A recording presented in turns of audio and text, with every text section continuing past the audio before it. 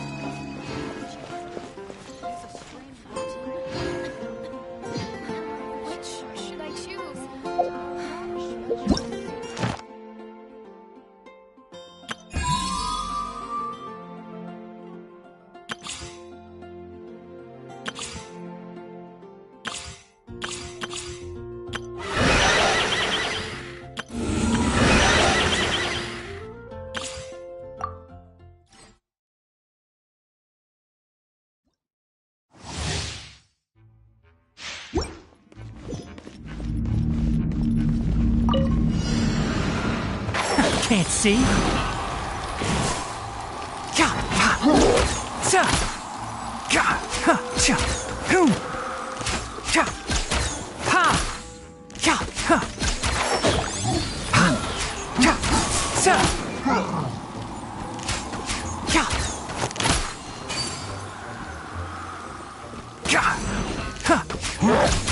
Enshroud.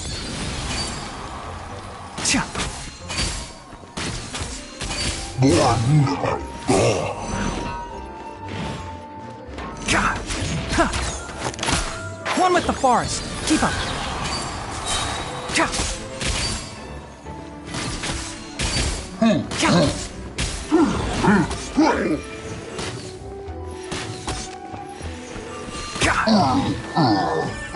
Enshroud!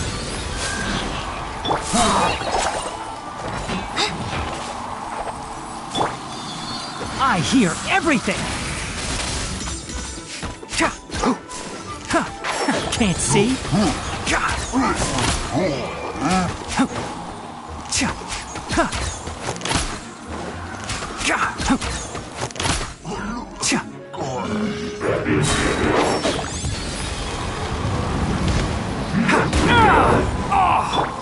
Leave it all to me.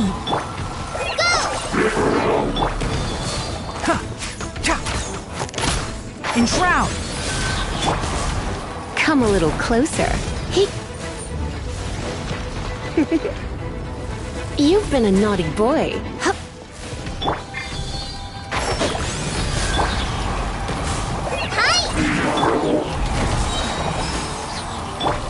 Steady as stone.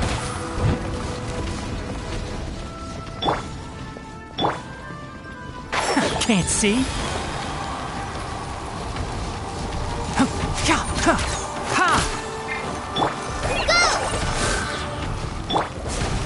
I'll catch up.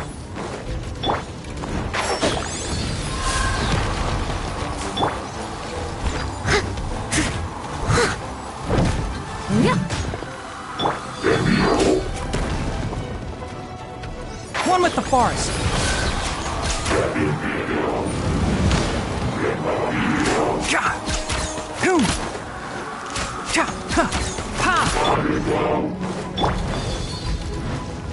Keep up. Enshroud! Come a little closer. I must leave no stone unturned. Huh.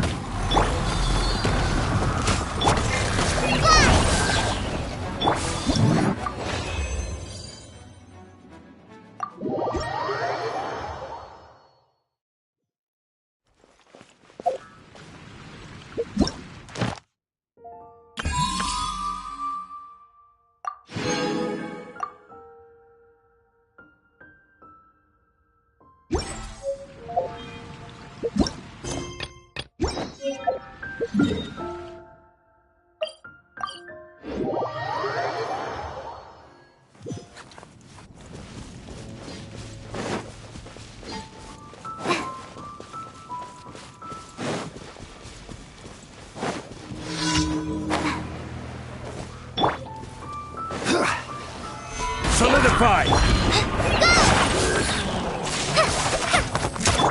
Propagate!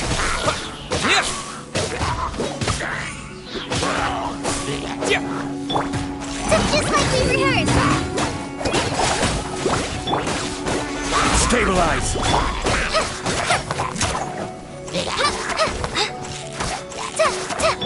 Scatter!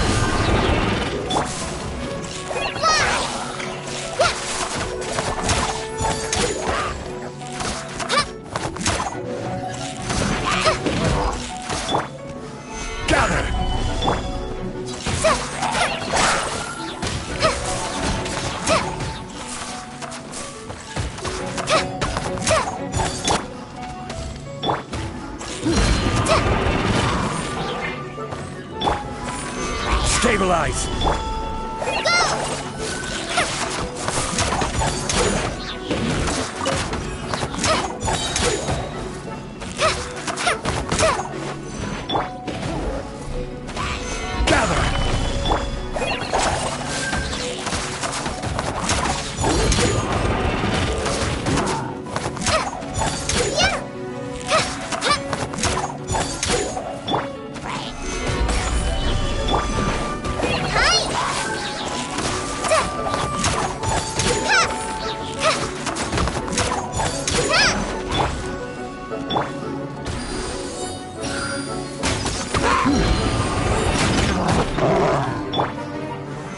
Solidify!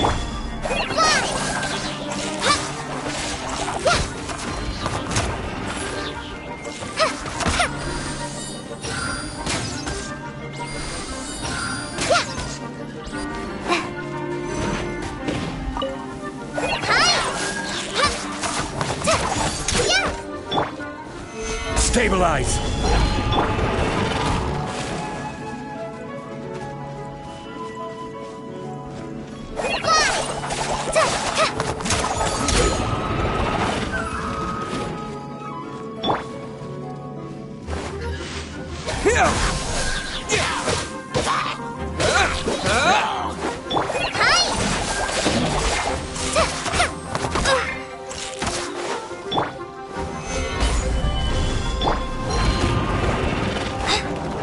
Life goes on.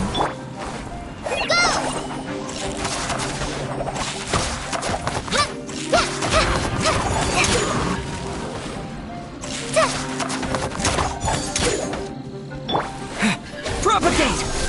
What?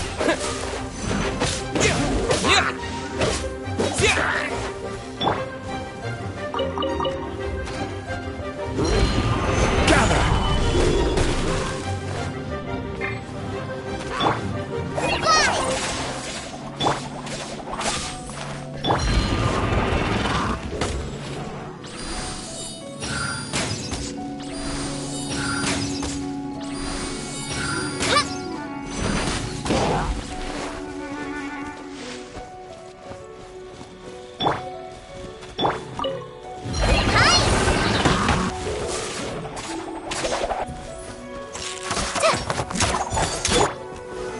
Solidify! Rise.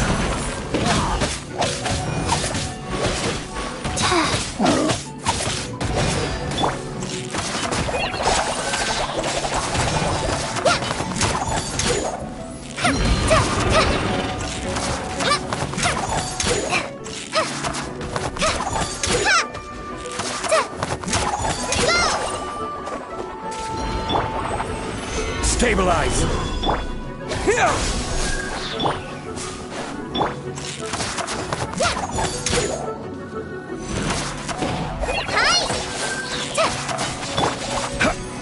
Gather!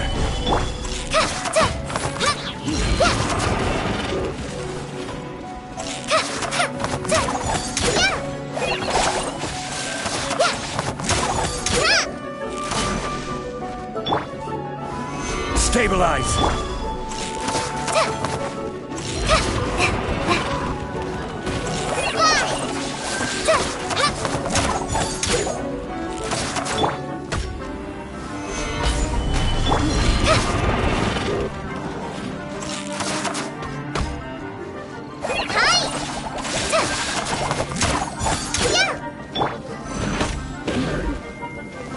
Gather!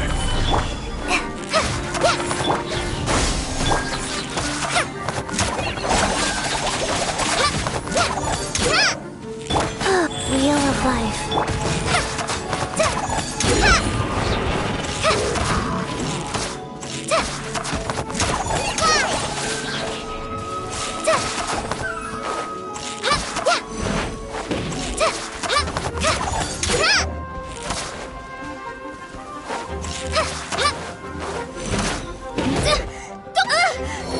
No!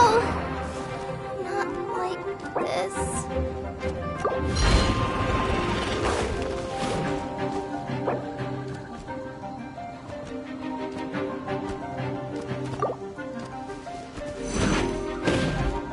Life goes on.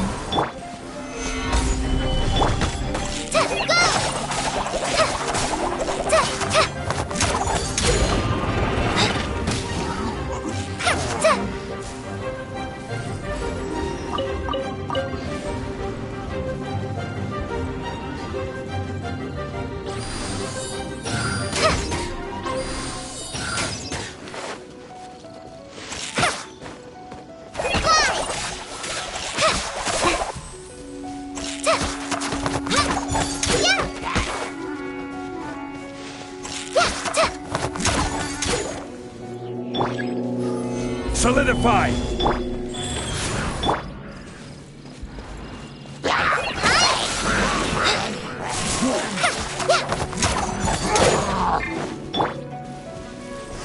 Stabilize!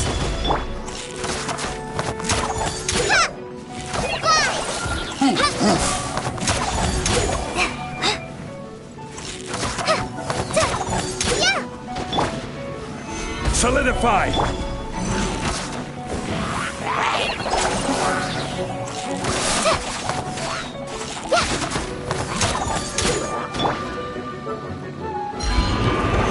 Stabilize!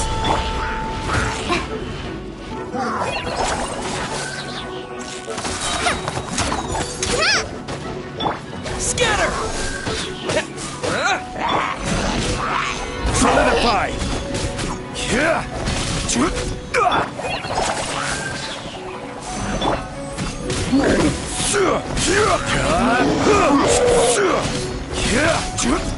Gather!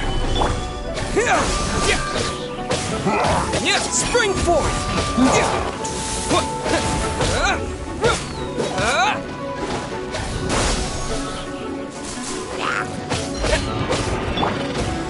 Stabilize! Propagate!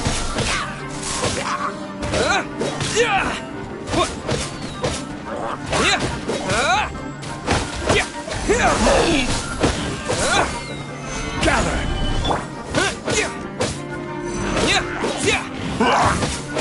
Propagate!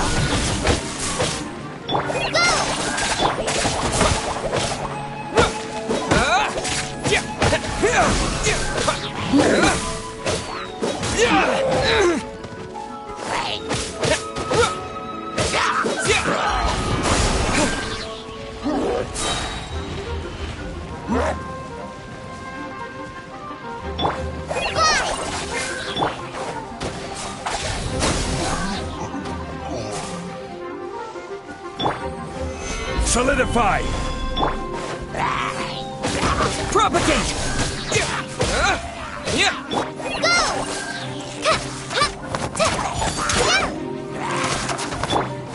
Scatter!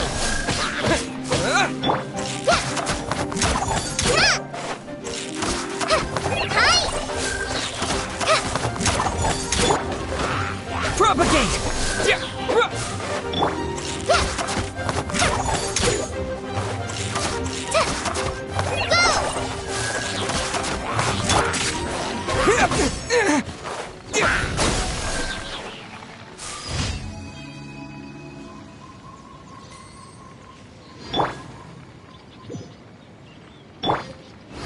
Gather!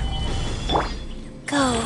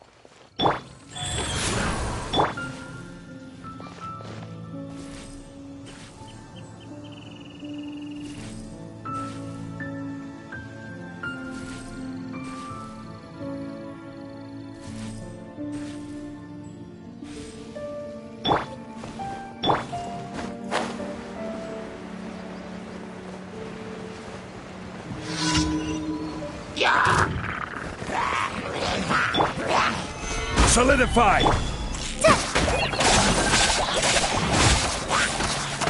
Light this on for size!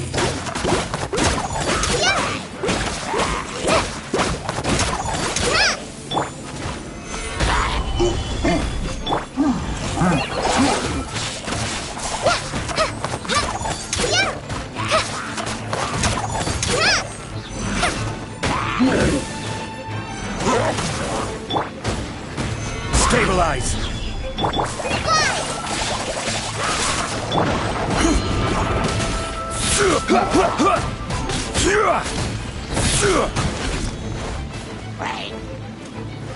Gather!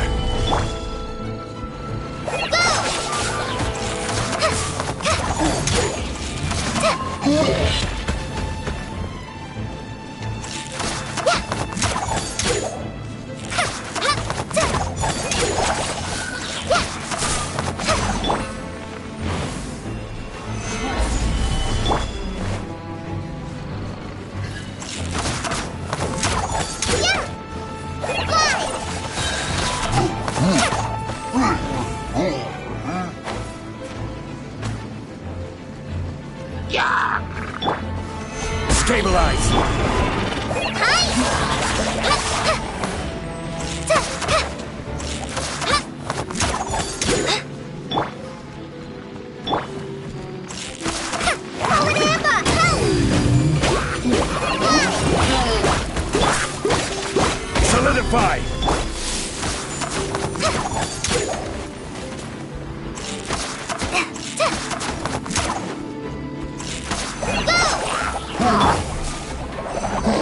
Gather!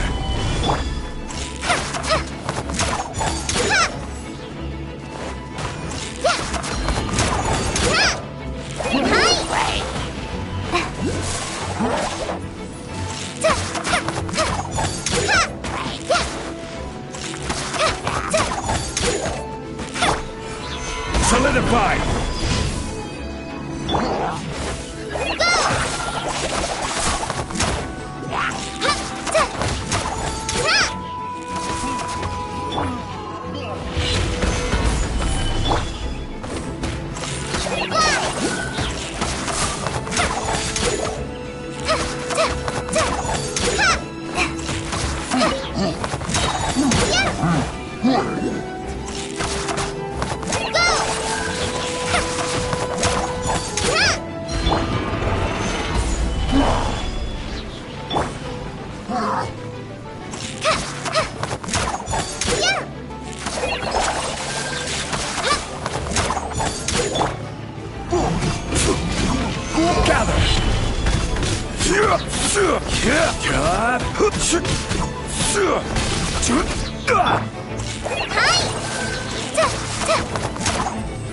Propagate!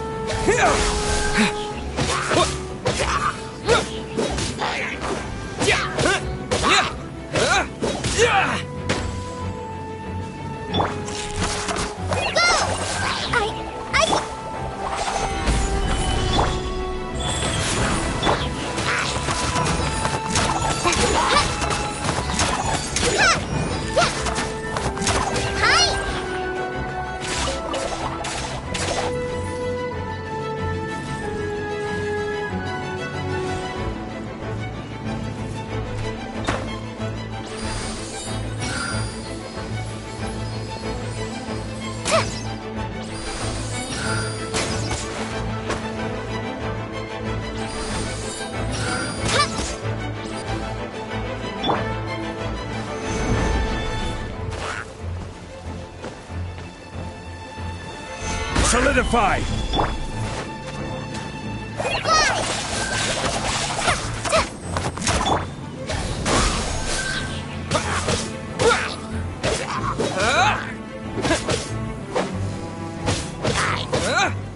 Scatter!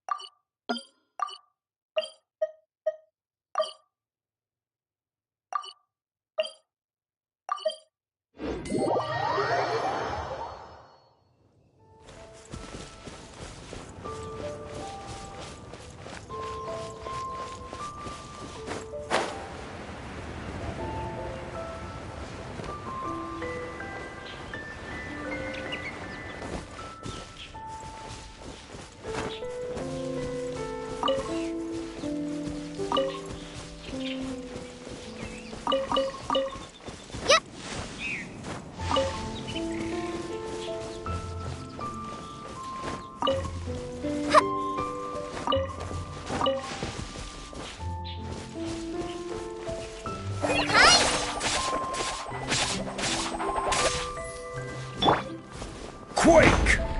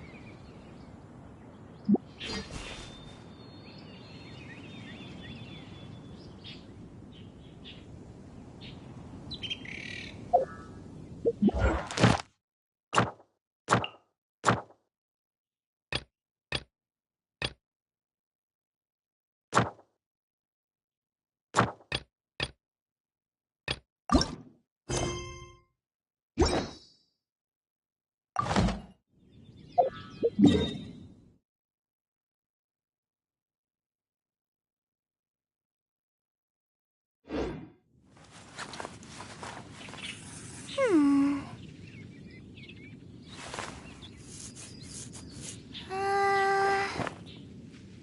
Huh.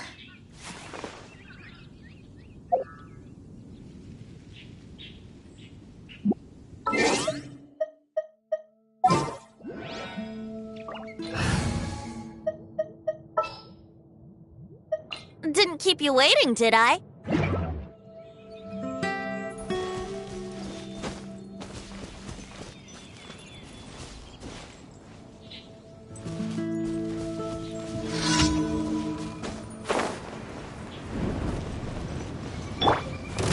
Gather!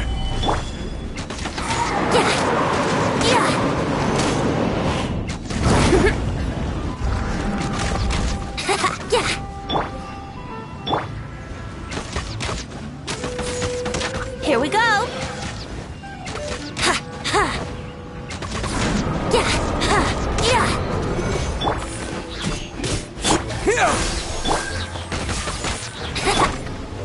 Stabilize!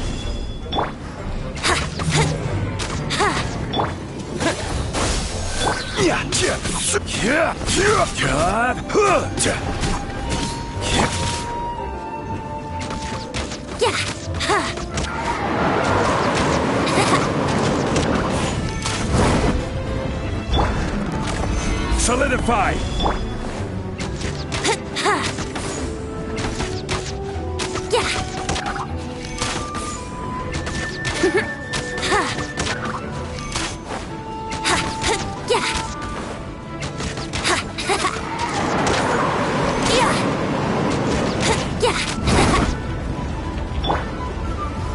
Stabilize!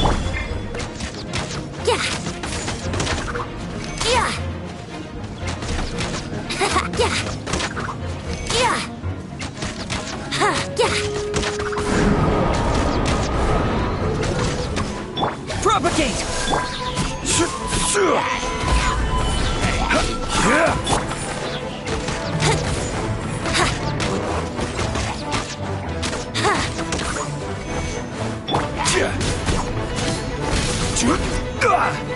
Solidify!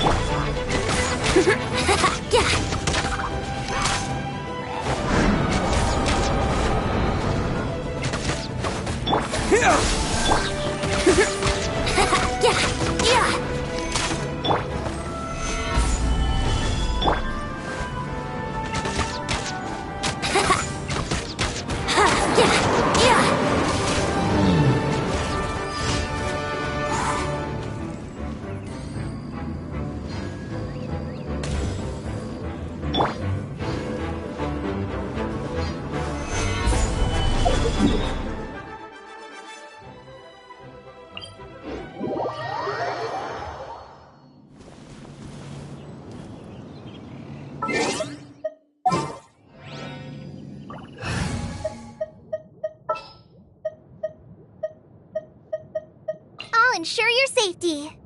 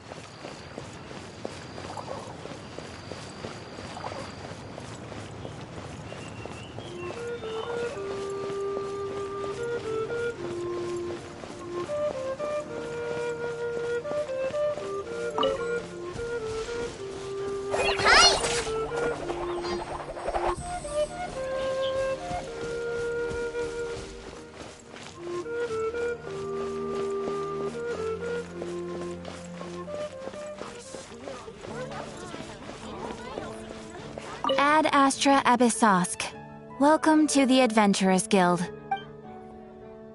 Thank you for completing today's commissions. Here is your reward.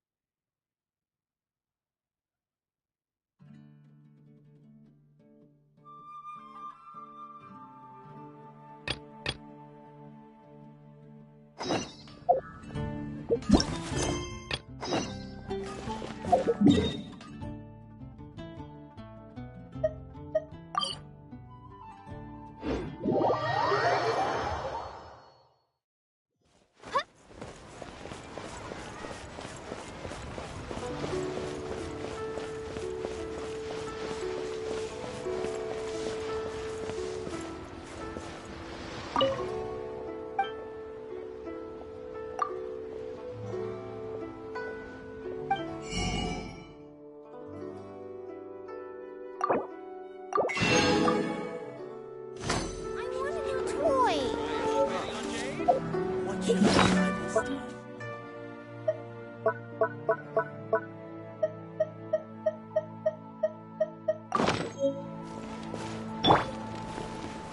I just like to.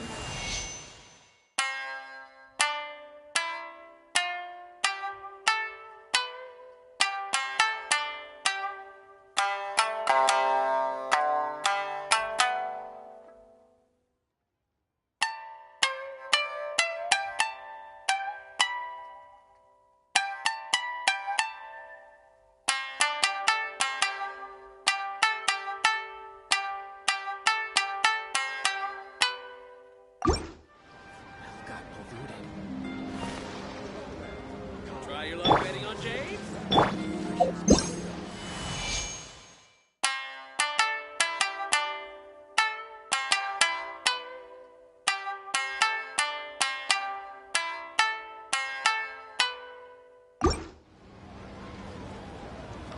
I just like to make people smile.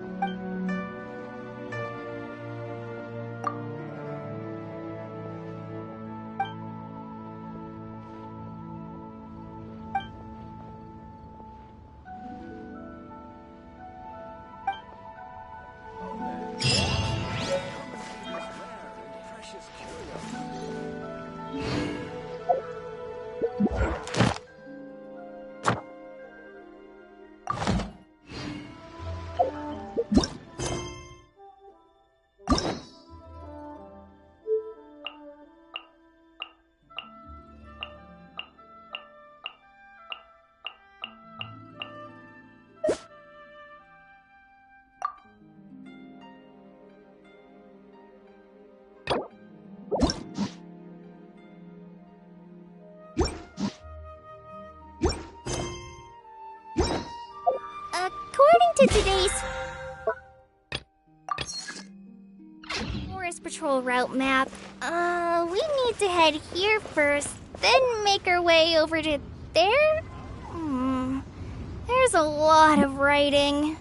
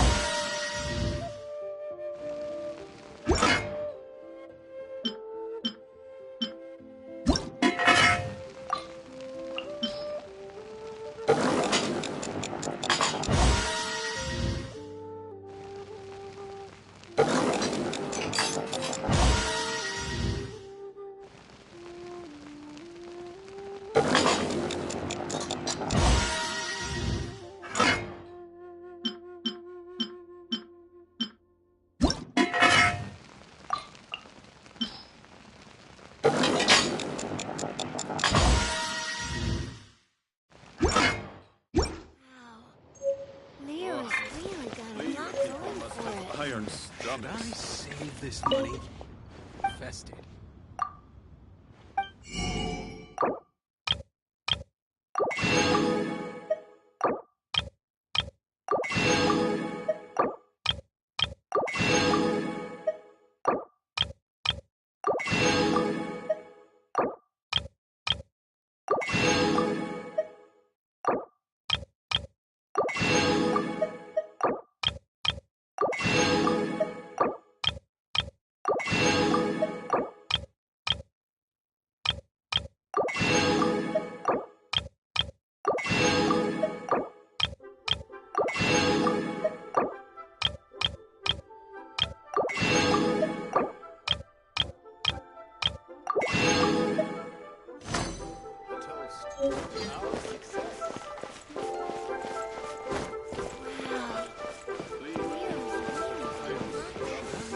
Error.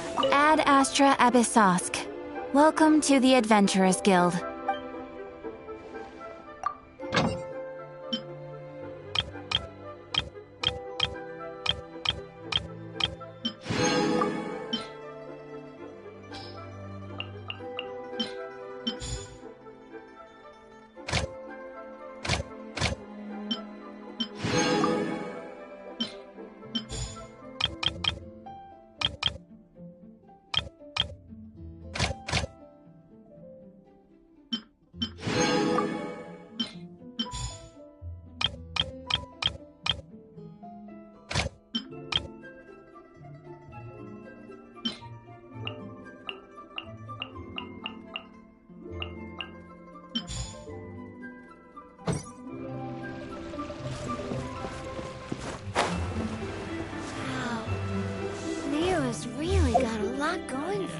Oh,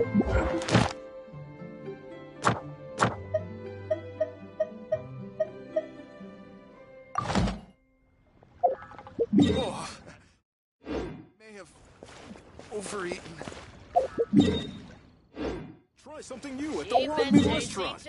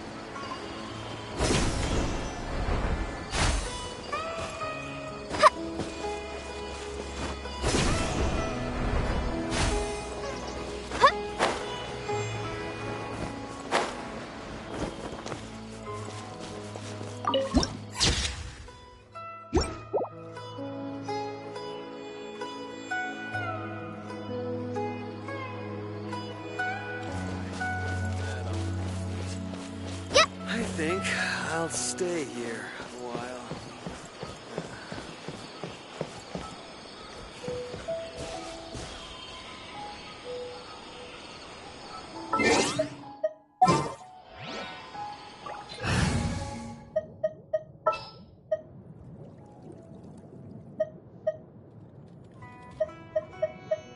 Whatever would you do without me?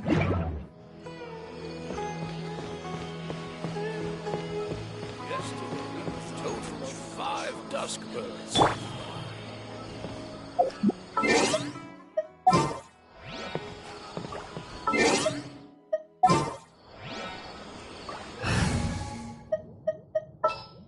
Give me a moment to compose myself. Definitely have enough for a grand.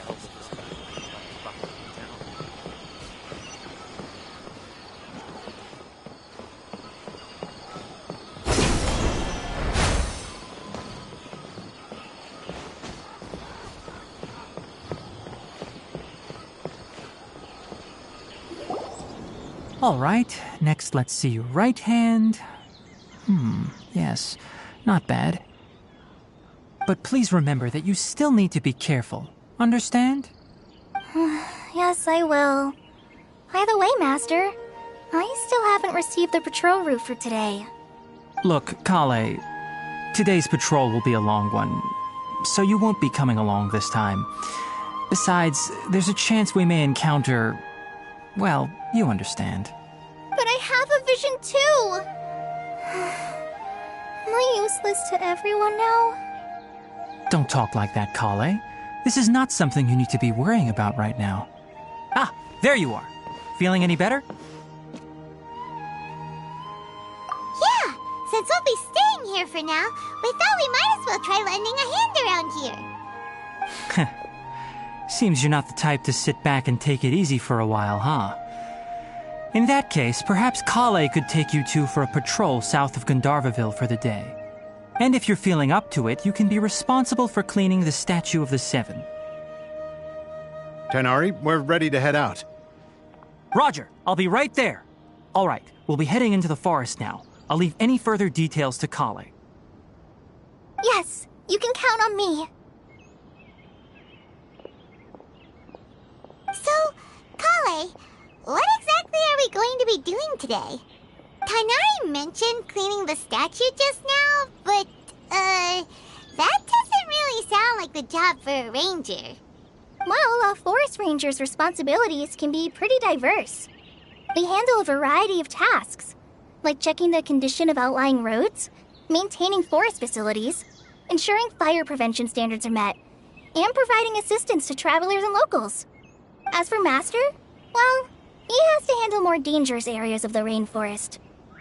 Today we can perform routine checks on the pathway lamps as we make our way to the Statue of the Seven. Paimon, Traveler, this way! You can leave the task of checking the lamps to me. In the meantime, you two can keep an eye out for anything unusual.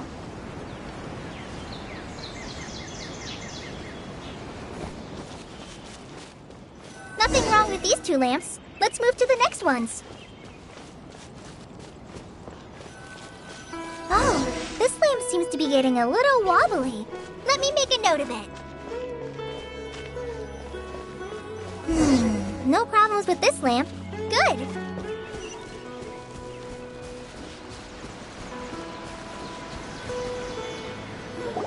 The Statue of the Seven is up on top of that large rock formation. You must have seen it when you came down this road before. It's pretty high up there, isn't it? Don't worry.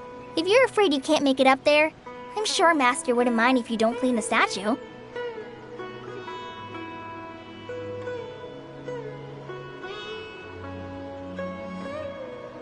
Oh? I guess I'll leave it up to you then. There's not much footing once you reach the statue, so be careful up there. Paimon will fly up with you and help you with those hard-to-reach areas. By the way, Kale, do you know anything about the Dendro Archon? You know, what's she like? That depends. Are you referring to Greater Lord Rukkhadevata or Lesser Lord Kusanali? Huh? Greater Lord Rukkhadevata? Oh, is that the name of the former Dendro Archon? Uh-huh. Greater Lord Rukkhadevata was Sumeru's first Dendro Archon. She created the rainforest as well as the wall of Samiel around the desert.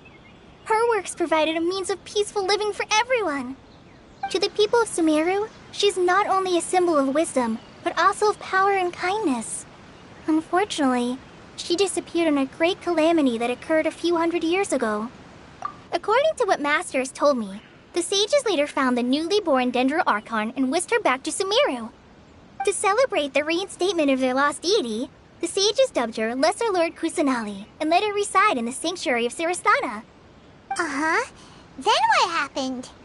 Well, and then... I'm not too sure what happened, to be honest. Huh? You're not too sure? But aren't you from Sumeru? Yeah, I'm from Sumeru. But... Maybe it's difficult to discuss this topic with strangers. If that's the case, then don't worry, we understand. No, it's not that. I'm not trying to hide something from you. Besides, I don't consider you two strangers. Anyway, you two know Amber, right? Wait, Amber? You mean...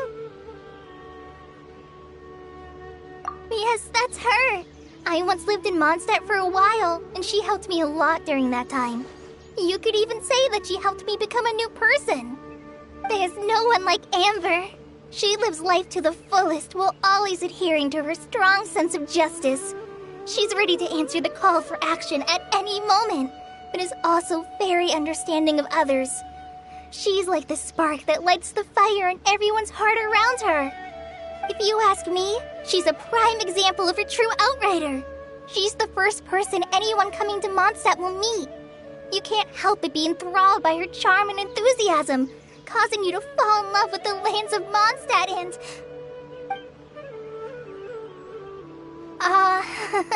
sorry. Paimon thought the work of Outriders was a little different from what you just described, but one thing's for sure, you really like Amber. Sorry. I was rambling on just now. It must have sounded kind of weird. It's alright, Kale. Knowing that you're a friend of Amber somehow makes Paimon suddenly feel a lot closer to you. So, how do you know that we've met Amber? Well, after I returned to Sumeru, Amber and I have stayed in touch by writing each other letters. In one letter, she mentioned that Mondstadt was attacked by a fearsome dragon, but the city was saved by a mysterious blonde traveler and their floating companion. I knew you two were the ones she mentioned in the letter the moment I saw you. But, considering everything you've been through that day, I thought it'd be inappropriate to bring it up. Ah, so that's how you knew. Yep, so please know that you two have my complete trust, really. I wish I could tell you more about the Dendroarchon, but I have been away from Sumeru for some time, and I haven't read any books. Sorry. That's alright. You've already helped us a lot. We had never even heard of Greater Lord Rukkhadevata or the Sanctuary of Surasthana until you mentioned them. Oh, I'm happy that was helpful. There is one thing I want to ask, though. Why do you two want to know about the Dendroarchon?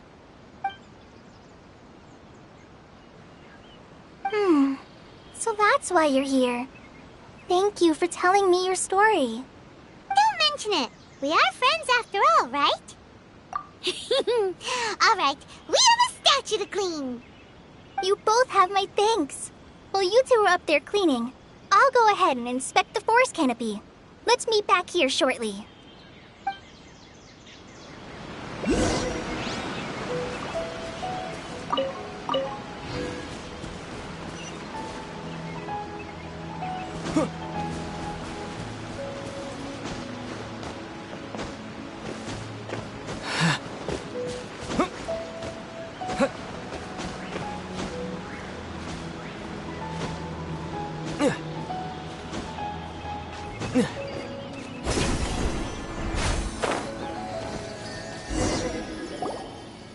Huh.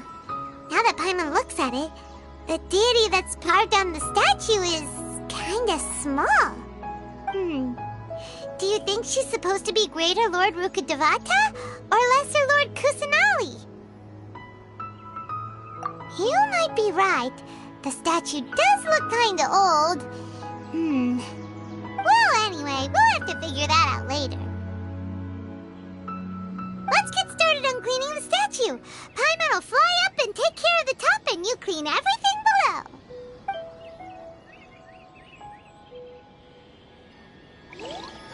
Nice work! That's one clean statue. Let's head down and meet up with Kale.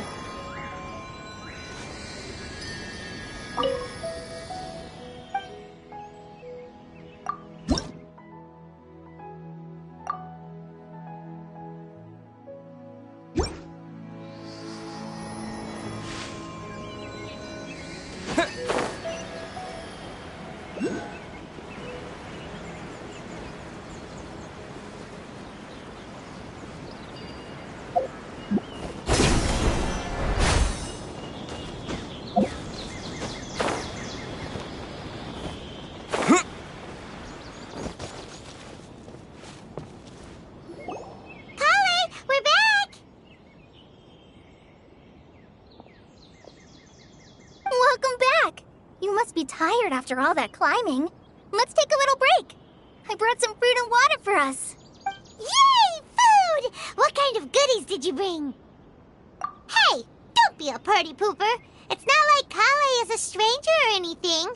Besides, the best way to compliment a chef is to show passion for their food. Xiangling taught Paimon that. I prepared a nice portable dish that forest rangers like to eat called pita pockets. I hope you'll like them. Whoops! Ah, no! You dropped it on the ground! Not to worry. I wrapped a few layers of oiled paper around each pita. They should be fine. Oh, whew. Paimon nearly had a heart attack there.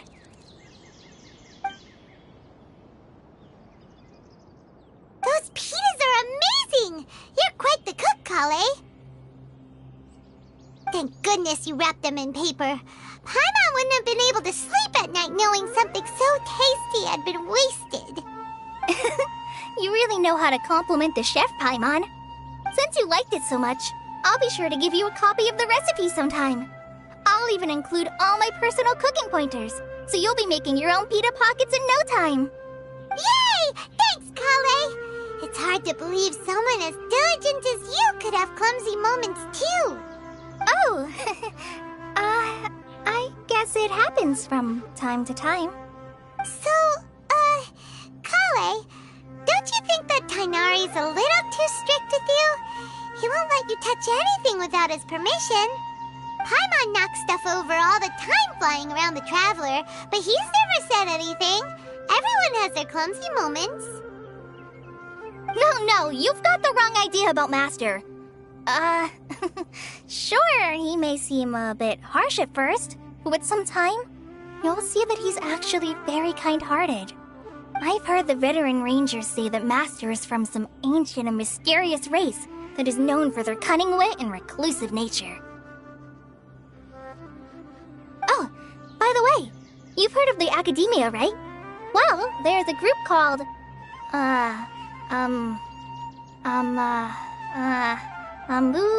something?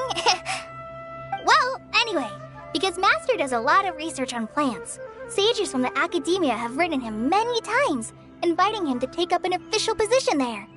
But Master declines their offers every time, saying, Sumeru City is too noisy. It'd be bad for my ears.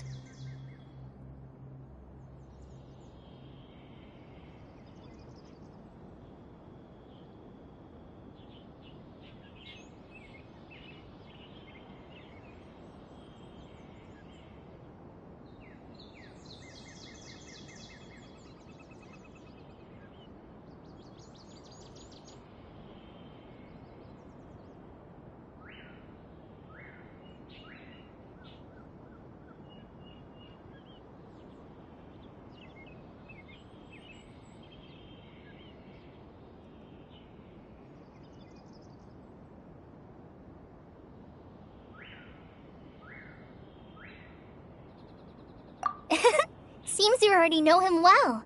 Anyway, I'm sure the sages were not happy about his responses. Master could obviously have a bright future in the Academia, but he insists on sticking to the path of a forest watcher.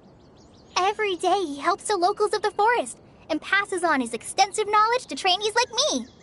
In fact, Master's the one who taught me how to make pita pockets. Really? Paimon would have never guessed that. Oh, speaking of Tainari, he was the one who took care of you after finding you passed out yesterday. He even carried you all the way here.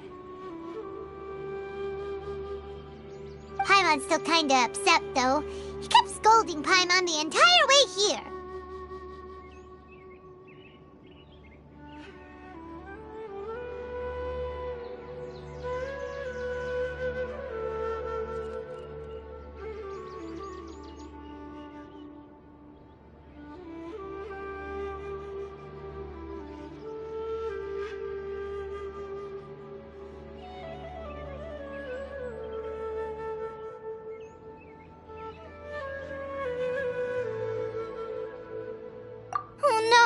I'm sorry. Master might have been overreacting a little. But, it's mostly because Paimon wouldn't stop yelling, Why, oh why? Is he going to die? It probably started to get under Master's skin after a while. Hey! Don't laugh! Paimon was genuinely concerned about you.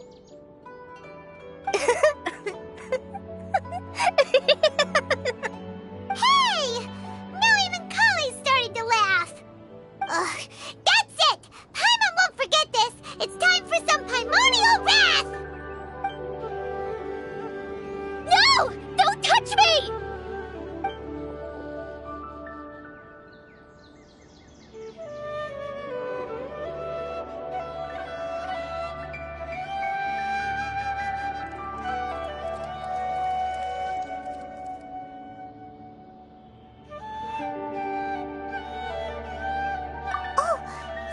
Kale, Paimon didn't mean to scare you. No, I just... I didn't mean that. Kale, are you okay? What's the matter? No, I'm fine. I'm sorry. I must have startled you both reacting like that. Oh, well, it's getting late now. Let's hurry back to Gandharvaville. I think Master and the others should be back by now, too. Huh? What was up with Kale just now? And why is she in such a hurry all of a sudden? Look, she's practically running back. Paimon can't even see her now.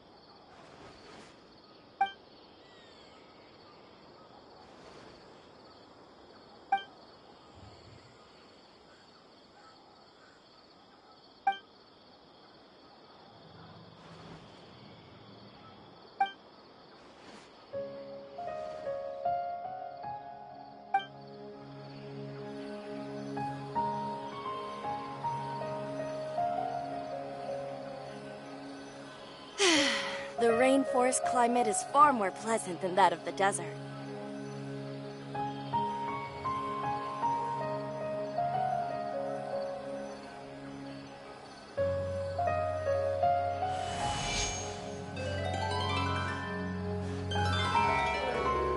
on my feet. I think I'll stay here a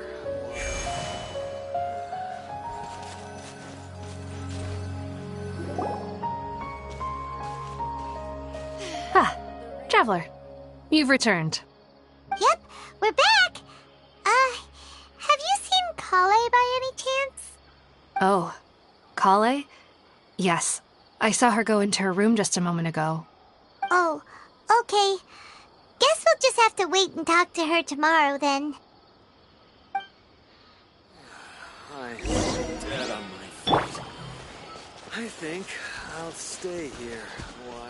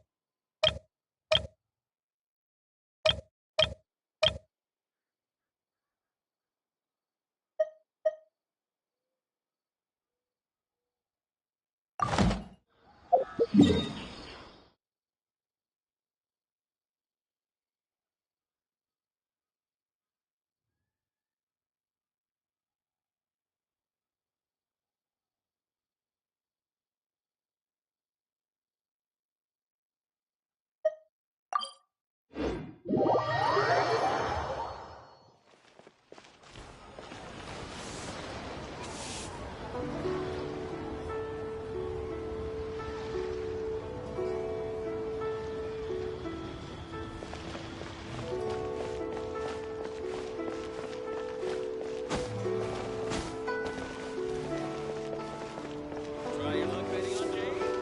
I just like to be there. Don't be shy. Come inside.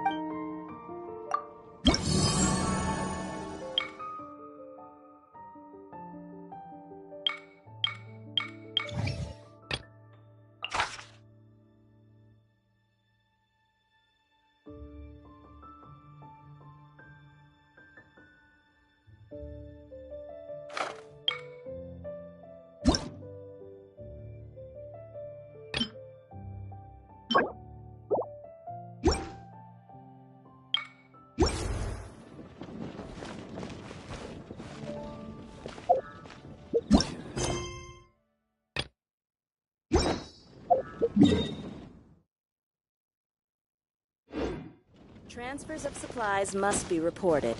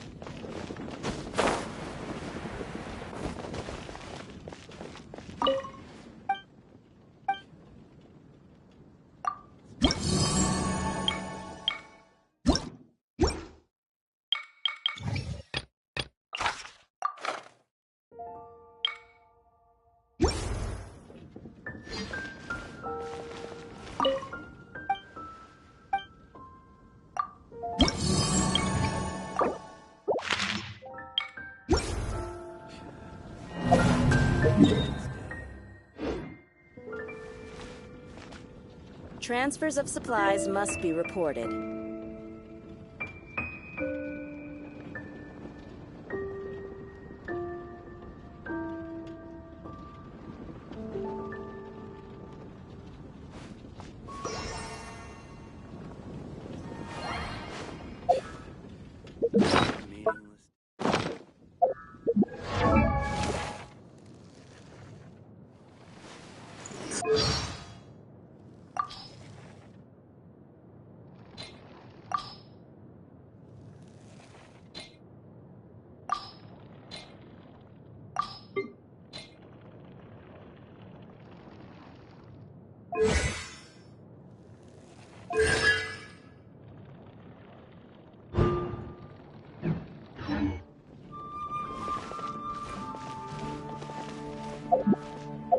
Transfers of reported.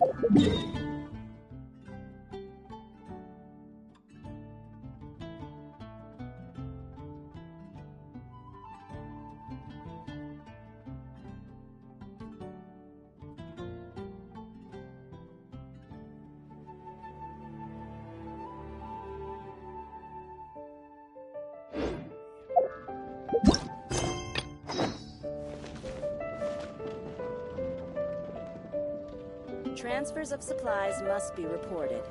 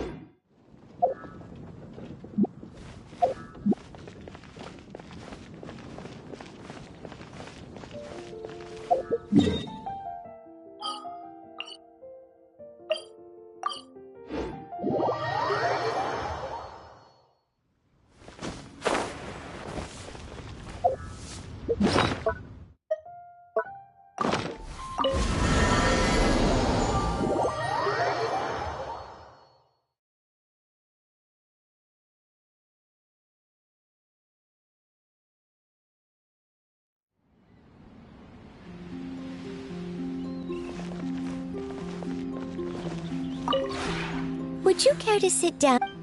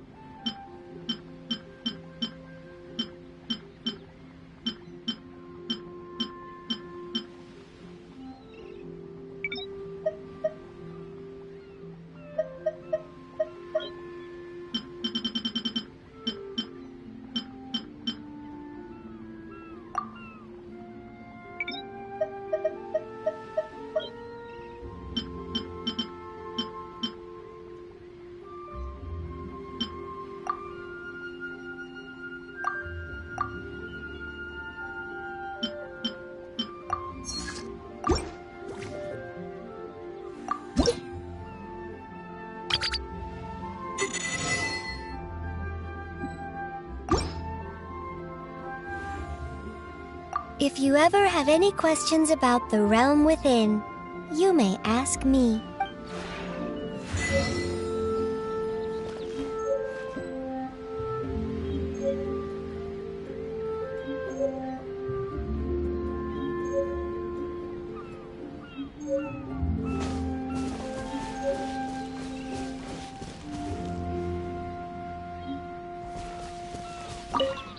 You've come at long last.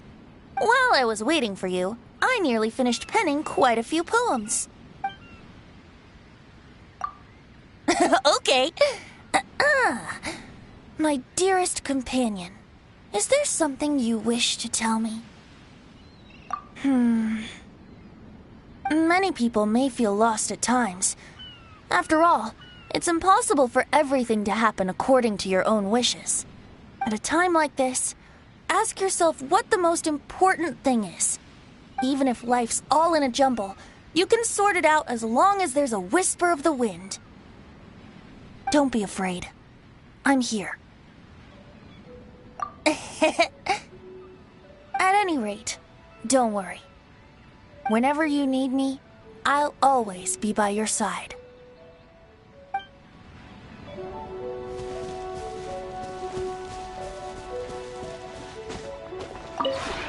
Would you care to sit down and join me for some tea?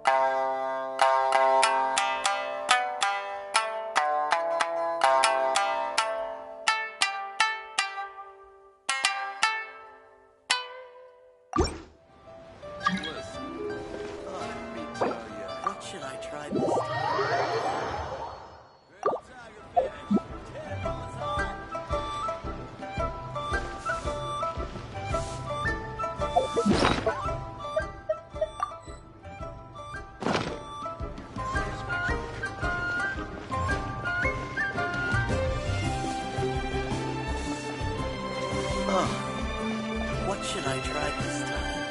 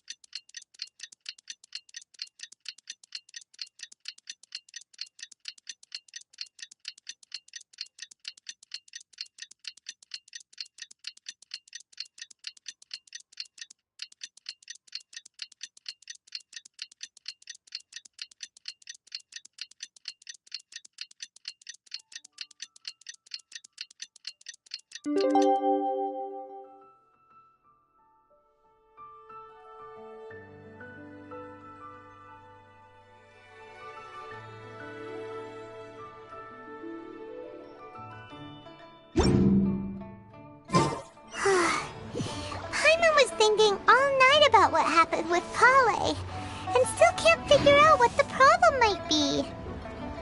Maybe she's in a better mood now. Let's go check on her.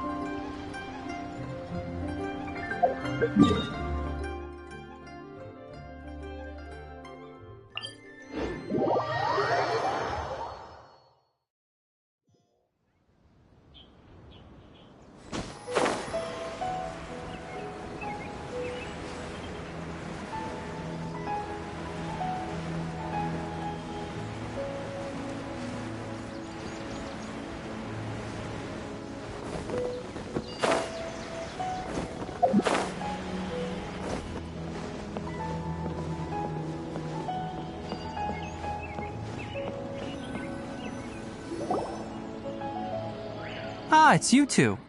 I was just about to go look for you. Huh? Tighnari? What are you doing here?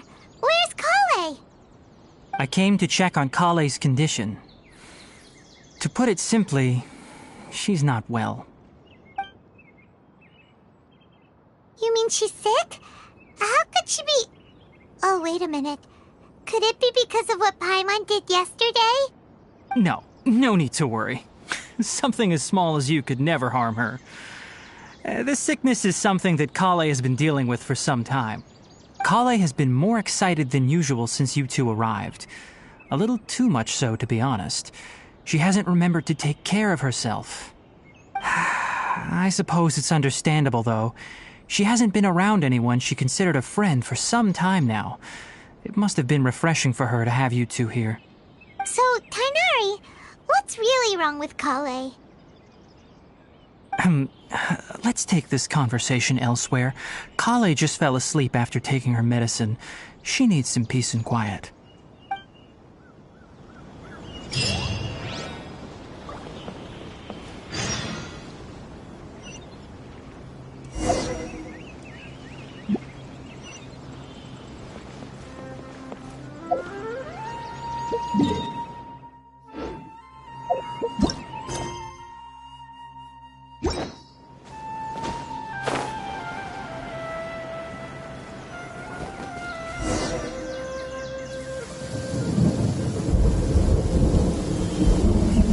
All right, let's continue our conversation here, shall we?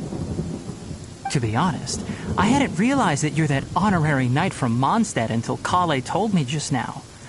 I've also heard all about your deeds in Liyue and Inazuma.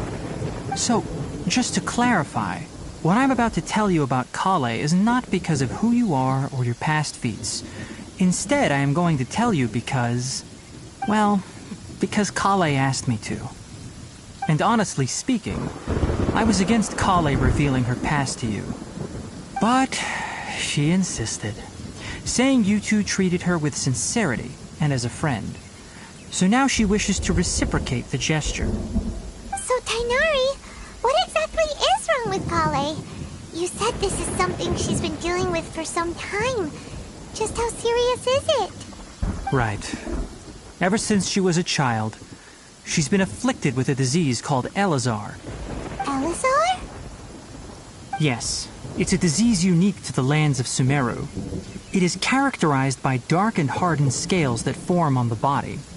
At first, the afflicted may only feel mild numbness on the affected area of the skin, However, as the disease progresses, one may begin feeling fatigued and even experience peripheral paresthesia. In its final stages, the disease strips a person of the ability to control their own body, and they effectively become completely immobile. That sounds terrifying. Wait, hold on. So when Kale seemed to be acting a little clumsy earlier, it was because... Correct. That would be the effects of Elazar, which is precisely why I do not want her carrying or holding anything, lest she ends up hurting herself. With appropriate treatment, the disease can be effectively controlled before it progresses to a more serious stage. However, there is unfortunately still no true cure for Elazar. Nevertheless, Kale's mother still hoped that there was something out there. She handed Kale over to an organization known as the Fatui after one of their members lied and said they had a cure. What? The Fatui? Ah, it appears you are already familiar with them. That'll save me some explanation. Anyway, the person who eventually rescued Kale and brought her to me for care said that she had been given to a harbinger known as the Doctor. I have no idea how this doctor managed to do it, but her case of Elazar was completely stable for all the years that Kale was with them. However, Kale's days with the Fatui were anything but pleasant. Kale is a resilient individual and always tries to appear cheerful, but her experience with the Fatui has left deep scars. Even now, she can still feel deathly afraid of someone touching her. Oh, Paimon had no idea Kale's been through so much suffering. Oh, by the way, Paimon, Kale wanted me to tell you that she's sorry for scaring you yesterday. She also wanted both of you to know that she's sorry for hiding her illness. She doesn't need to apologize. None of this is her fault at all. Well said. I hope you'll get a chance to tell her that in person the next time you see her. Kale once thought that it would be impossible for her to have any real friendships. I trust that you two will never let my trainee experience such emotional pain again. Don't worry, Tainari. We'll take good care of her. Well, it's not too serious at this point. She overexerted herself the last couple of days, which is what led to her breakdown this time. As long as she has taken her medicine and gets plenty of rest, she should get better. Though, I must admit that Kale's condition was much more stable when she first arrived here in Gandharvaville. She was interested in the work of the forest rangers the moment she saw us. I could see that she was serious about learning, so I felt compelled to ask her to join us. Her stamina has gotten much worse recently. Though a moderate amount of physical exercise is always necessary, I'm afraid the long-distance patrols are a little too much for her now. All right, now that I've told you about Kale's past, I think I'll head into the rainforest to find some ingredients needed for her medicine. I'll see you two later. Yeah, we'd like to do something to help Kale too. All right, but I must warn you two. The rainforest is a dangerous place, especially for someone who's still recovering like the Traveler. You must follow closely and listen to every instruction. No problemo. Let's go then. We'll be looking for a plant known as lunar lotus. It's often used to help those afflicted with Elazar recover their energy. Hey, Tainari? Where exactly are we going to find this plant? Lunar lotus can be found all over the rainforest, but it often grows right here around Gandharvaville. Given the name, it sounds like we should be looking for it in the water. You are correct. Lunar lotus grows in the water. When fully matured, they look like giant blue flowers floating on the water's surface. Quite an attractive species, if you ask me.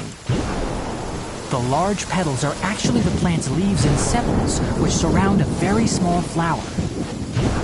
You should note that many of the plants found in Sumeru have names that are contrary to their species. Take the Kalpalata, for example. The plant is not a lotus at all, but rather a vine. And then there's the Sumeru rose, which is not a rose, completely contrary to its name. Oh! Okay then. Note to Tainari.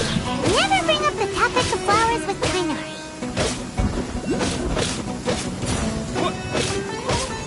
Scatter! Yeah.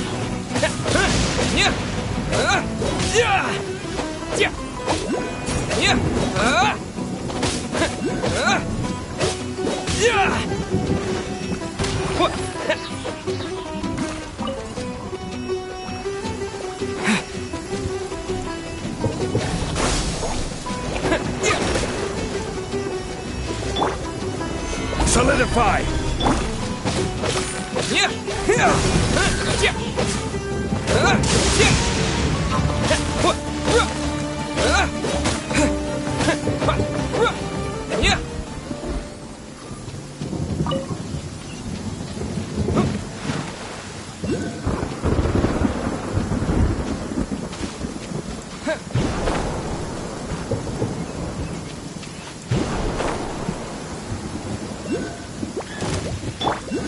Stabilize!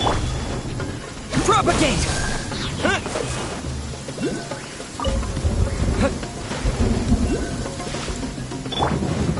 Brace yourselves!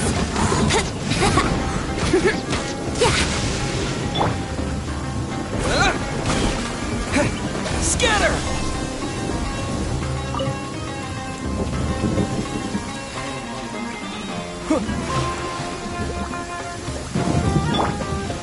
Gather! Propagate!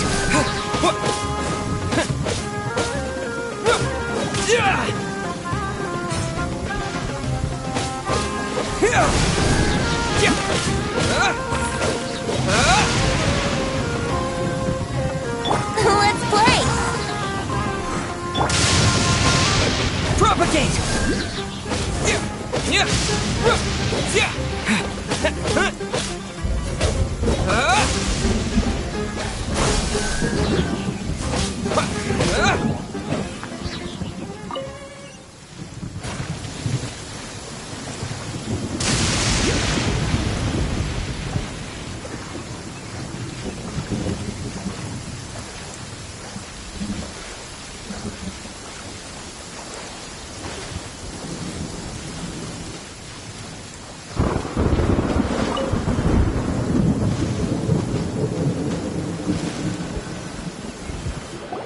There should be lunar lotuses growing somewhere in this area.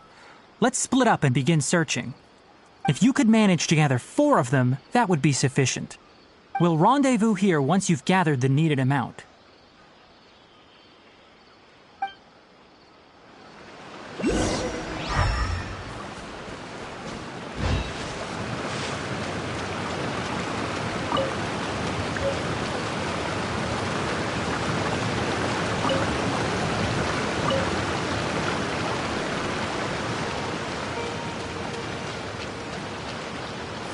Alright, we've gathered enough lunar lotuses. Let's head back to meet Tainari.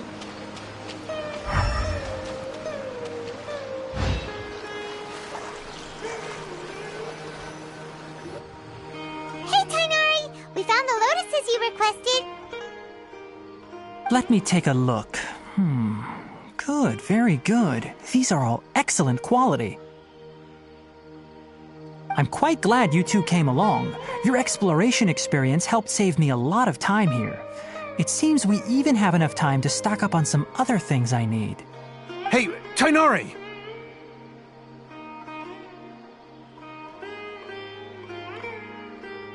Oh, Tainari, someone's calling your name. They're dressed like a forest ranger. Ah yes, that's Amir and the others. But didn't they just set off not too long ago? What are they doing back so early? Let's go find out what's going on.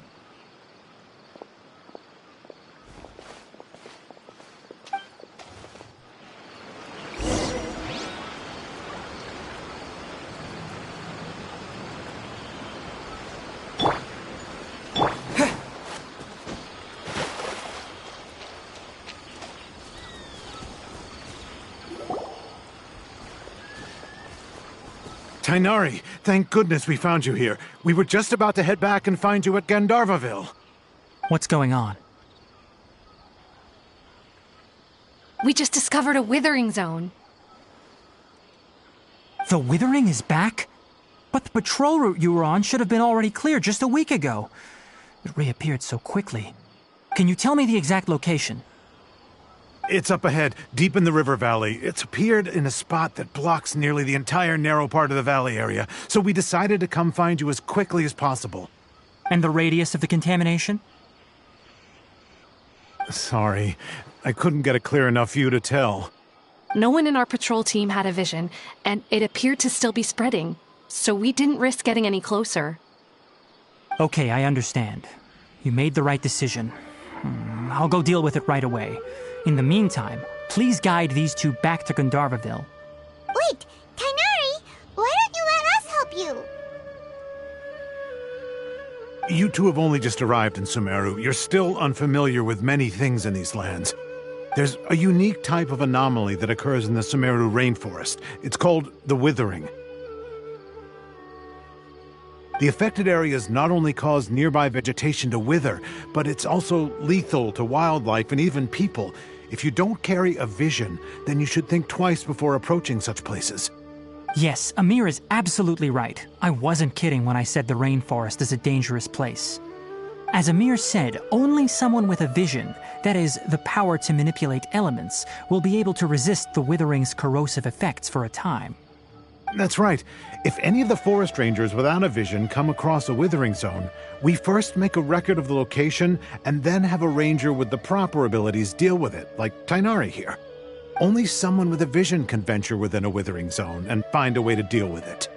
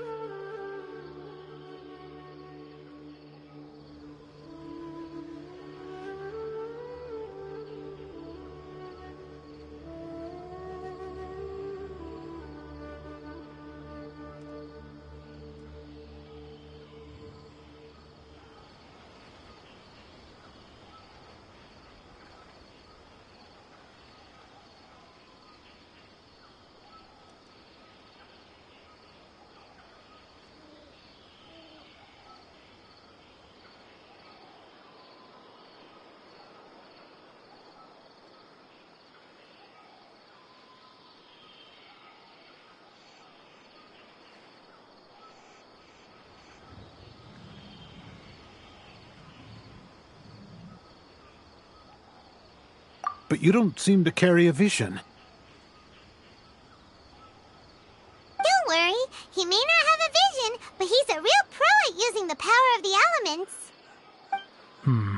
It seems the rumors about you are true. In that case, all right, you two may accompany me.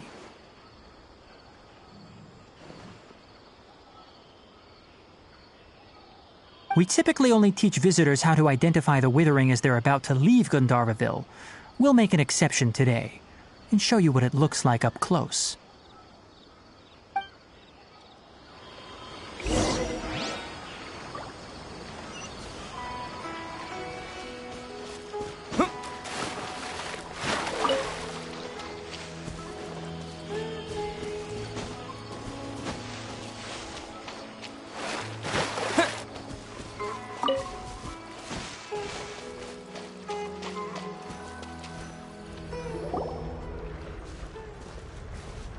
Stop. Don't move any further. Look there in the distance. Huh? Where? Oh, look! Those plants have withered! That whole area is kinda gloomy. Even the air looks like it's filled with ash. Oh, Paimon doesn't like the look of this. That is the withering. All right, traveler. We're going to have to enter that withering zone. Once inside, we'll need to look for what we call tumors of the withering. If we eliminate those, then the area will be saved. Thank you, but I must warn you. Don't push yourself. This is your first time handling this sort of thing, after all. Even with elemental powers, once you step inside the Withering Zone, you may experience extreme discomfort. If at any point it becomes too much, return outside the zone and take a breather. It could become a matter of life and death. You ready then? Let's go.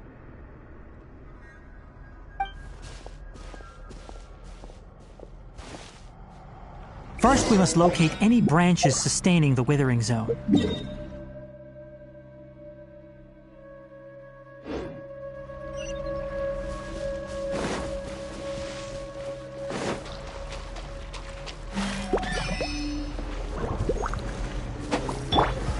Solidify!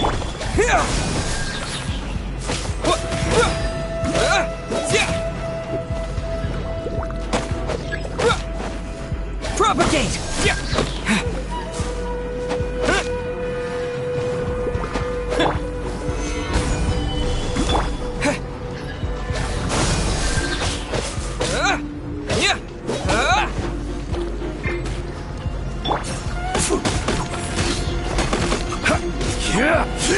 Scatter!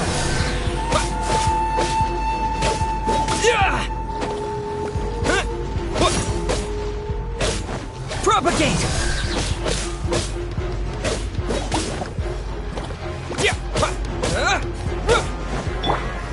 Stabilize!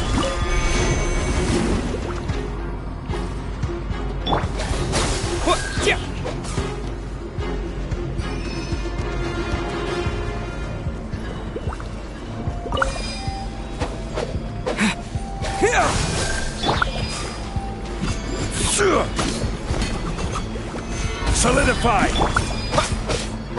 Propagate!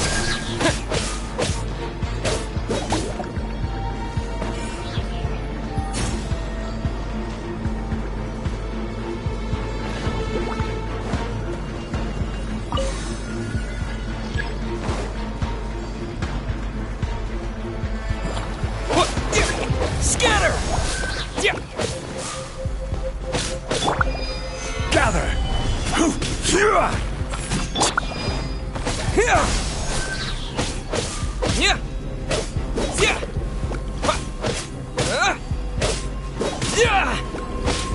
Scatter!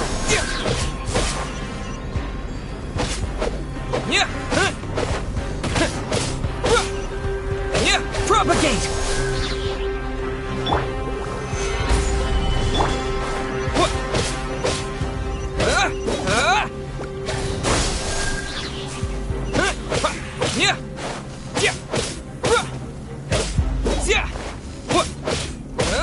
Scatter!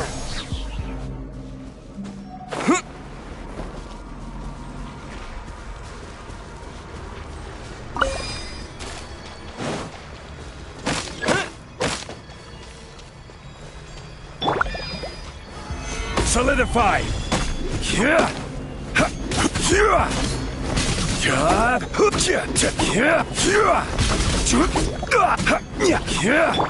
Propagate!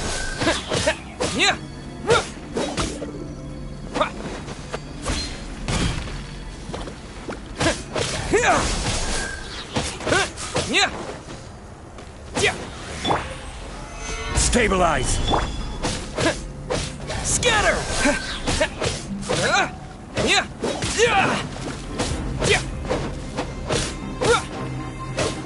Propagate!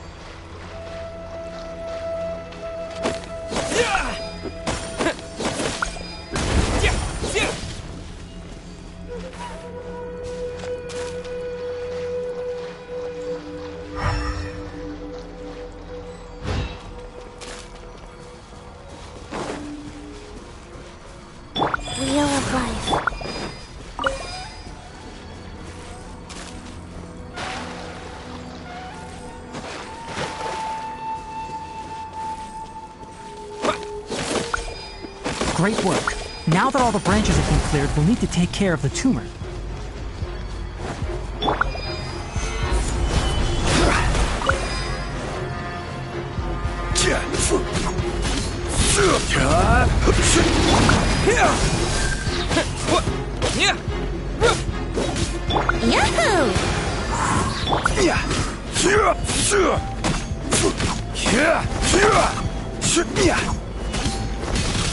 Solidify! Propagate!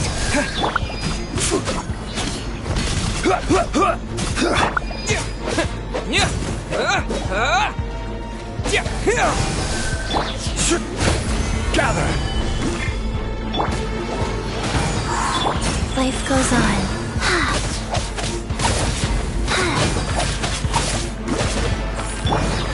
Propagate! Now, destroy the tumors of the withering.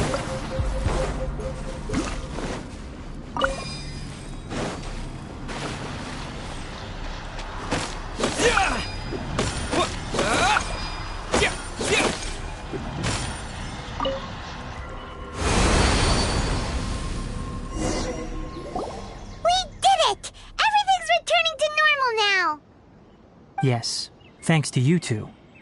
We were able to quickly restore this area back to normal. Tainari? You make it sound like we did well, but why does Paimon have the feeling you're worried about something? It's that obvious, huh? Alright, it's like this. Recently, the rate at which the withering zone appears has been increasing. Even though we were able to quickly clear that withering zone, it won't be long before another one appears. If that simply meant more work for me, then that wouldn't be an issue. But it's far more severe than that. The withering is leaving lasting effects on the rainforest itself. For instance, even though we cleared out the withering zone, many of the plants that were affected will not recover. This presents a crisis for the ecosystem itself. Many plants in the rainforest are already in decline, directly impacting the wildlife that depends on those plants. And most disturbingly, as the appearances of withering zones have started to increase, Kale's case of Elazar has also become more serious. Huh? Well, why's that? I'm still not sure of the exact reason. However, I've received word from acquaintances at the academia that similar cases are being reported for patients with other conditions. No, none that we know of. The withering has been recorded in Sumeru for millennia. It's said that it originates from the depths of the world. By the way, have you heard of Irminsul before? Irminsul is a tree located deep beneath the surface. Although it isn't like any tree we know in a biological sense, you can basically think of it as a large tree that grows downwards rather than upwards. I'm sure you've heard of ley lines, right? They're like the roots of Irminsul, spreading and extending from a massive cavern deep underground all the way up to the surface.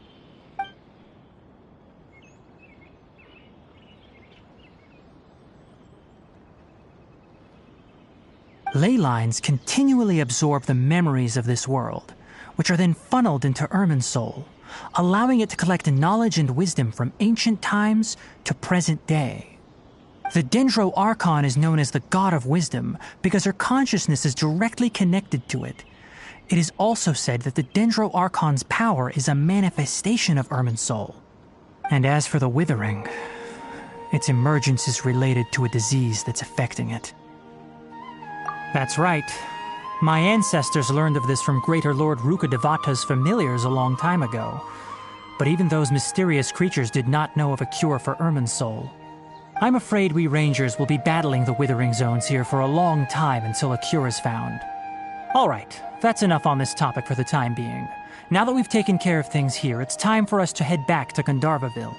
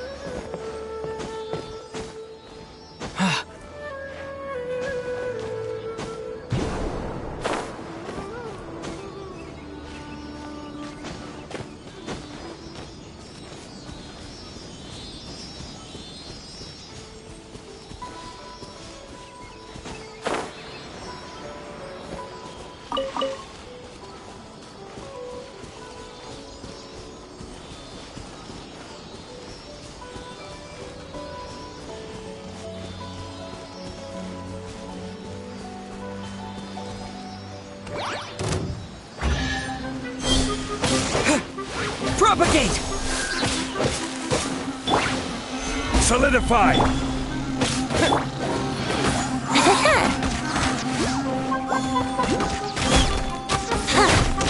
Brace yourselves!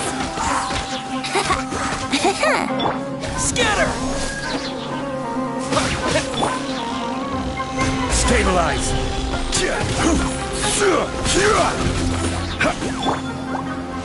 Propagate! Yahoo!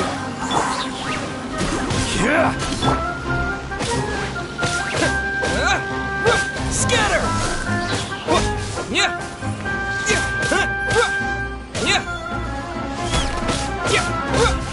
Propagate!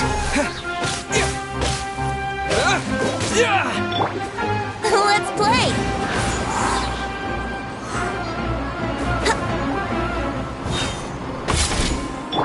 Rise!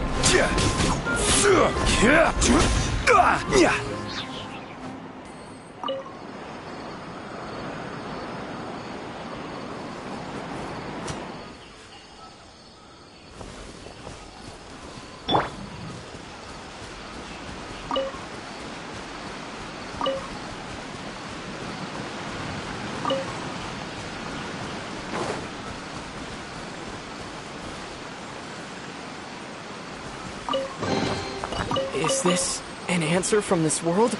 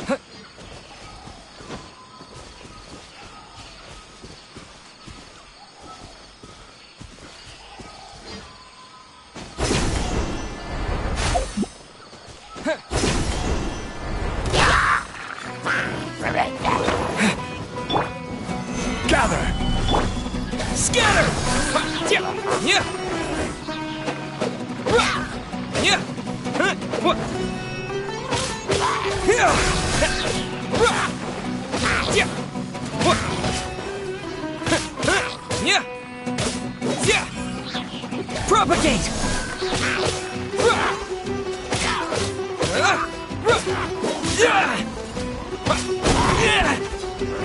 Scatter!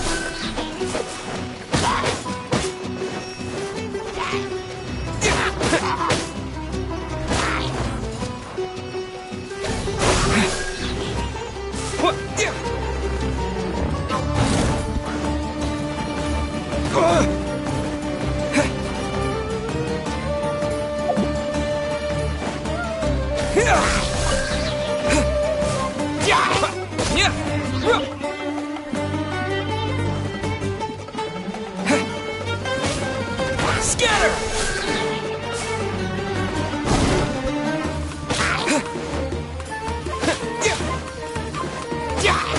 Propagate!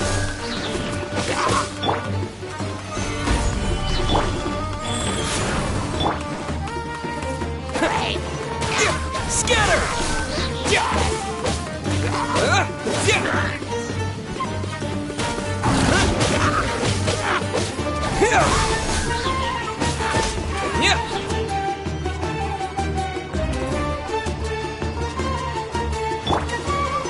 Solidify! Propagate!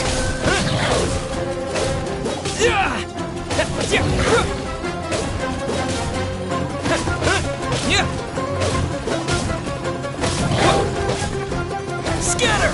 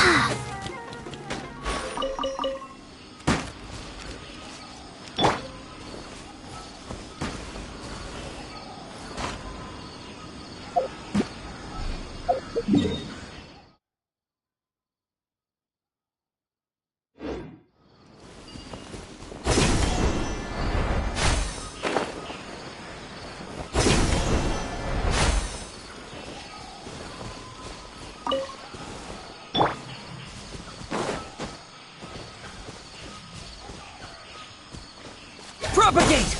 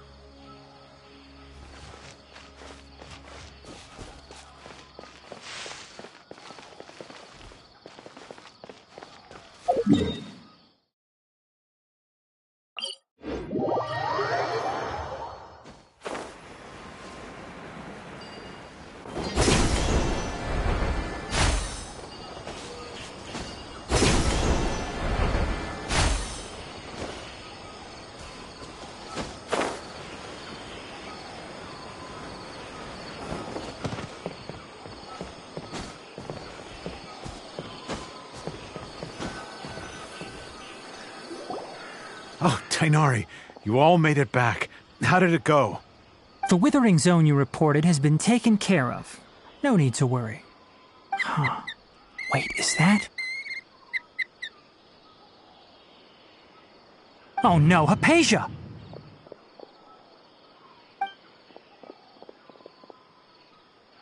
Huh? What's wrong, Tainari? This Duskbird is Hypatia's designated courier for urgent news. You do remember her, don't you? She's the scholar you and Paimon were following when you first arrived in Sumeru. Oh, her? How could we forget? So did something happen? Let me see what's written in the letter first. Oh. So what's it say? And what's with that weird expression on your face? Just let Paimon read it. Huh? All Paimon sees are 3 squiggly lines. Yes, allow me to explain. After we brought you from Hypatia's cave to Gandharvaville, Hypatia resumed her meditation. She must have just finished. It's been nearly 3 days since she's had anything to eat, and it appears she's forgotten to prepare some rations. This letter is her asking us for help. We need to go. What? You mean she's been sitting there for 3 days? Hey, wait, how did you know all that from just a few lines on the paper? Well, obviously because this has happened before. Last time she drew 5 lines, and by the time we found her... Well, I'd prefer not to remember that. Needless to say, Hypatia's been through worse, but we should still get to her as quickly as possible. I've got some emergency rations set aside for times like these. Paimon, Traveler, could you two bring these to her? Wait, you want us to bring her the rations? But will the Traveler be okay if her cave is still filled with that funny incense? Let's find out. Here, Traveler, take a smell and see. So, how do you feel? Huh? Really? You're not feeling even a little drowsy? But wait, how'd you know that he'd be okay this time, Tainari? Back when we were clearing the Withering Zone, I observed that he could adeptly manipulate the Dendro element. I knew then that he would be fine. And if I may ask, when I was telling you two about Irminsol's ley lines, was what I described similar at all to what you saw while you were unconscious? That's correct. Those weren't hallucinations at all. Though I don't intend to apologize for deceiving you. Because what you saw is of significant importance. Not just for the nation of Sumeru, but the entire world of Tevat. My forefathers were shown much favor by Greater Lord Rukkhadevata. We took an oath to protect this nation together with her. Now that that duty has fallen to me, it was part of my responsibilities to ascertain whether you could be entrusted with the fate of Sumeru. Now, after seeing you in action with my own eyes, you have earned my confidence, and I no longer feel the need to hide any secrets from you. When you passed out, your consciousness had connected directly with Irminsol. What you witnessed were actually real memories contained within Irminsol itself. I could try to tell you more, but it would be better if you went to ask Hypatia instead. Her focus on meditation and use of Spirit Borneol are aimed at establishing a connection with Irminsol, just as you did. That sounds nice and all, but will she really help us? Seriously, she completely ignored us the last time we tried talking to her. That was because when you ran into her, she was in a special phase of her training. During that time, she must avoid communicating with others. Please, wait here for a moment.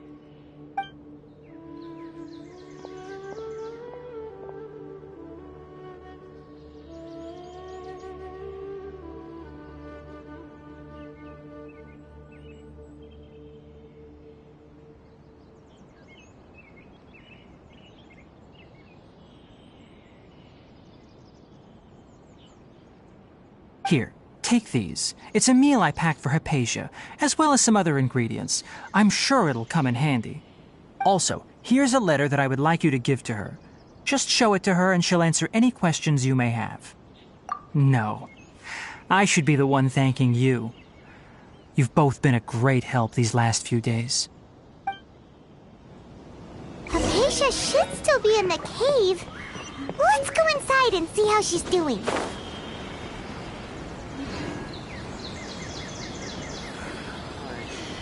The rainforest climate is far more pleasant than that of the desert.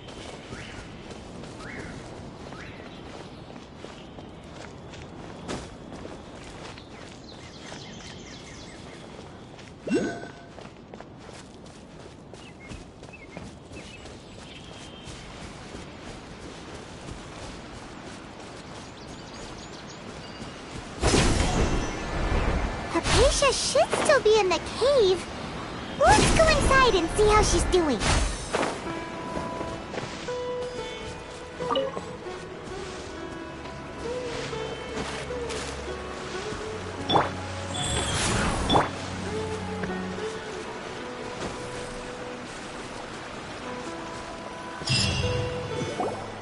Hello?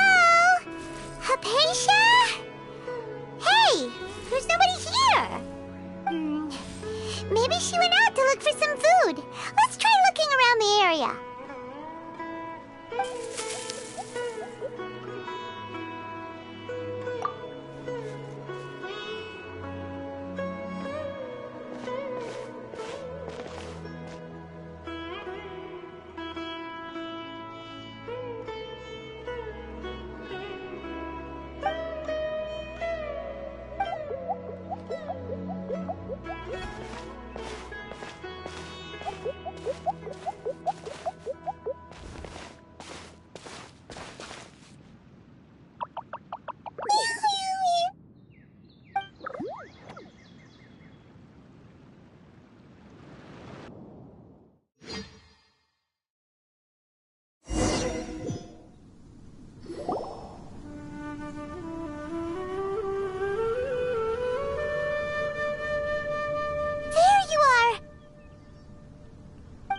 Hypatia, are you alright? So hungry.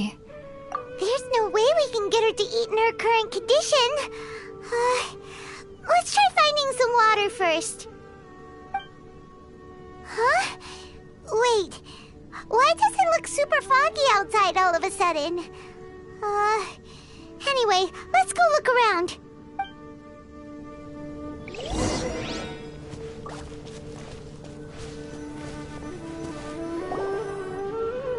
Huh? How'd things out here end up looking like this? What happened? And where are we? Really? Oh, maybe you're right. Let's go investigate the area.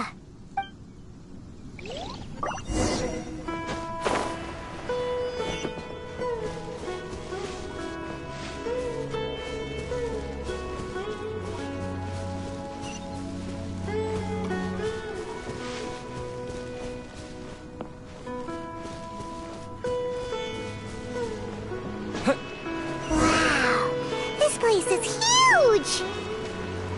Paimon knew there's something off about that cave. Let's think of a way to get over there and have a closer look. Who knows? Maybe we'll find a lead of some kind.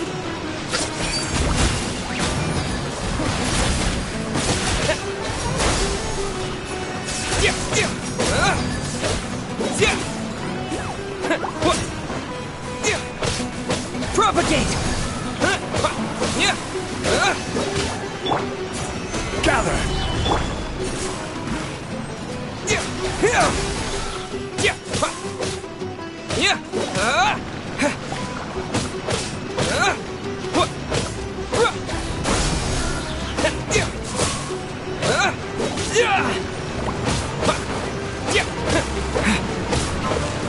Scatter!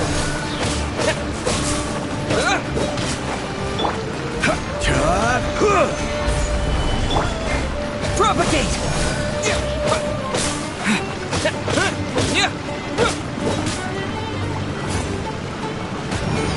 Scatter!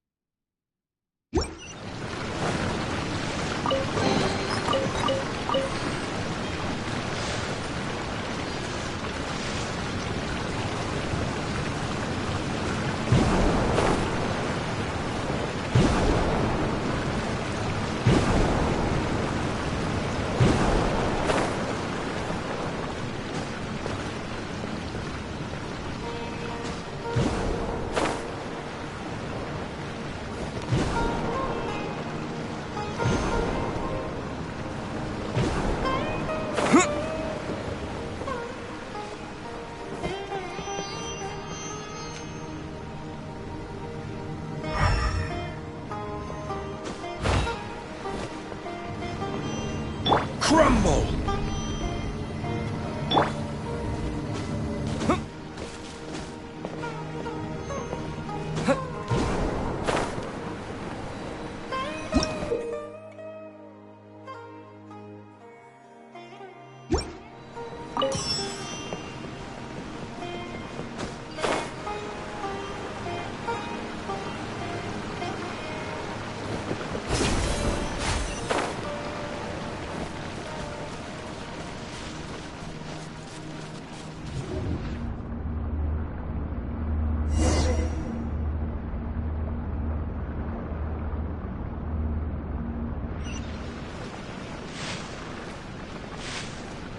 Huh? What happened just now? Why'd everything around us suddenly change?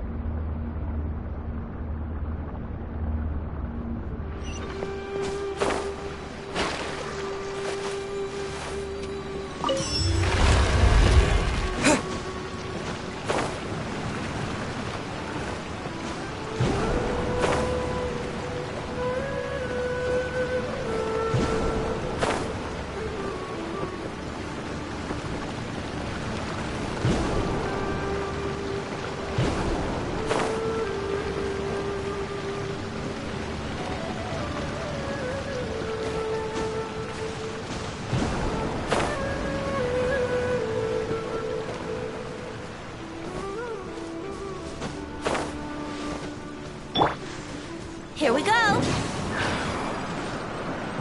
Yahoo!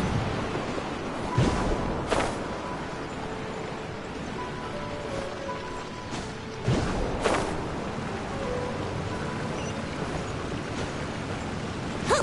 Ha!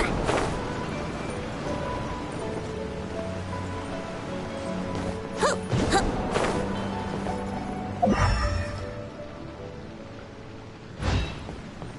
I wouldn't glide.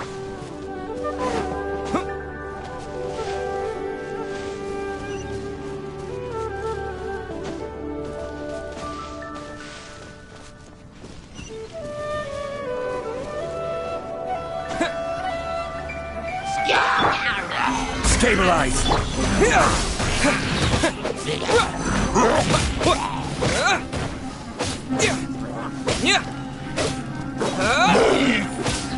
Brace yourselves!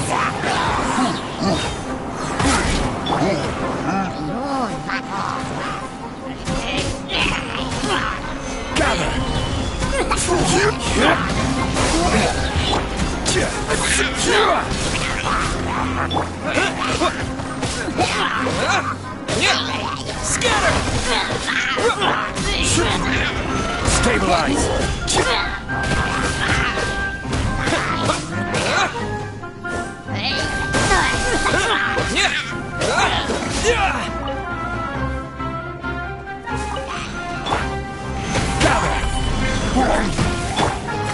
Propagate!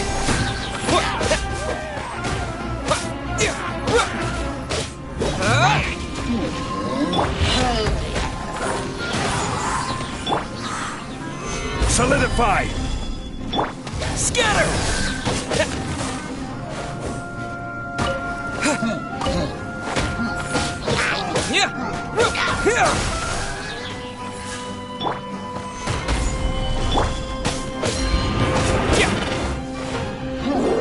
Propagate!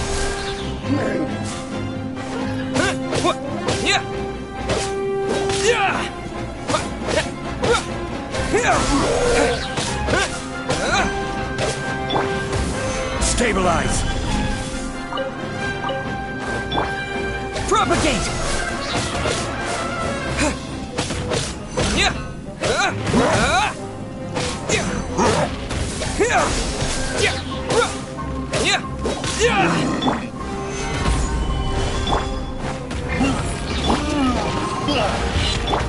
Scatter! Yahoo!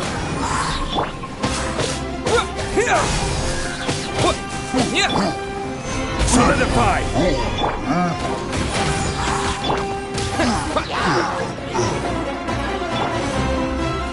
This is order! Stabilize! Propagate!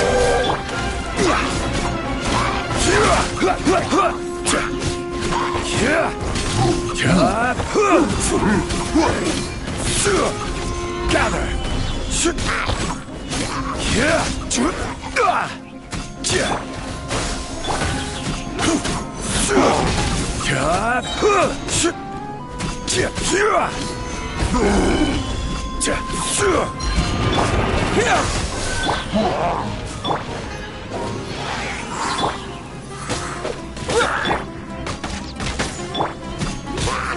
Stabilize!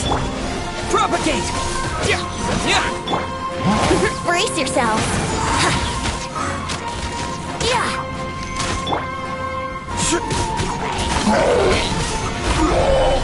Scatter! Let's play.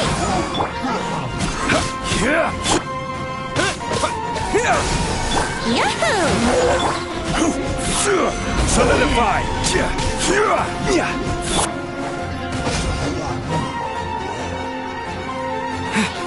Scatter! Stabilize! Brace yourselves.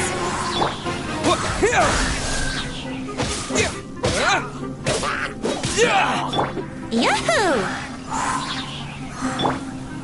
Scatter! Gather!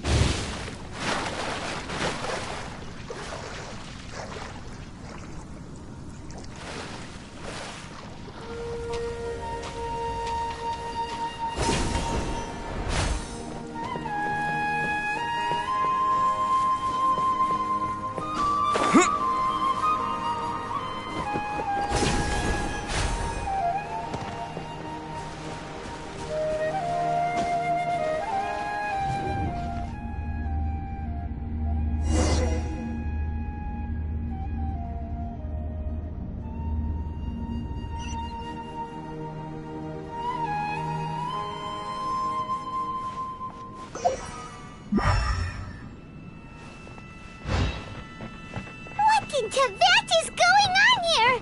This place is getting weirder by the minute! Hey, what's the matter? You don't look so good.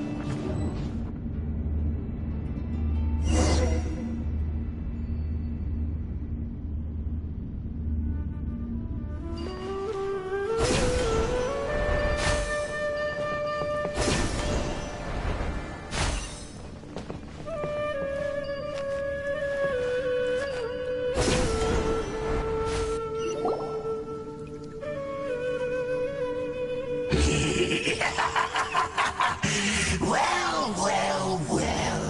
Looks like we meet again, traveler. The Abyss Herald! What are you planning to do in this strange place? Strange place. Plotting. You needn't worry about such things. They don't concern you. Bow before the Abyss! Solidify! Propagate! Let's play!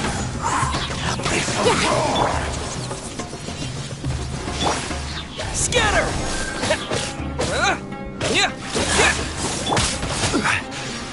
Stabilize! Brace yourself! Wheel of life.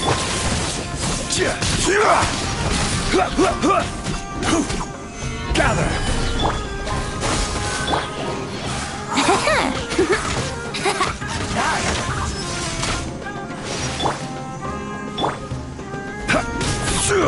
Propagate! Let's play! Stabilize! Yeah! Here we go!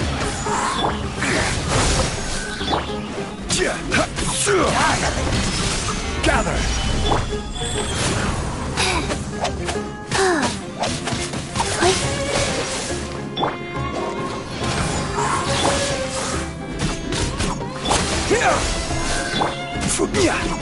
Solidify!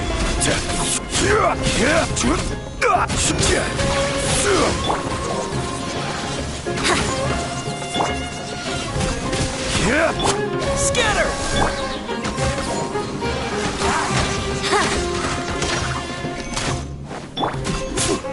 Gather!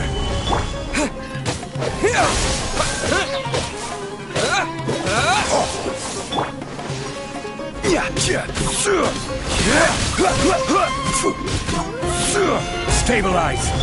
Scatter!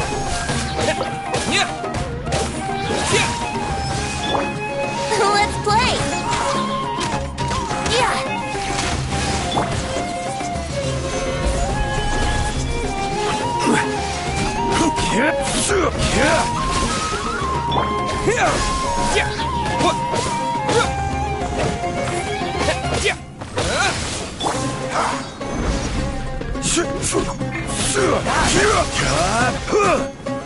Solidify! Yahoo!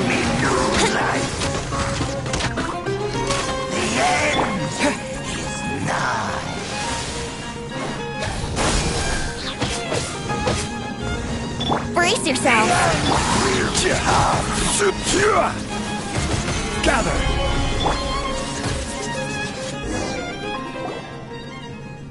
Huh? Why can't we beat this guy? Oh, Paimon doesn't get it! We faced others like him before! What's wrong this time?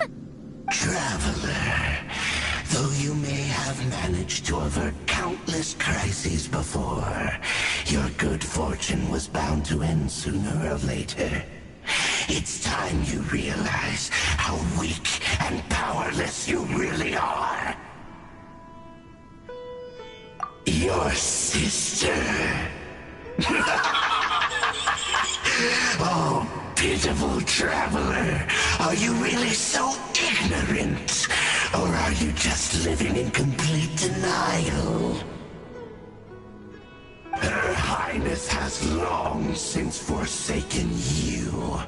Your meager existence in her eyes is that of an annoying bug, only to be stepped upon. The bonds of love and family which drive you to find your sibling are utterly gone. Your journey is meaningless. But don't you fret now. Today will be your last. Now die!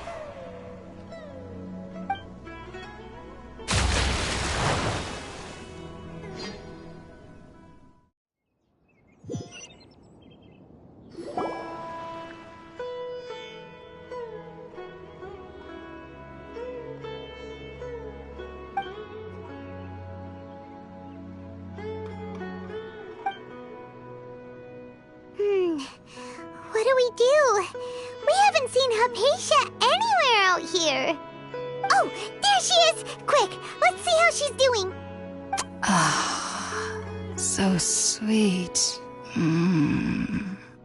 Well, the good news is that she's still conscious. Hey, why'd you drop her food on the floor like that?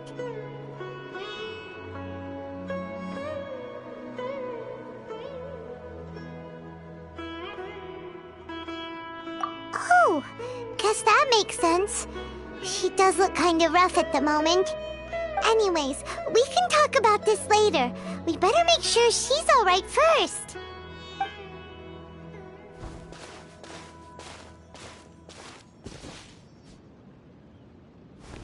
Whoa! Wait a sec. Look at all this fruit lying around her. We can put that to good use.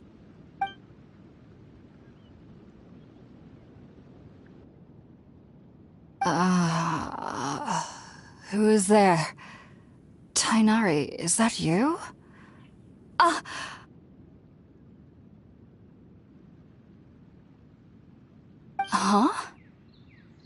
It's okay. You can relax, Hypatia. Tainari sent us here to bring you some food and water. Here, we have a letter that he asked us to give you.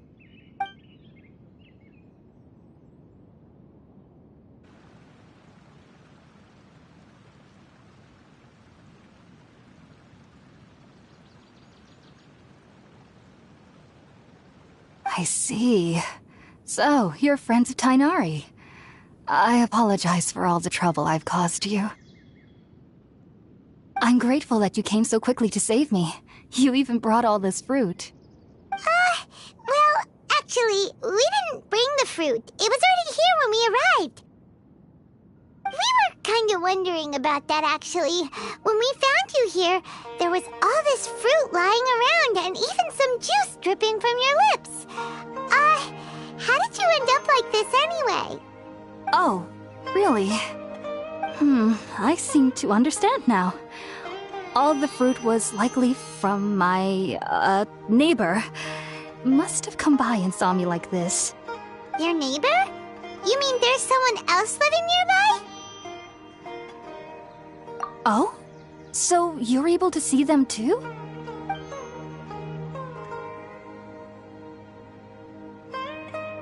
Wait, hold on a second, Traveler. You say that before we arrived, you saw some mysterious creature and suddenly had a strange dream? Isn't that a little too crazy to believe? No, I actually do believe what the Traveler is saying. I myself had a similar experience once before and ended up scaring my timid little neighbor here. You needn't worry. They mean you no harm. They only dragged you into the dream because they hoped to buy themselves a little time in order to scurry away. So, Hypatia, just what kind of creature is your neighbor exactly? I'm not sure what it's called, to be honest.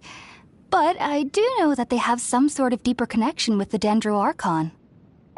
I know this because the first time I saw them was also the exact day my consciousness was able to form a connection with Irminsul. Even after I opened my eyes and stopped meditating, my heart was still pounding, and my mind was racing with all the knowledge that I had touched. And at that very moment, I suddenly noticed a small figure at the opening of the cave. In my curiosity, I began to walk over to the creature. They must have already been used to me living in the cave, because they didn't seem to mind me approaching them. They just kept doing whatever they were up to. It wasn't until I crouched down next to them that they suddenly realized that I could see them. Oh! And then? And then I had a dream. By the time I came to, they were nowhere to be seen. I was convinced they'd never show up again. But sure enough, I saw them nearby a few days later. And they weren't alone. I feel like they aren't as afraid of me as the first time I approached them. But I never would have expected them to save me.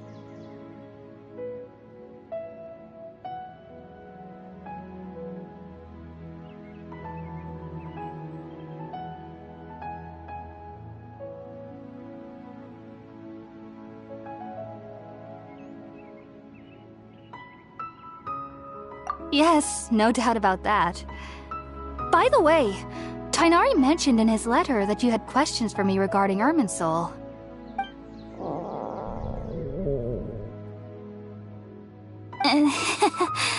Sorry about that. Sounds like just drinking juice still isn't quite enough for my stomach. Well, if somebody hadn't dropped the food earlier... Anyway, looks like we'll need to prepare something ourselves. Besides, Paimon's getting hungry too. Let's eat first and talk about Irminsul later. Alright, we're up, traveler. Today's menu will feature sweet madame and a radish veggie soup. You'll love them, Hypatia. They're our specialties after all. Sounds good. I've never tried any dishes from other nations before. I certainly look forward to it. It's been so long since I've had a decent meal, too. To be honest, the last time had to be when Tainari came to visit.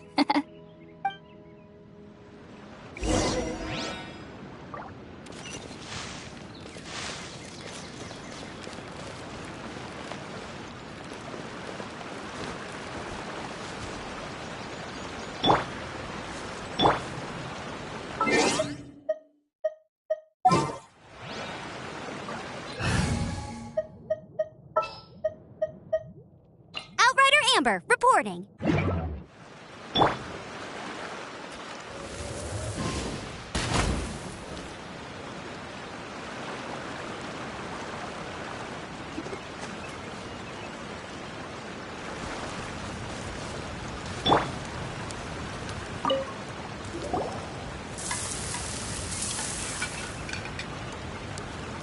All done!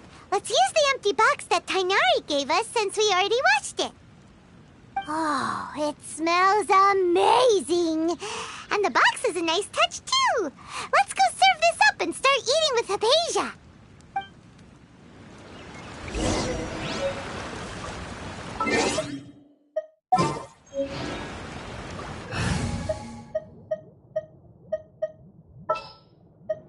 Didn't keep you waiting, did I?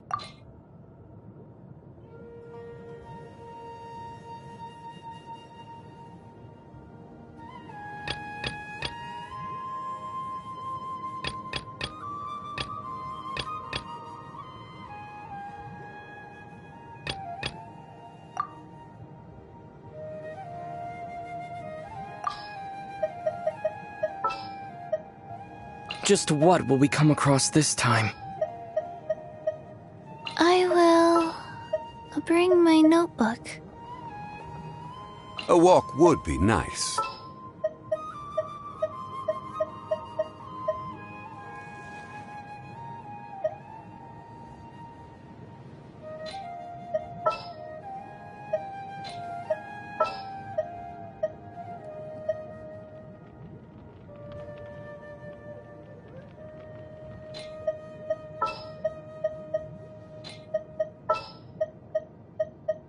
I'll take care of it.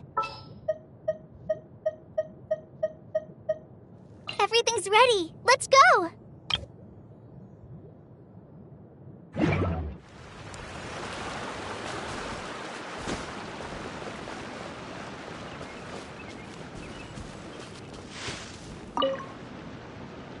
Are you already finished cooking? Smells delectable. I'm truly thankful whenever I can enjoy a proper meal like this. Cooking really isn't my forte.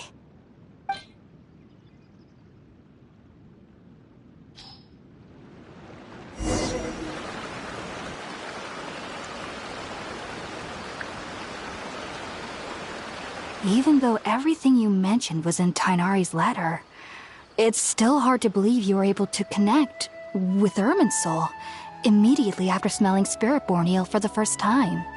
It took me nearly 3 years before I could do so. And everyone at the Academia even lauded me as a genius. You should know that some researchers spent their entire lives without ever successfully connecting with Irminsul as you have. So why does this incense allow people to connect to Irminsul? The ingredients used to make Spiritborn ale primarily consist of plants created by Greater Lord Rukkhadevata. These special ingredients are conducive to heightening our senses to the Dendro Archon's power. Since the root of the Dendro Archon's power lies within Irminsul, we can occasionally tap into her powers to peer into the depths of the earth.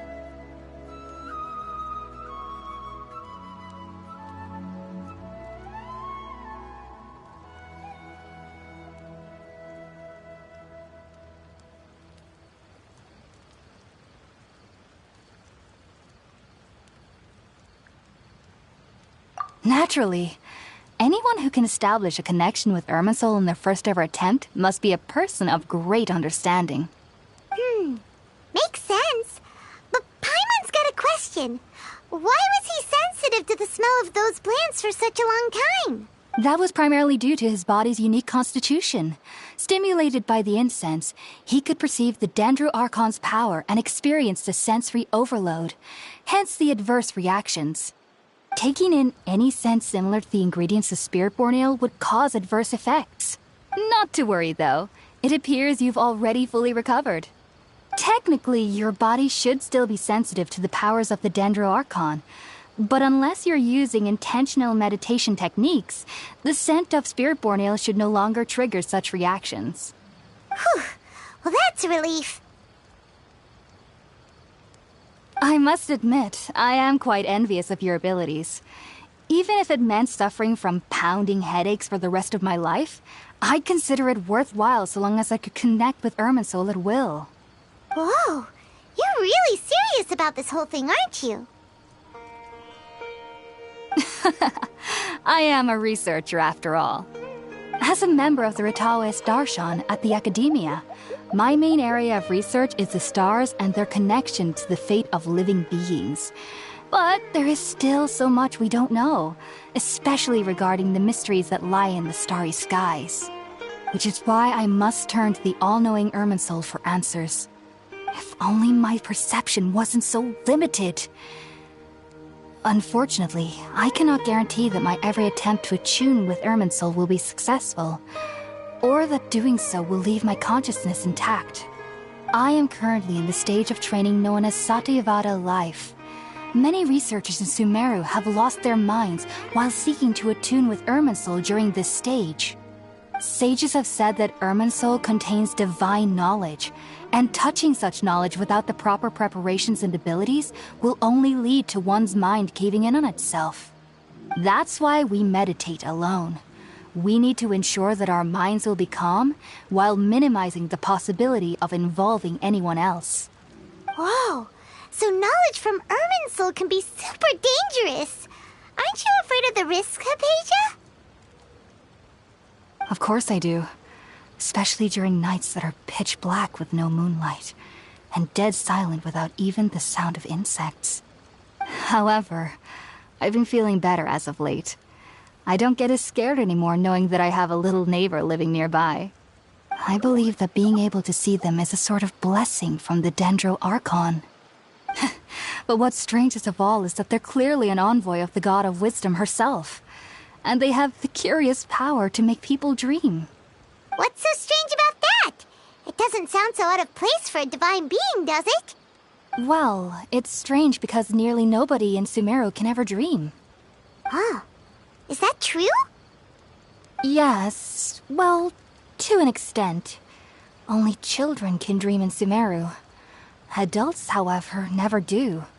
The sages say that wisdom implies rationality, but that which occurs in dreams is often neither rational nor logical. Yes, if one struggles with anxieties, those emotions could influence their dreams. The fact that the people of Sumeru do not have dreams is seen as a blessing by the sages. They believe that Greater Lord Rukkhadevata, the god of wisdom, is keeping us away from the foolish delusions you encounter in your sleep. I was born into a family of scholars in Sumeru City. Ever since I was a child, my parents would always tell me that I'll know I've grown up once I stop dreaming. I studied hard, enrolled as a student in the Academia, and went on to become a researcher. Sure enough, I never dreamed again. But then, on the day I scared the little Aranara, I suddenly saw a dream again. It was incredible. Though I don't exactly remember what I saw, I clearly recall the feeling. I suddenly felt like I was a child again. Back then, I was foolish and ignorant as any youth would be, but I was free of fear. Maybe dreaming isn't as bad as we've made it out to be. Just be sure not to speak of this if you travel to Sumeru City. They'll look at you as if you've lost your mind. So, do you have any thoughts about the things he saw when he connected with Irminsul? Sorry, I'm afraid I don't have any answers as of now. All I can say is that what you saw is a memory contained within Irminsul itself. World forget me. What could that possibly mean? If only I could ascend past Satyavada life and begin Paripurna life, I might have some more answers for you. If you two are ever in the area again, please be sure to come and see me. There's no need to be thanking me. You two are my saviors. Besides, I'm already looking forward to tasting some more of your cooking. Now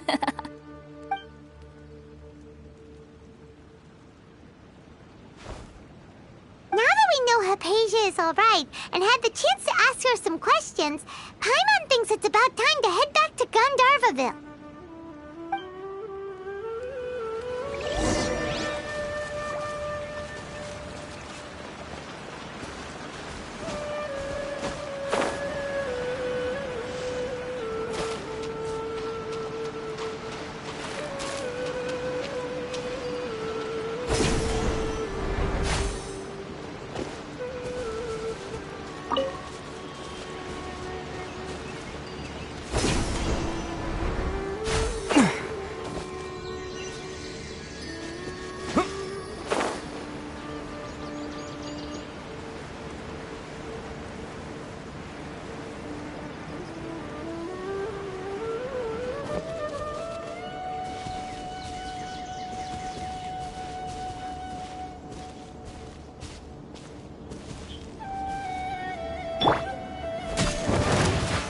Stabilize!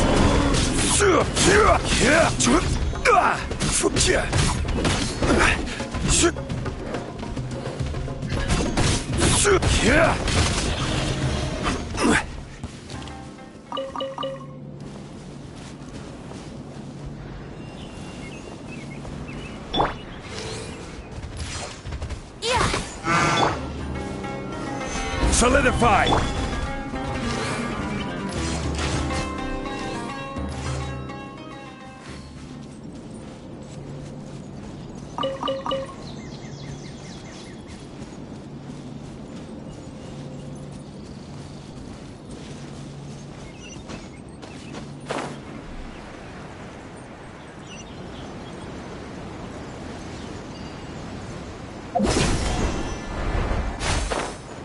Yesterday, he totaled us 5 dusk birds.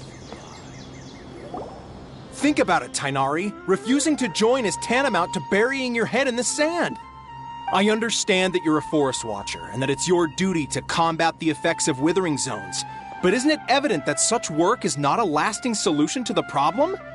As Sage Kage clearly stated, your presence and guidance in Sumeru City is pivotal in finding a cure for Irminsul.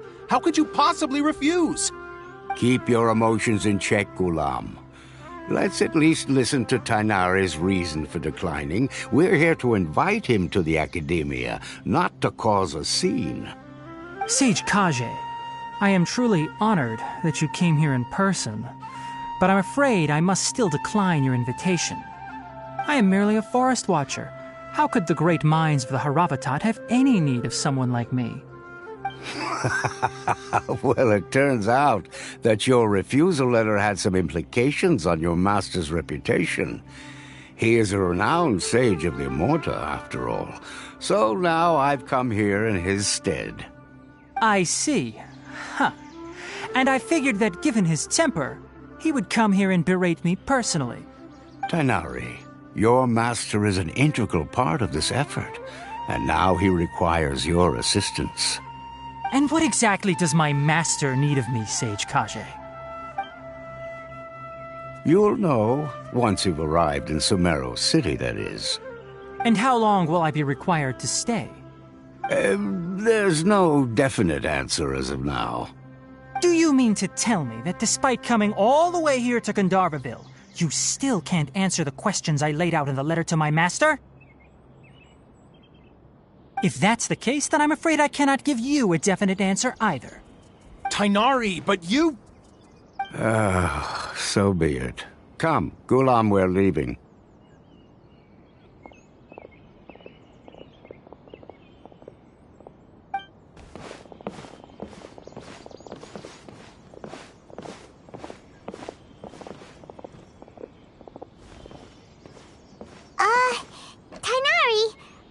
was that all about?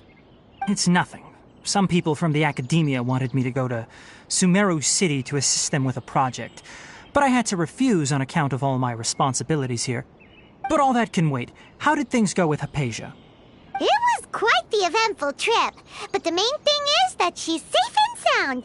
She answered a bunch of questions for us, too. Very good. Now that the traveler has made a full recovery, there shouldn't be any reason for you to tarry here longer. I assume you will be heading to Sumeru City, correct? That's right! We want to meet Lesser Lord Kusanali and ask her for advice. Do you have any idea on how we can find her? Sorry. I'm afraid I don't have any advice for you there. Well, do you at least know anyone we can try asking in Sumeru City? Let me think. My trips to Sumeru City have been fairly short, and most of my acquaintances are researchers. How about this? I'll write you a letter of introduction that you can give to a researcher I know. He's from the Amorta Darshan and is adept at gathering information. Asking him might prove worthwhile. Also, when you enter Sumeru City, you'll probably end up receiving something like this item here. I'm not sure if it will ever come in handy for you, but maybe you can give it a try. Oh? What is it? It's called an Akasha Terminal. It's a tool produced by the Academia that utilizes the legacy of Greater Lord Rukadevata. Some say that this very item is the basis of Sumeru's reputation as the City of Wisdom. Needless to say, this device and its usage fall under the Academia's expertise, so I'll leave it to them to show you how to use it. Great! Next up, Sumeru City! But wait, before that...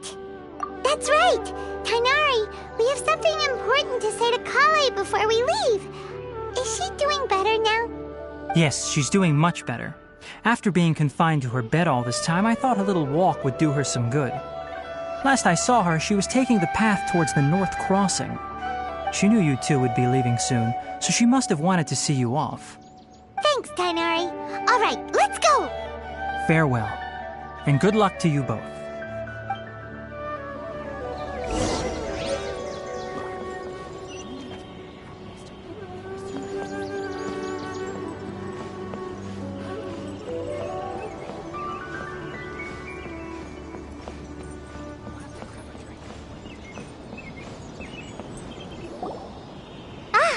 I've been waiting for you two.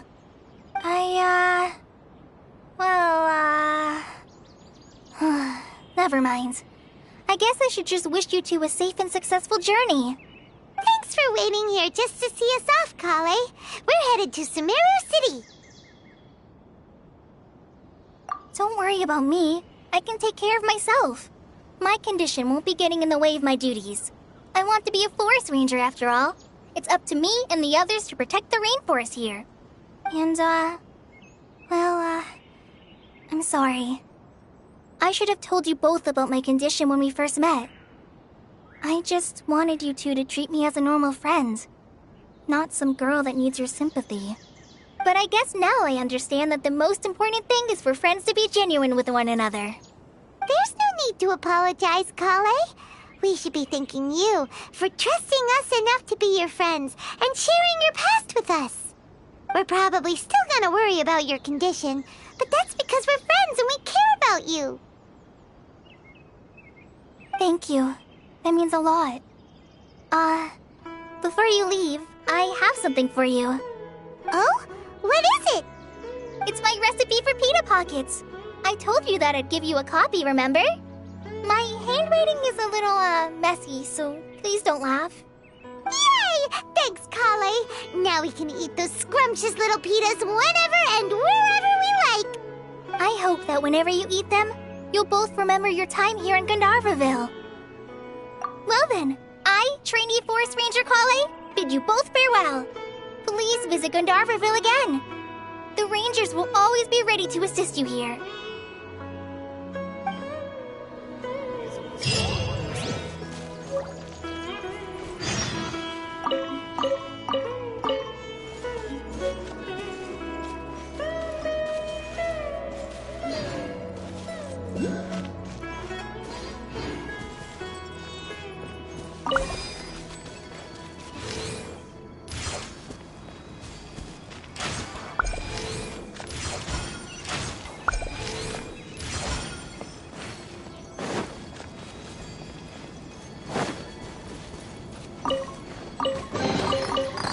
like Barbados. Wait a minute.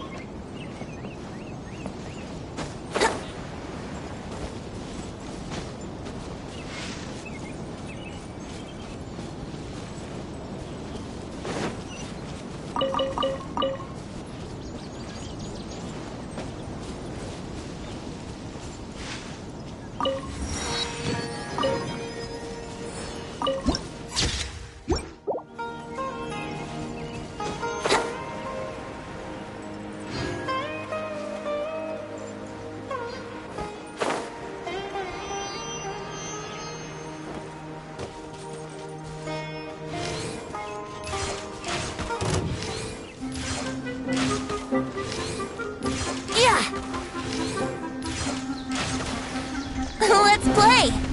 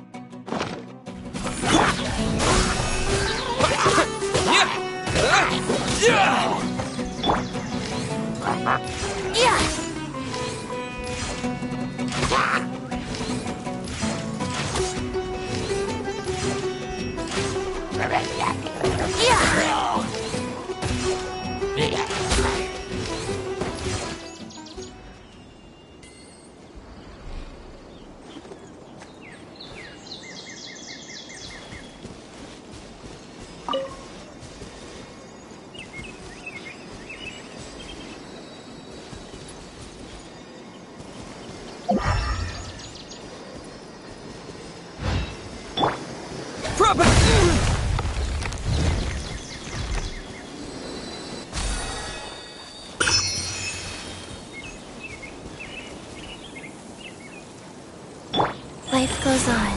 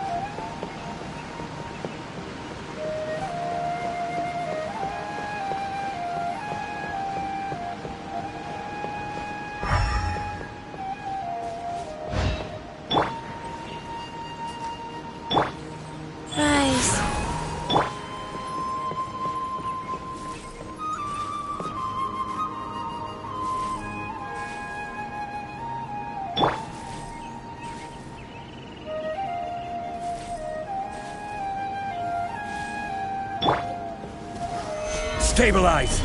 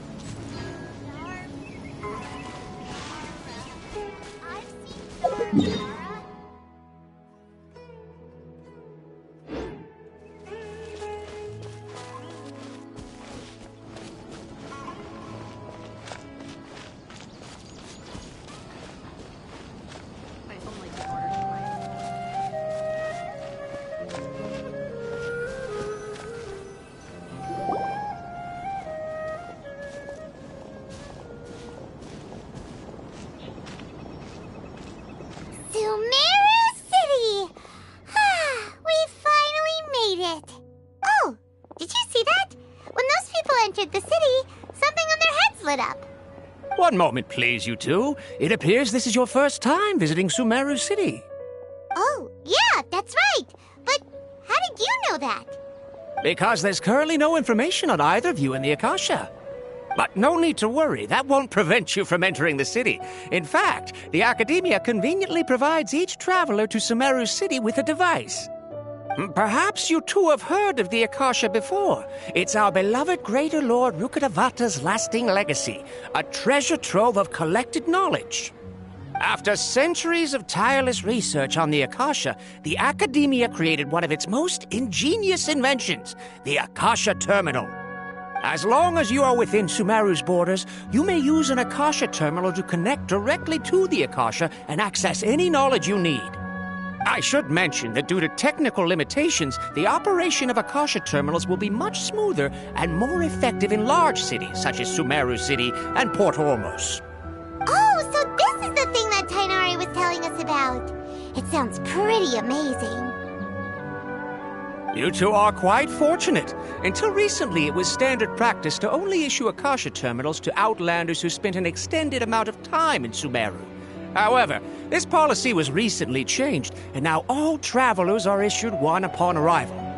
Here are your Akasha terminals. Please handle them with care. It kinda looks like a leaf. To activate it, simply hold it in your hand and say the following phrase to yourself. May the mighty God bless us with their voice of wisdom. Oh, since this little doodad lets you access knowledge, maybe we can use it to find a way to meet Lesser Lord Kusanali. Let's give it a try. Ahem. May the mighty God bless us with their voice of wisdom.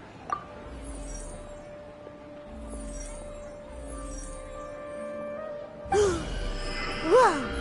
Just now, something clicked, and Paimon suddenly knew how to use this thing. It seems all we need to do is concentrate on what we want to know, and bam! You get it. Oh, that'll come in real handy. Exactly. That is the power of the Akasha. And with that, let me officially welcome you both to Sumeru City. May the wisdom of the Dendro Archon always be your guide. Okay, now that we're in, we can check the Akasha about Lesser Lord Kusanali. Let Paimon try. 500 years ago, the sages found a newly born deity from within some scorched ruins. The deity now resides in the sanctuary of Suristana. Seems pretty similar to what Kale was telling us. Okay, next, let's concentrate on asking how to meet her.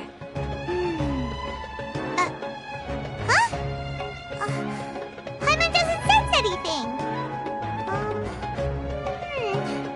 The Akasha didn't respond to Paimon's question. Oh, come on! Ugh. Focusing on this question feels like when you have something you're trying to remember and it's on the tip of your tongue, but you just can't think of it.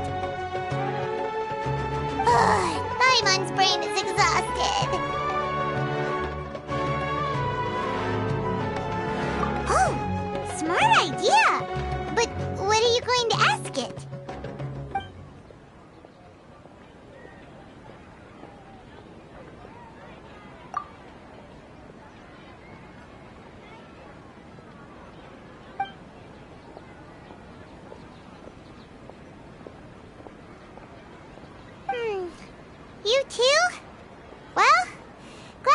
just Paimon.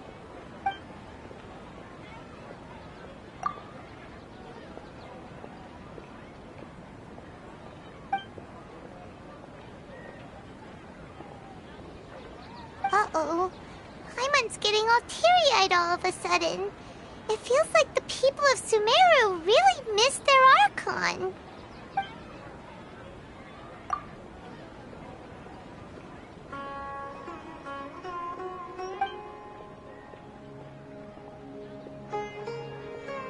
Huh. Could it be because we're Outlanders and we've only just arrived in Sumeru? You know, maybe we're not qualified to receive an answer to this sort of question or something. Well, seems no matter which way we try, we can't find anything that'll lead us to Lesser Lord Kusanali. Guess our only choice now is to try meeting with the researcher that Tainari recommended. He's from Sumeru and even has a position in the Academia. Maybe he'll be able to access more info from the Akasha. Let's see. Tainari wrote an address on the letter's envelope. Oh, it's not far from the city's gate. Let's head over and have a look. Hopefully he's at home.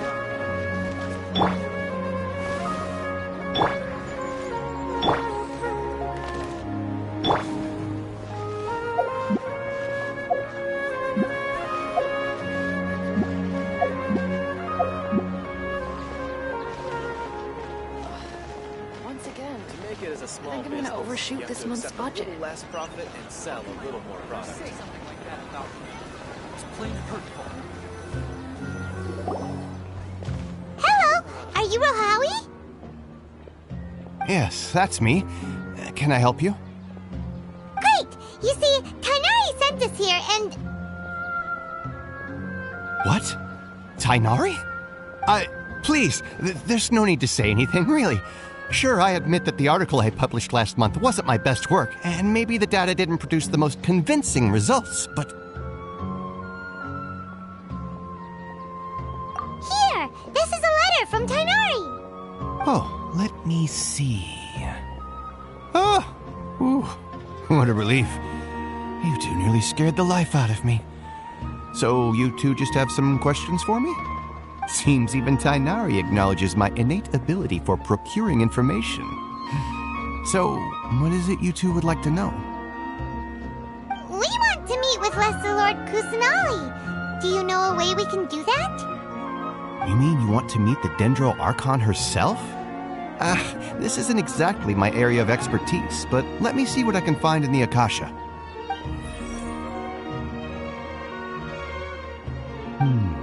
Sorry, the Akasha didn't respond to my query. What? You too? But what about your abilities for getting information and all that? Paimon was sure you'd be able to access more info than we did. Well, as I said, this isn't my area of expertise. I am but a lowly researcher, so the Akasha doesn't see a need for me to know more about the Dendro Archon. All I know is that ever since Lesser Lord Kusanali returned to Sumeru, she's never left the Sanctuary of Sorasthana or made a public appearance. Huh. Didn't expect her to be such a mysterious figure. The Dendro Archon is somewhat of a recluse. Perhaps she just doesn't want to entertain visitors, which would explain the lack of information in the Akasha. But then what can we do? No need to worry just yet. I'm only hypothesizing here. You could certainly try asking around and see if anyone else has ideas. And besides, you two should consider the bright side of things. Not being able to see Lesser Lord Kusanali may not be a bad thing. In this world, there will always be information you cannot obtain from the Akasha and things you can never accomplish. Knowing when to yield is a form of wisdom. Take me, for example. It's a miracle if my brain cells can spit out one paper every 3 years. But Tainari? That guy can publish 3 papers in just a single year. Okay. Thanks for your advice. Don't mention it. If you two ever want information about things like who's been promoted within the Academia or relations between the 6 great sages, come find me.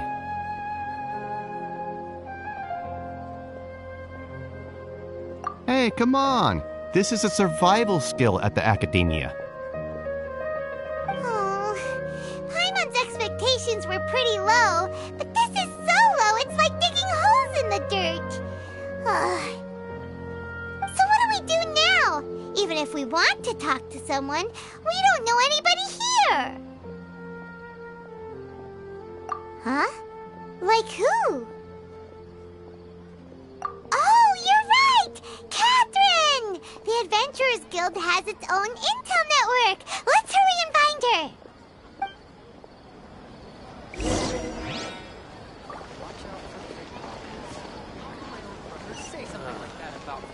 This. Look at that. Yes, we must document everything.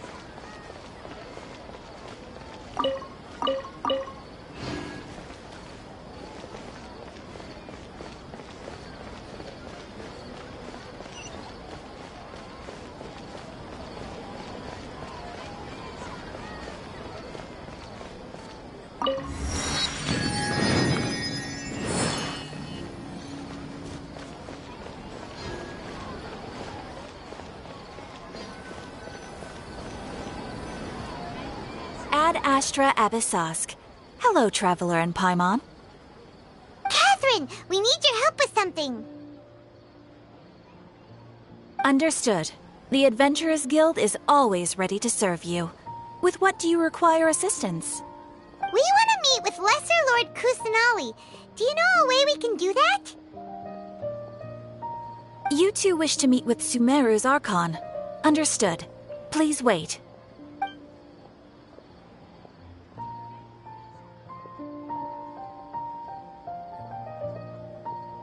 I apologize, but I am unable to call up any relevant information in the Akasha. I'm also unable to locate any pertinent information in my personal memory. Aww, another dead end. Well, if Catherine can't help us, then we really don't know anyone else to ask now. Please do not worry. I may know of someone who can help you two. In Sumeru, the Adventurers Guild does not serve as the vanguard of information. Rather, there are numerous active mercenary groups collectively known as the Eremites. They take on various contracts and work all across Sumeru, so they naturally accrue intelligence. An Eremite brigade called the Corps of 30 is in charge of Sumeru City's defenses. Not only are they the oldest brigade, but they are responsible for managing and coordinating the affairs of all other mercenary brigades. Corps of 30? What a weird name. Supposedly, they are named as such because their ranks numbered 30 at their inception. Asfand, an advisor with the Corps of 30, maintains good relations with the Adventurers Guild. Though he's already retired, he and his words carry great weight within mercenary circles. If you'd like to get in contact with him, you can find him at the Corps of 30's headquarters, the Citadel of Rexar. You're welcome. I wish you two the best of luck. We look forward to your exploits in Sumeru. All right, off to the Citadel of Rexar we go!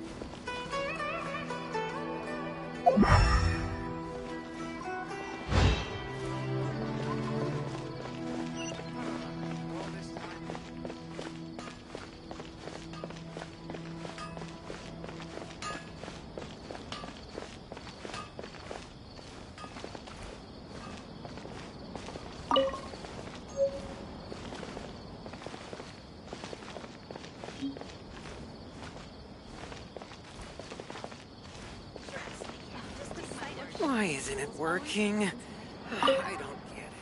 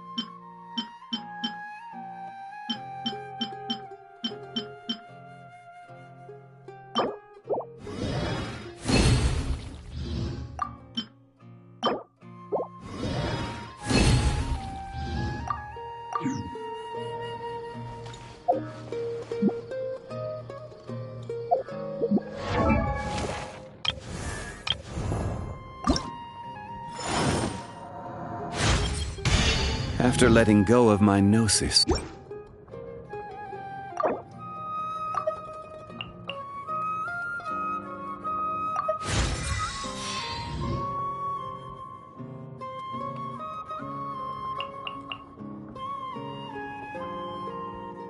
Osmanthus wine tastes the same as I remember.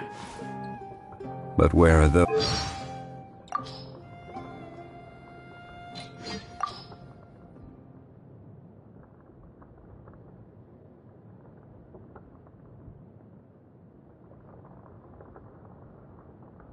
After letting go of my gnosis, I never expected to see a day like this again. Thank you, friend. Ah, yes. I have a new contract here. Care to take a look at it together?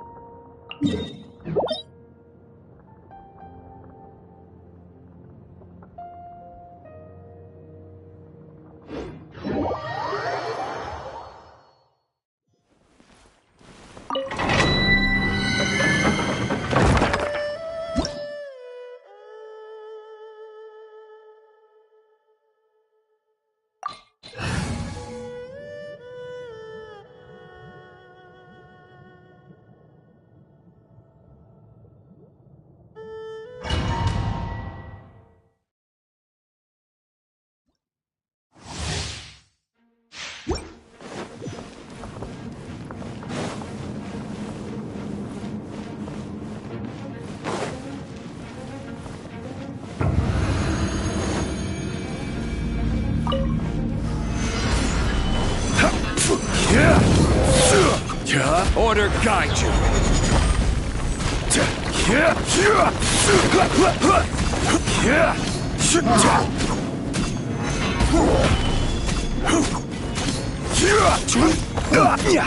Scatter!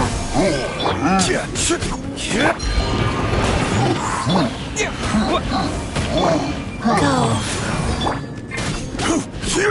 Solidify.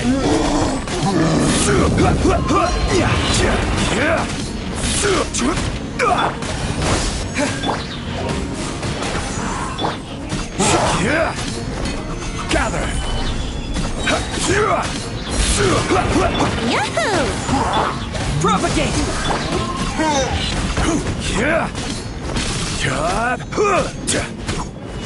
Stabilize. Here we go!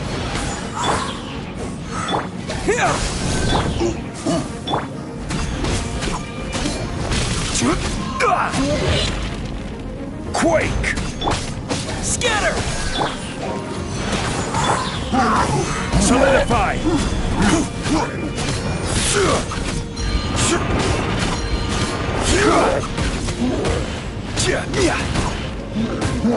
Brace yourselves.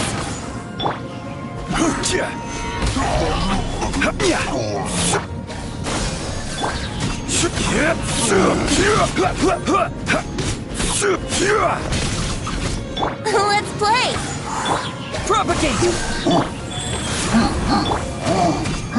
Stabilize!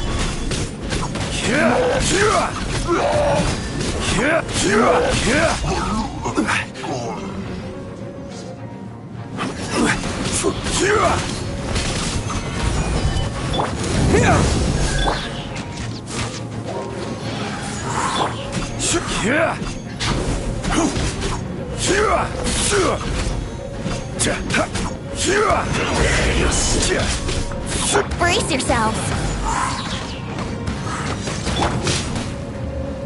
I will have order.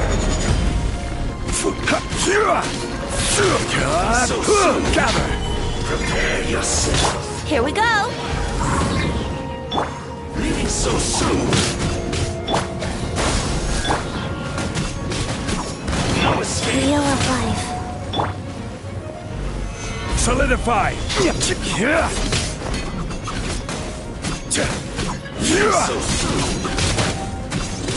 So Propagate! Serve! How rude.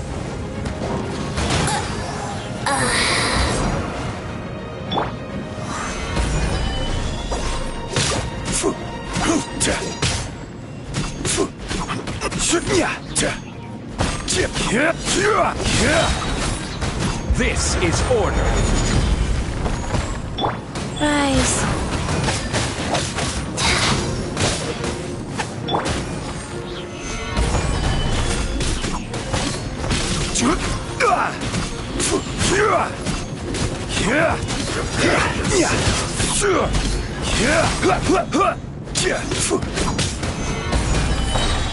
Order guide you.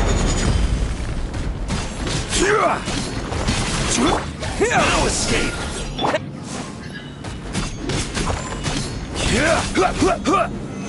So soon. Yahoo!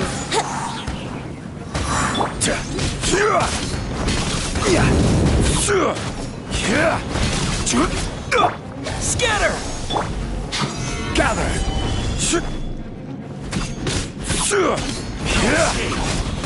Go.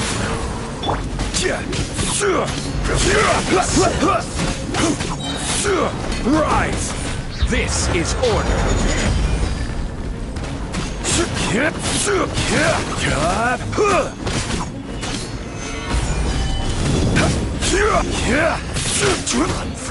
Propagate!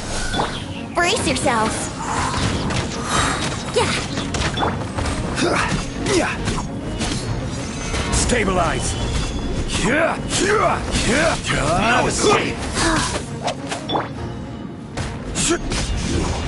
Can't run from death. Life goes on.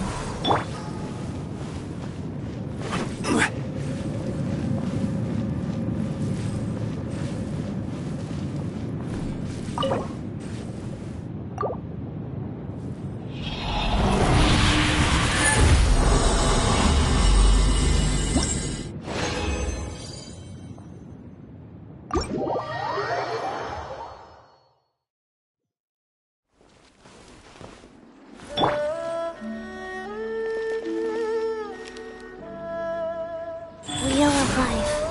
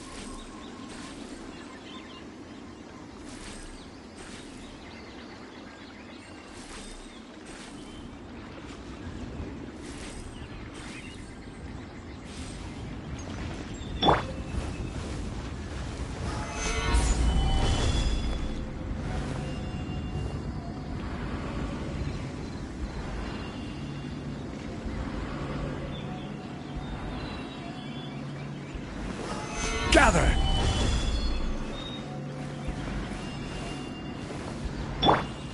Rise.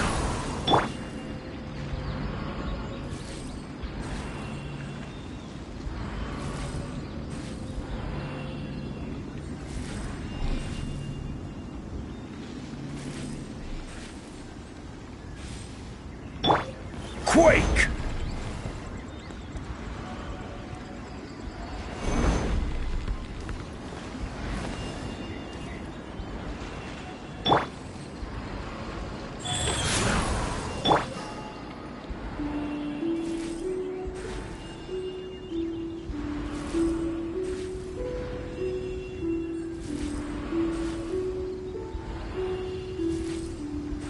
Osmanthus wine tastes the same as I remember. But where are those who share the memory?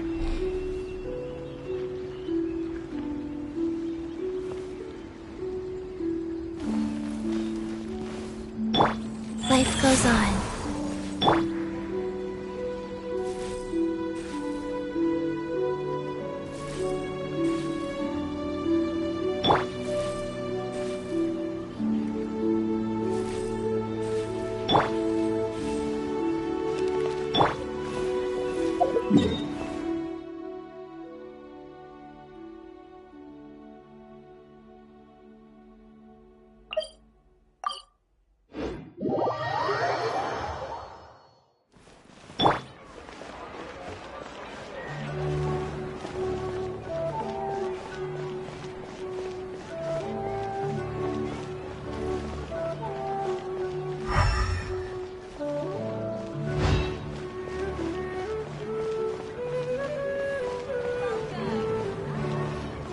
Don't you think my craftsmanship deserves a higher price? Come on. It's an easy job, isn't it?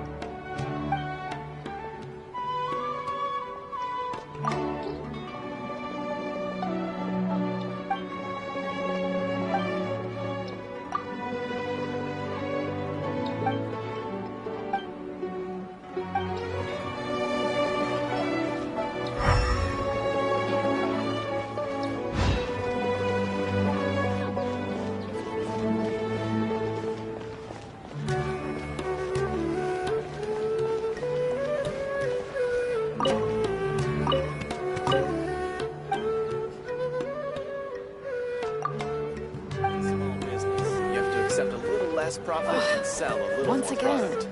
I think I'm gonna overshoot this month's budget.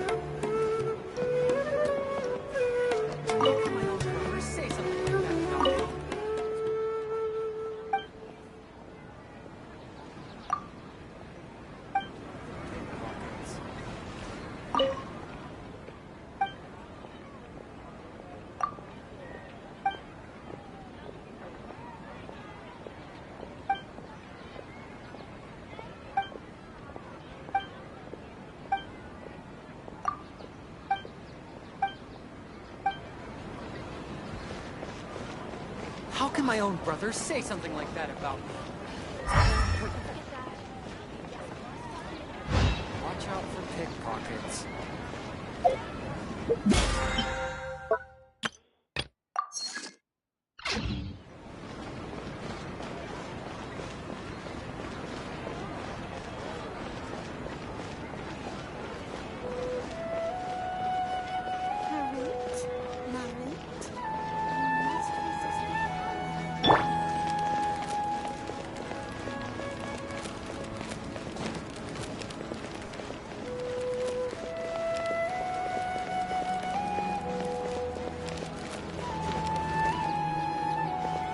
It's called being a freelancer. Old folks just don't get it.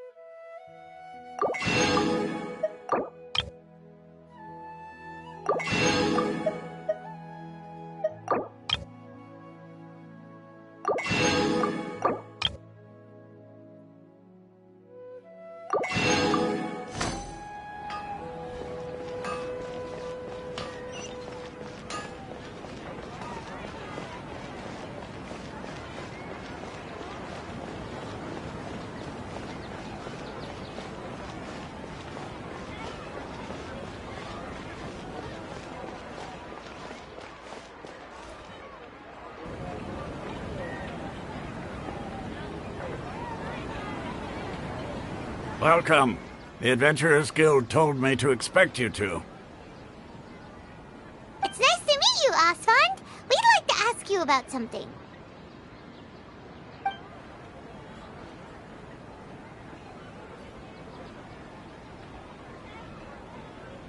I see. So, Catherine's the one who sent you this way. Ha! It's true that the Eremites' network is vast, but even I can't help you meet the Dendro Archon. Wait, seriously? That's it? Afraid so. The Eremites aren't terribly religious, so we don't know much about divinities. As far as the Akasha goes, we can access even less than you. We originally came from the desert. The gods there died off long ago. Since those days, we've used our own two hands to carve out a living. We don't beg gods for their aid. It isn't just us, though. If you ask me, I think most in Sumeru aren't interested in Lesser Lord Kusanali. Oh? Why's that? Just take the Academia, for example. They're the ones who truly rule Sumeru. Although they believe in gods, most of them only care for the late Greater Lord Rugadavada. In their eyes, she was the one who founded Sumeru and gifted us with the Akasha. Lesser Lord Kusanali just happened to inherit her legacy. Because of the Academia's influence, most citizens are more familiar with Greater Lord Rugadavada and hold her in greater esteem. Not to mention that Lesser Lord Kusanali never makes an appearance, and the Academia never announces anything about her. As far as the people of Sumeru are concerned, she's just a god that exists. And that's all. Really? Aw. After hearing all of that, Paimon sort of feels bad for Lesser Lord Kusanali. Ha! But who knows?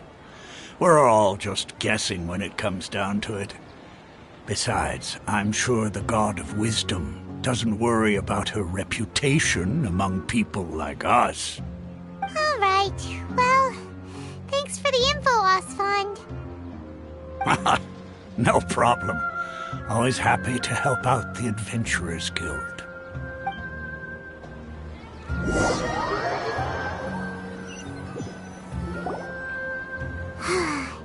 Seems Osfond was right about most people's attitudes here. Not only are they not interested in the Dendro Archon, they even say stuff like, if the Akasha doesn't think I should know, then I don't need to know about it. We've been asking for information non-stop ever since we got to Sumeru. But the harder we try, the more helpless everything seems. Isn't there at least one person in this entire city who cares about Lesser Lord Kusanali? Oh, you two are interested in Lesser Lord Kusanali? Huh? Who are you? From the sound of it, you two are Outlanders who recently arrived here. You've been asking around for information on Lesser Lord Kusanali, right? Oh, I'm sorry. I forgot to introduce myself. I'm Dunyarzad, one of Lesser Lord Kusanali's faithful followers. Whoa, really? Then do you know how we can meet with her? I'm afraid I can't help you with that. But your conversation earlier did happen to remind me of a legend about the Dendro Archon. Sure. It goes like this. Long, long ago, there was a man who heard a prophecy. It predicted that a great calamity was about to befall him. Panicked by what he heard, the man sought out the Dendro Archon in hopes that she would bless him with the wisdom to help him escape his predicament. The man journeyed across deserts and through rainforests and experienced tribulations of every kind. However, he still couldn't find any trace of the Dendro Archon. In despair, he thought, alas, the Archon has abandoned me. He then had no choice but to sorrowfully resign to his fate. Okay, and then what happened? And then, the calamity came. But to his own surprise, the man felt somehow emboldened by the trials of his journey. By relying on his own strength, he managed to overcome the adversity. At that moment, a bird perched upon his shoulder. This bird was, in fact, an avatar of the Dendro Archon. She said, "O Archon Seeker, do you now understand? She and her wisdom have long been found by you. Along your journey, we were in every flower and blade of grass, every ray of sparkling sun, and every breath of dancing wind. So long as you continue to think and ponder, we'll be wherever you go." Yeah, thanks for the story! Paimon feels all warm and fuzzy inside after that. In a way. It seems like this story is also one of the Dendro Archon's avatars. Dunyarzad, since you worship Lesser Lord Kusanali, can you tell us anything else about her? Of course. So did you two know that, I'm terribly sorry, but it seems something's come up now. Let's chat another day.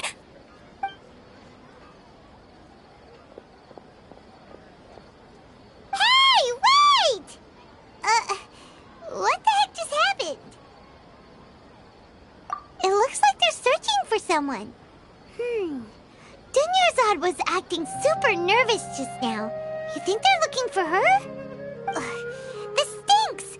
We finally managed to find a lead about Lesser Lord Kusanali! We can't let them get in the way now. Let's see if we can get rid of them. Then we can catch up with Dunyarzad. Hey, have you two seen a brown-haired girl wearing a purple top and a long blue dress?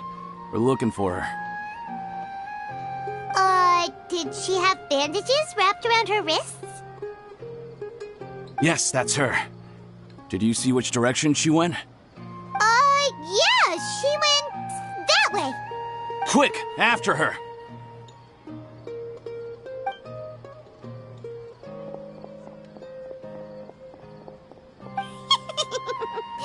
That should keep him busy for a while. Let's hurry and find Dunyarzad.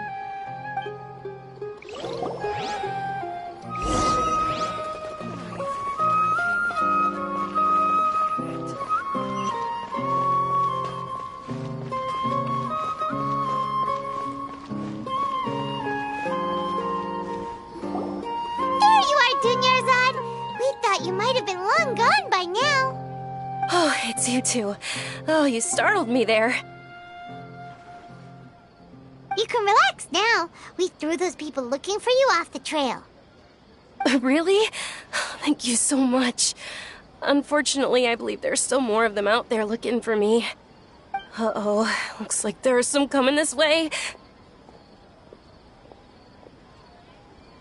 Huh? More of them? Then what are we standing here for? Run! No, wait, my body isn't in the best shape. It's difficult for me to run.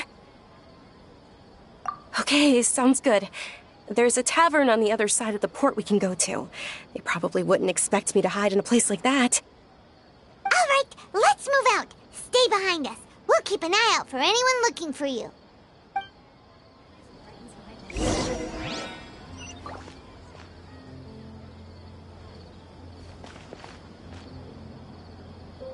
Trust me.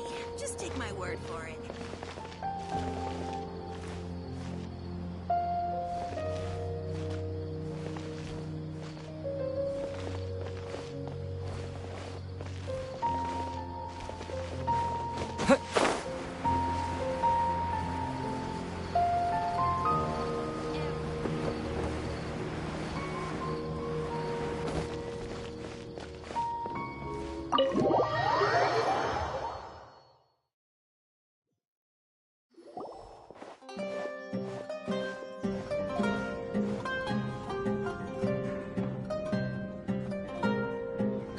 We made it. Oh, they shouldn't be able to find us now. Wait! Stand down, Dia!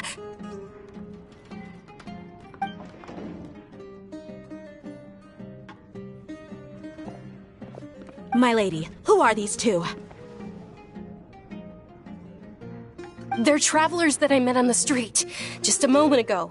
They happened to notice that you were all searching for me, so they helped me hide. I see. In that case, you two should scram. There's nothing here for you.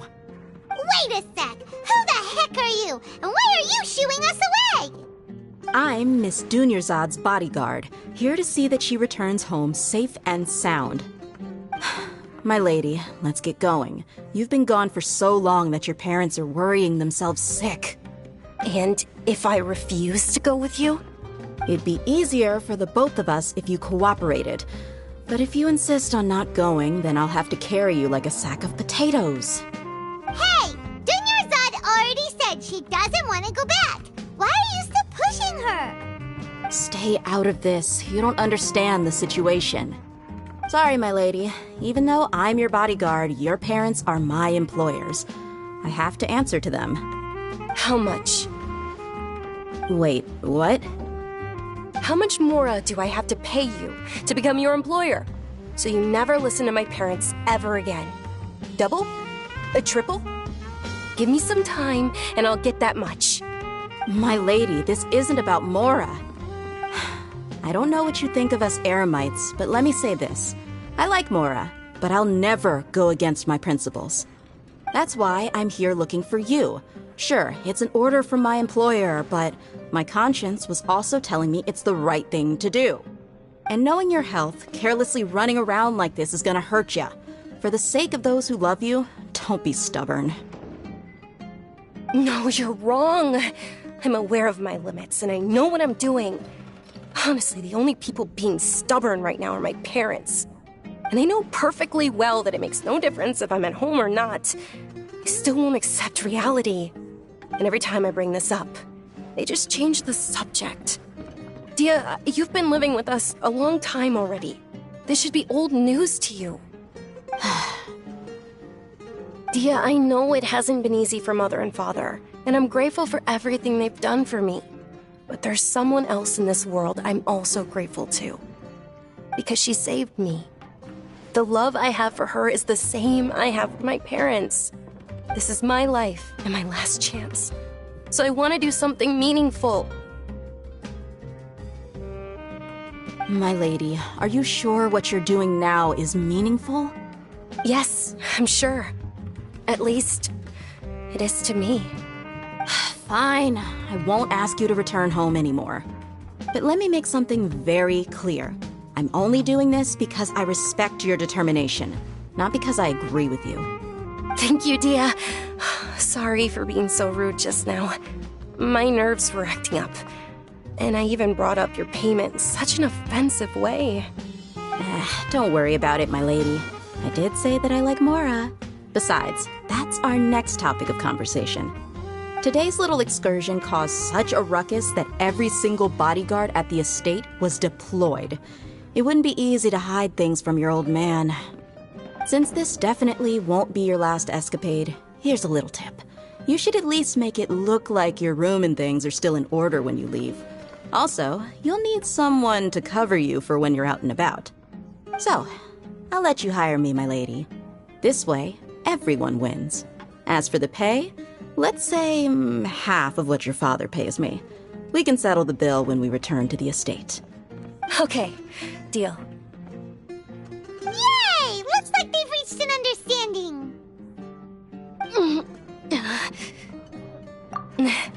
I'm fine, really. I just feel a little tired now that things have calmed down. My lady, stop trying to look tough. We're already in a tavern, so let's rest up and grab some grub. I'm sorry for worrying you two. If you don't mind, I'd like for you to join us. Sure! After you rest up, we want to hear more about Lesser Lord Kusanali.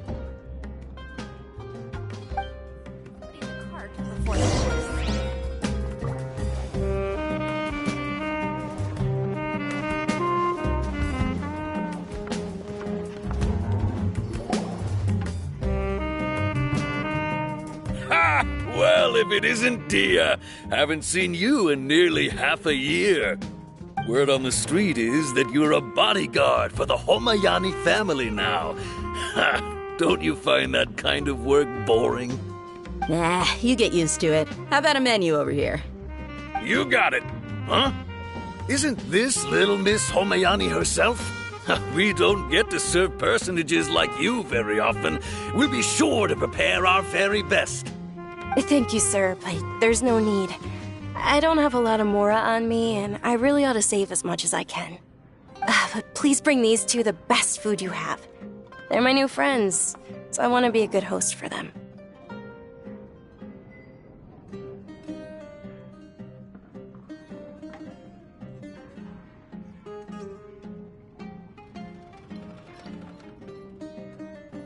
Yeah, we're already super grateful for everything you told us about Lesser Lord Kusanali.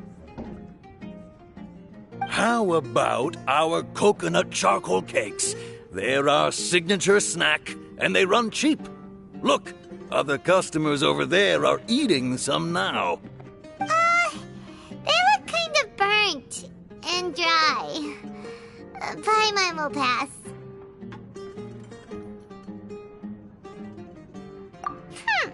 What do you have against my slime dishes? Dunyarzad, we asked a lot of people when we first arrived, and almost nobody was interested in Lesser Lord Kusanali. So, what made you want to follow her? Well, remember when you asked me if I knew how to meet the Dendro Archon?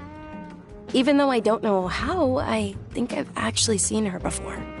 Huh? Really? Yes, it was when I was a child. At the time, my illness had kept me bedridden for the better part of a year. I was stuck inside and couldn't make any friends, and my parents did their best to find treatments for me. But even then, the Akasha didn't have any helpful information. My younger self no longer had any hopes or dreams. One flare-up was so bad that I was in a semi-conscious state for several days. Then one night, I woke up alone in my room. I was terrified. My body was paralyzed. Even if I cried, there was no sound. At that moment, an ethereal voice spoke in my mind. Dunyarzad, don't be scared. You don't have to cry. Dunyarzad, don't be scared.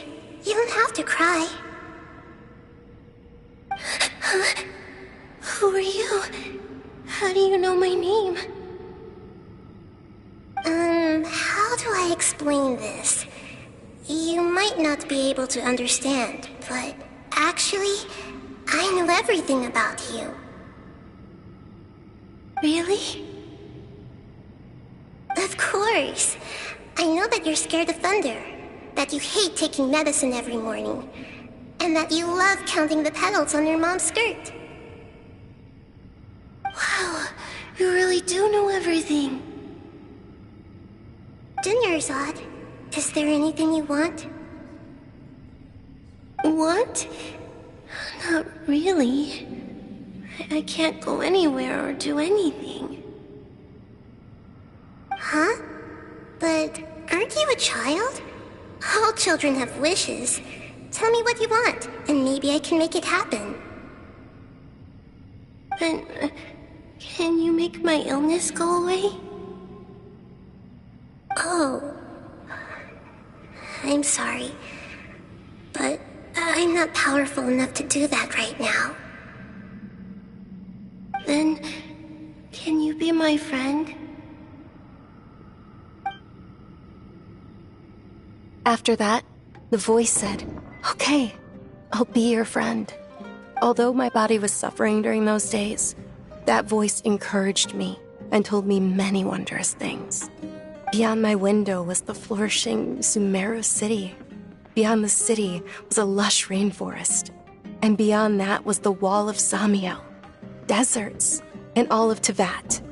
Once I finally made it through that bout of illness, I couldn't hear that voice anymore. I told my mother about it, but she said that I must have been dreaming. But I know that that voice wasn't a figment of my imagination. Before that, I had never heard of Tevat. Yes, for sure. If it weren't for that voice, I would have never grown curious about the outside world, nor would I have learned how to read and enjoy so many books. That voice sparked a desire for wisdom. It had to have been the Dendro Archon.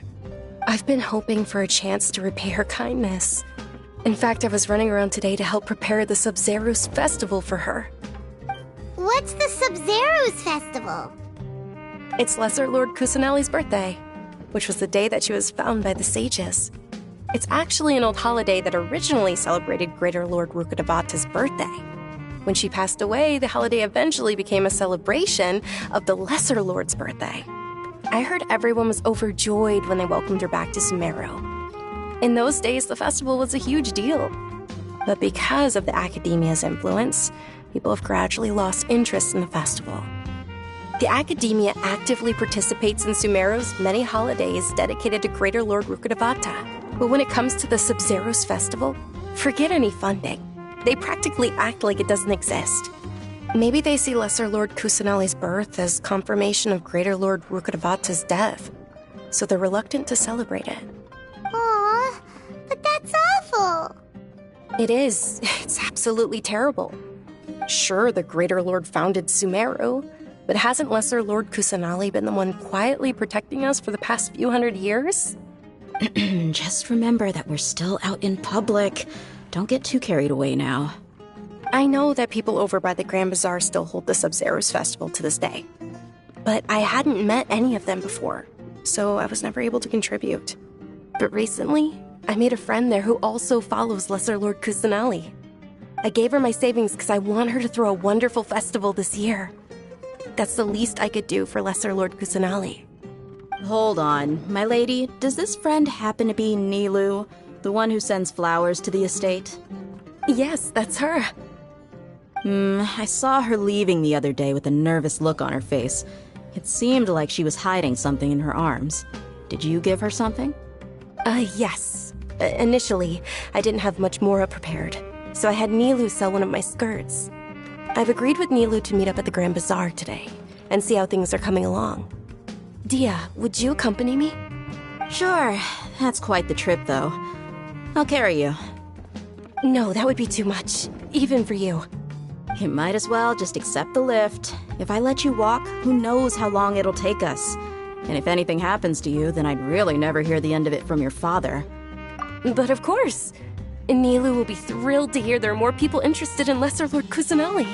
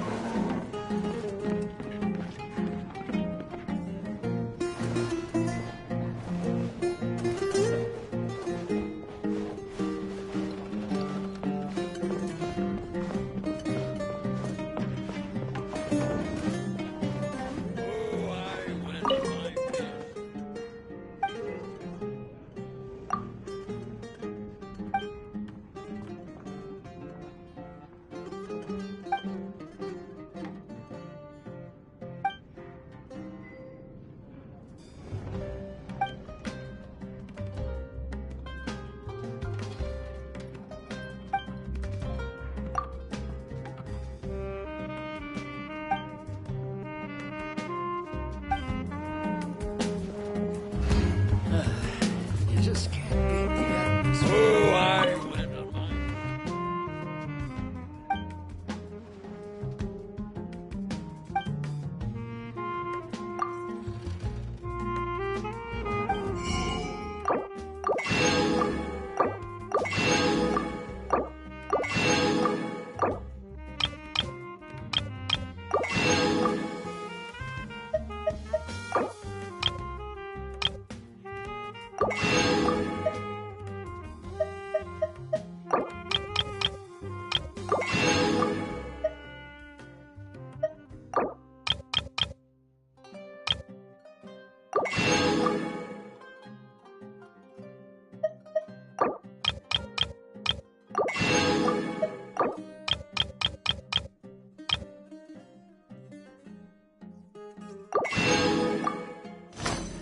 You just can't beat the atmosphere here.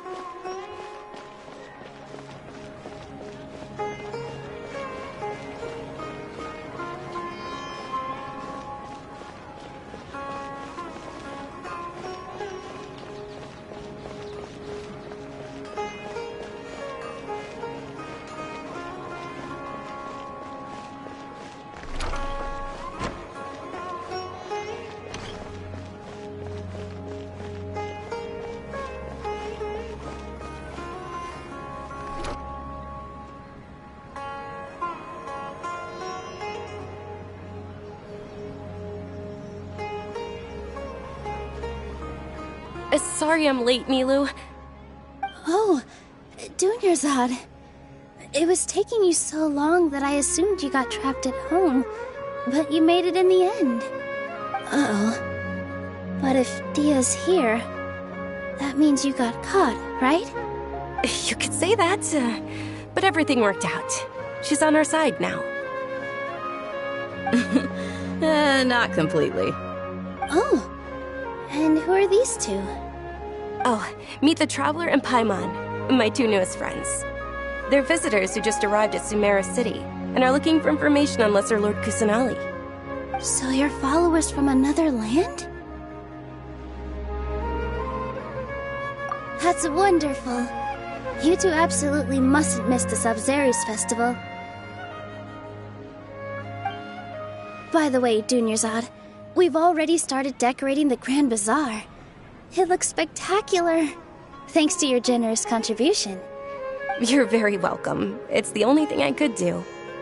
Do you still have enough Mora? Probably? But don't sweat it. We've already finished renovating the stage. Come on, I'll show you.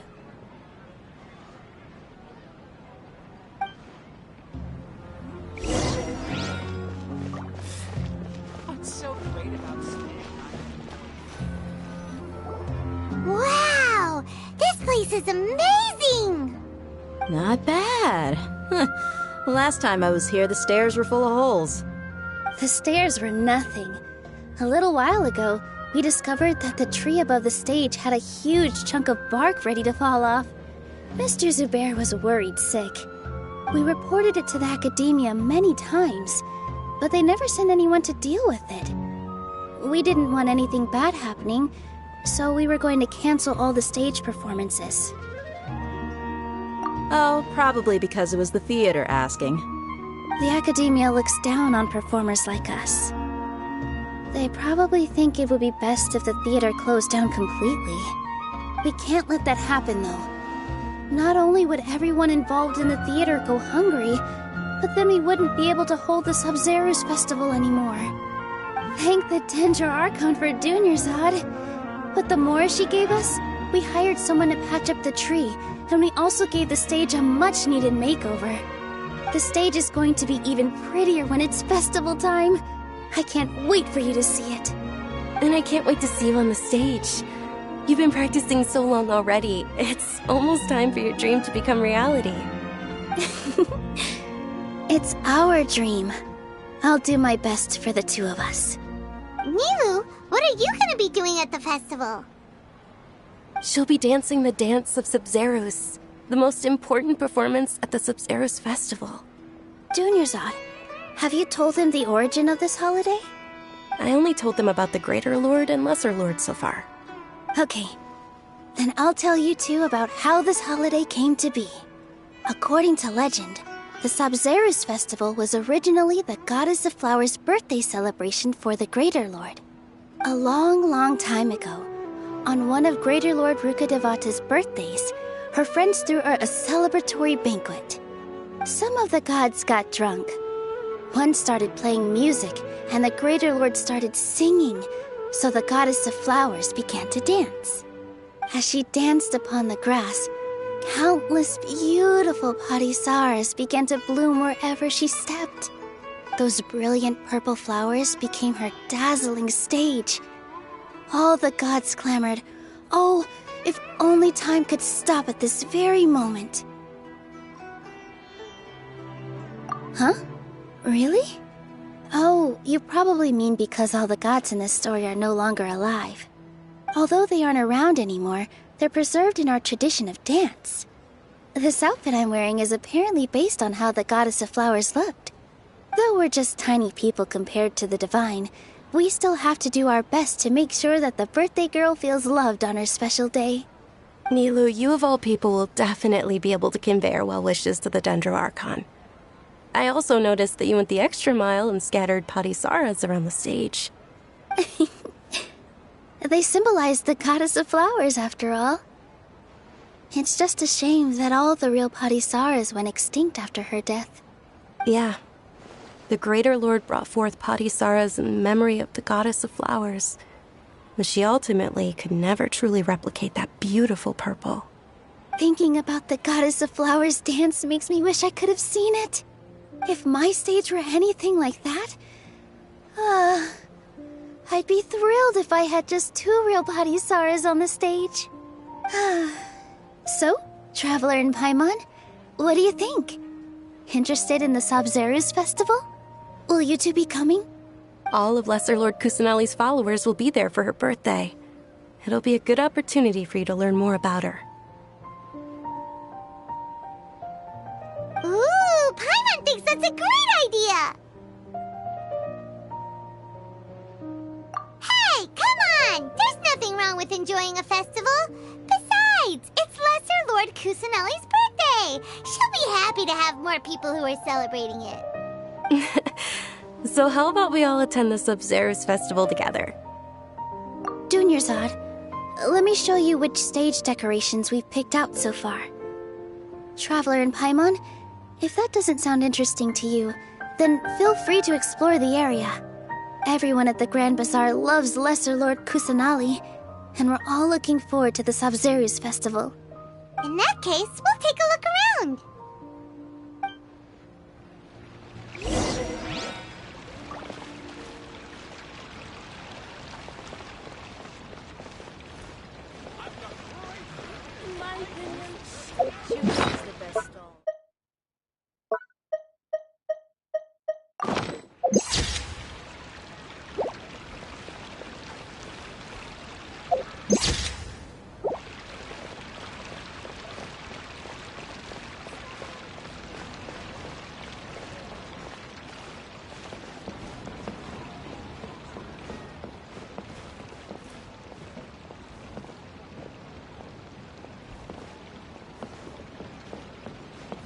Is there no future for me?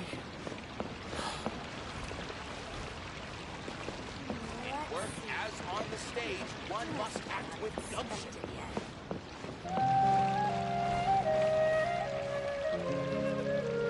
Nilu, your outfit looks amazing. There's also something different about you from when we first met up. I thought I'd add a little extra pizzazz to my dress for the festival. See? Wow, did you sew all that yourself? Uh-huh. Sewing is a fundamental skill for everyone in the theater company because we make all our own costumes. Did you know that Mr. Zubair not only can make costumes, but props too?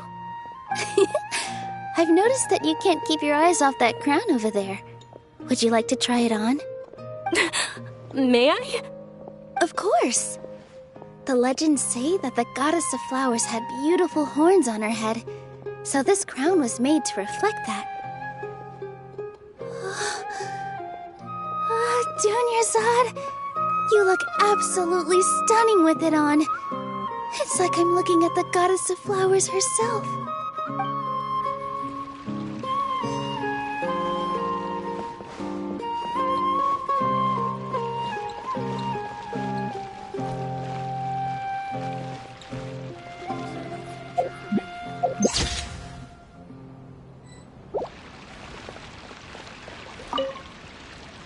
Whoa! What's with your yellow hair? And why do your clothes look so funny? Are you an outlander? Did you know that the Sabzeruz festival is about to happen? There'll be loads of fun things to do at the festival. But the best part is when Ferris, the Knight of Flowers, passes out candy to everyone.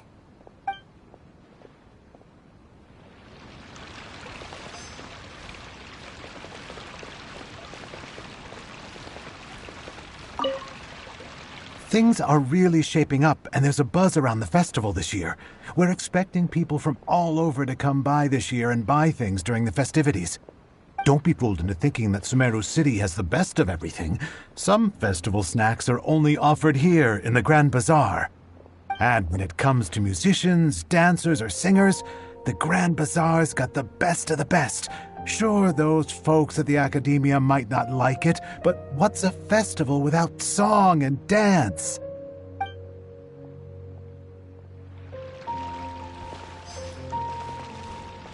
Huh. Revamping the stage for the festival couldn't have been easy, that's for sure. I bet this year's festival will be one to remember. I don't know much about the Grand Bazaar, but I do know that the residents here have a penchant for song and dance. Two things that the Academia doesn't particularly approve of. Oh, and the perfume sold around here is a lot better than what you'll find elsewhere. The fragrances are longer lasting and they're gentler on your skin and... I mean, that's what I've heard at least.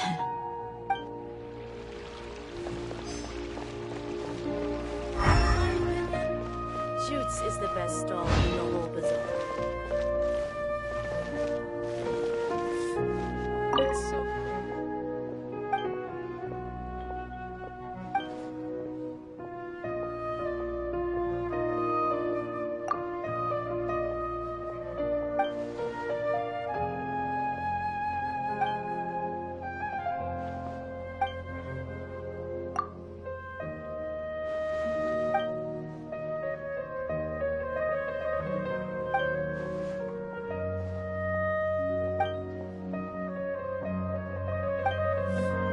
What's so great about spending time with toys anyway?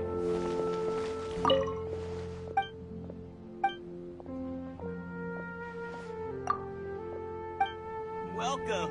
Get your spices here. We've got all kinds. Shoots is the best stall in the whole bazaar.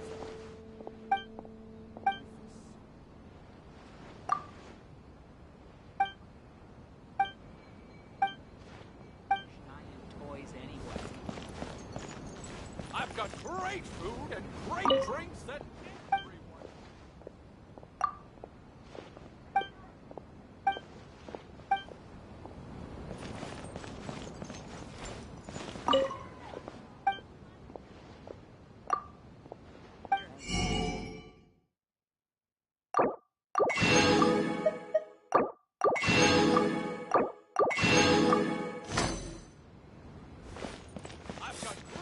What's so great about Every item I sell here with its own fascinating story.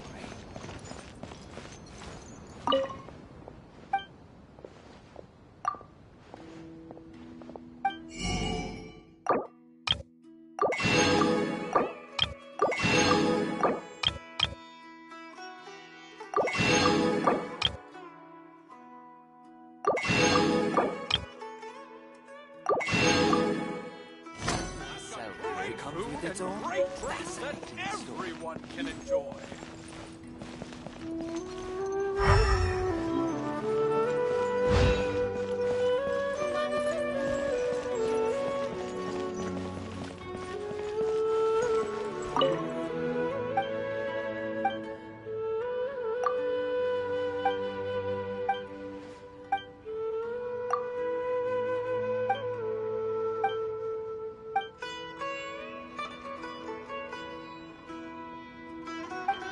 I'm super awesome.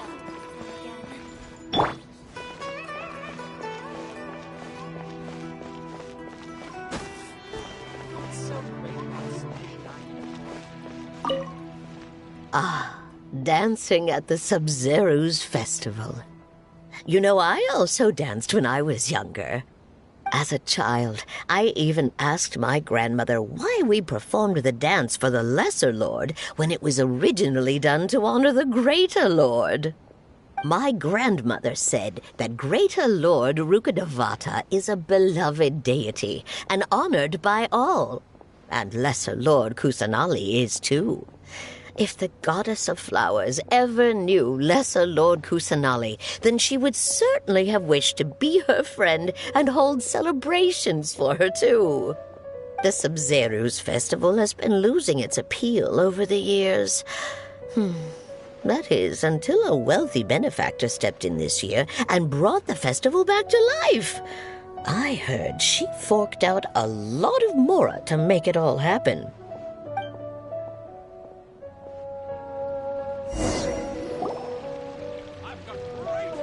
Hey! Is that who Paimon thinks it is? It looks like Catherine.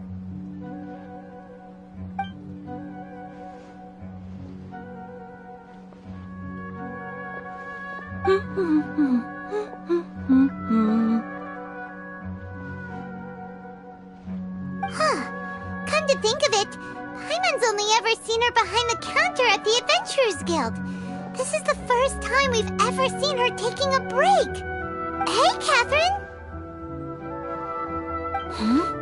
Oh, hey! It's the Traveler and Paimon! What's shaken? Whoa! Break time Catherine sure sounds a lot less formal than usual. Paimon was still waiting for her to say Ad Astra Abyssosque. Sure. Standing behind the counter at the Adventurers Guild doesn't require any complicated functions. But saying and doing the same old things over and over again can get pretty monotonous. Like watching the same Fontaine movie day after day. But take you two, for example. You travel across Teyvat to enrich your lives and gain new experiences. Well, we enjoy traveling across Teyvat and all that, but we're mainly looking for clues about his sister. Yes, you should keep searching. Sometimes the answers we're looking for aren't necessarily at our intended destination. Instead, they're found along the way. Huh. Haven't we heard someone say something pretty similar recently? Anyways, what brings you out here, Catherine? No, not particularly. I guess you could say that I'm loving the recent atmosphere here. If festivals bring happiness to everyone, then that's where their true value lies. Oh, it looks like it's about time for me to be heading back now. Alright, we'll see you next time at the Adventurers Guild. Oh, by the way, thanks for connecting us with the Eremites. We've already made some great friends in Sumeru City thanks to you. I'm sure you two will get along well with the people here. You've already been blessed by the element of Dendro after all. See you around.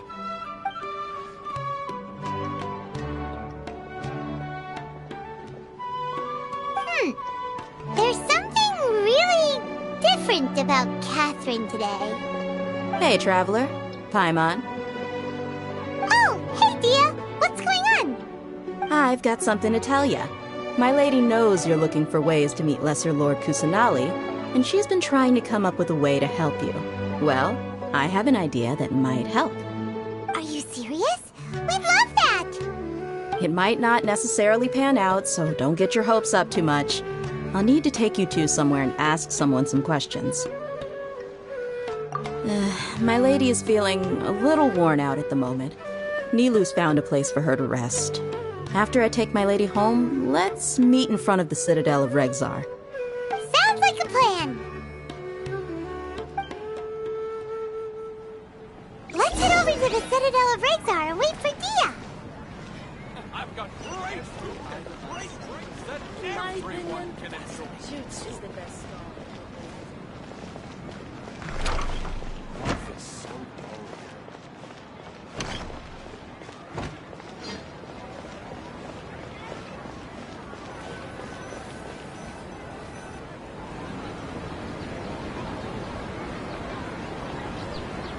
here. Sorry, I'm late.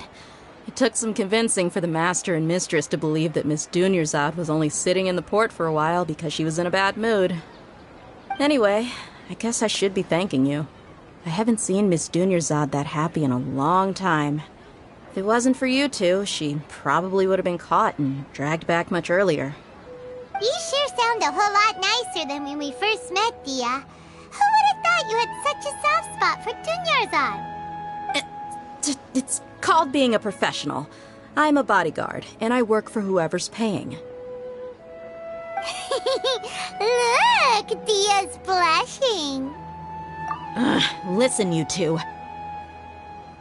I don't expect to be working for Miss Dunyarzad very long, but I hope to finish things on a positive note if possible. Let's cut the chit-chat and head into the Citadel. We'll see if the person I know has a way for you two to meet with the Lesser Lord.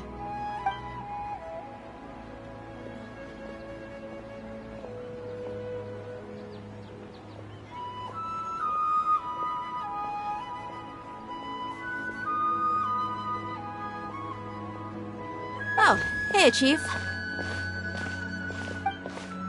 Ah, Dia! What are you doing here? And well, didn't expect to see you three together. I take it you all know each other already? Mm-hmm. We met this morning after the Adventurers Guild pointed us to Ozfon for more info. No kidding. Huh. So, where's Ruksha? I thought I'd help these two out by asking about the theft. Anything you can tell him? Ruksha's gone over to the Academia. The Grand Sage recently ordered Sumeru City to begin bolstering its defenses, so people from all over have been called back to the city. Since you've already mentioned the theft, I suppose I might as well tell him what we know. Appreciate it, Chief. Theft? Sorry, what the heck are you guys talking about? Just recently, the Academia lost something, and there's a chance the item is connected with the Dendroarchon. This case might just somehow help you in meeting her. I suppose that's one way to look at it. But if you ask me, the case is more about the Academia than anything else. Let me fill you in. The Academia recently sent a convoy to pick up an important package from Aru village. Word got out, and the convoy was robbed on its way back. The Grand Sage took the whole matter very seriously. Not only did he dispatch the Matra, but also enlisted our help in the search for leads. All we know so far is that whatever was stolen is currently in Port Ormos. You two have heard of Port Ormos, haven't you? It's the largest commercial port in all of Sumeru. You can travel there by leaving Sumeru City and heading south along the river. The Academia's grip isn't long enough to reach all the way to Port Ormos, so the city's a little more laid back, meaning the population's also a mixed bag. You never know who you'll meet there. Apparently what was lost has a great deal to do with the Akasha, knowledge, and even the gods. I'm afraid I don't have any other details for you, though. If you're interested, maybe you can head to Port Ormos and ask around yourselves. If you want my advice, try introducing yourselves as students of the Academia once you're there. Are you serious, Chief? All the Academia students are in Sumeru City, you know. Why should they pretend to be students in Port Ormos? If you're also interested, just go there and see what happens. Count me out. I've got plenty of work to do here for the Homayani family. And take it from me, if you two really do decide to visit Port Ormos, you'd best watch your backs. Let's just say that the Eremites there aren't nearly as friendly as those here in Sumeru City. There are even some extremists who go around shouting slogans like, "Retake Sumeru for the Scarlet King." Word is that more and more are joining their movement. They're becoming a real headache for Chief and the others. You bet they are. The Scarlet King's been dead for thousands of years. Now they start spreading rumors of his return. Ridiculous. Not everyone's like you, Chief. Even the desert natives who abandoned their homes in the wilderness still wish to have a god of their own. Well, Traveler, that's about all the information we have for you. Thanks, Dia! And you too, Osfond! Since we've gathered all we could for the moment in Sumeru City, let's head to Port Ormos and see what we can find next. Miss Dunyarzad is looking forward to seeing you both at the Sub-Zerus Festival, so be sure to get yourselves back here in time for that. Good. Then we'll see you both at the Sub-Zerus Festival.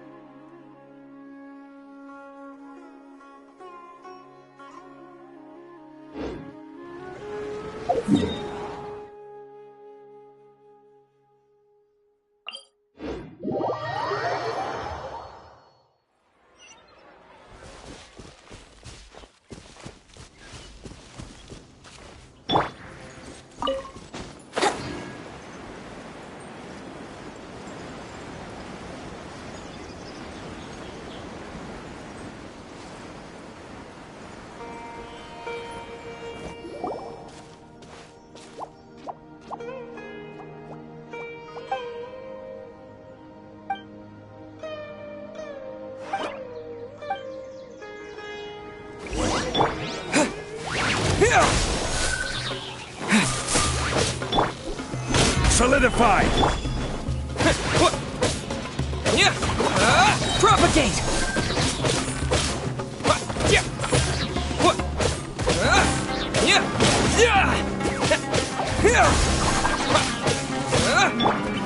Stabilize! Here we go!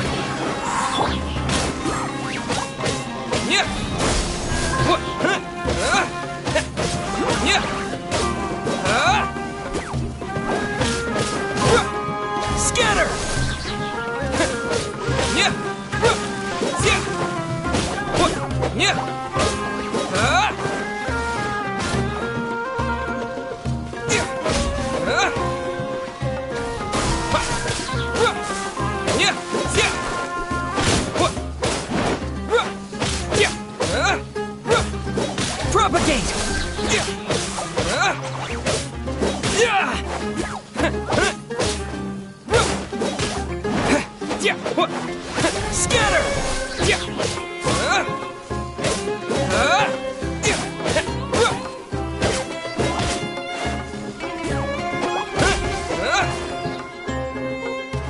Propagate!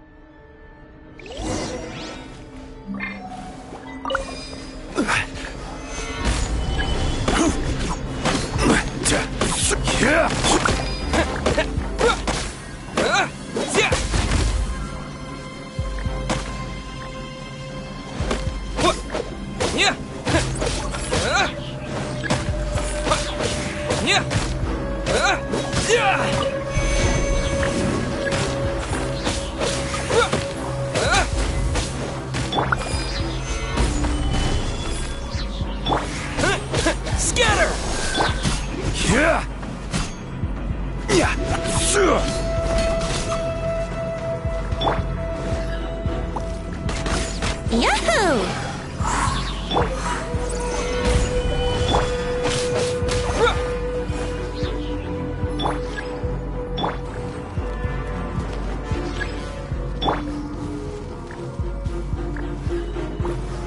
Solidify!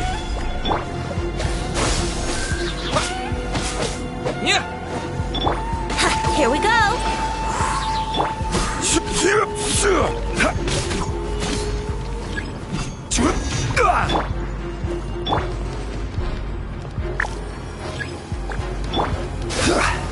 Stabilize!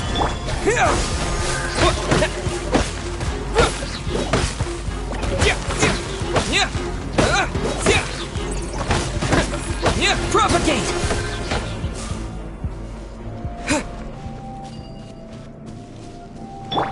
Life goes on.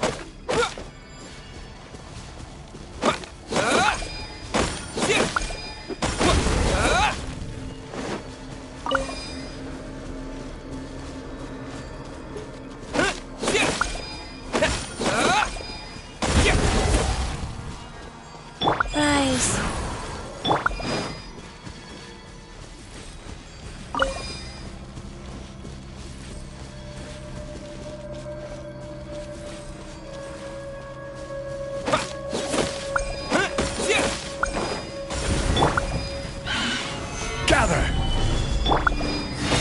Here! Yeah! Yeah! Yeah!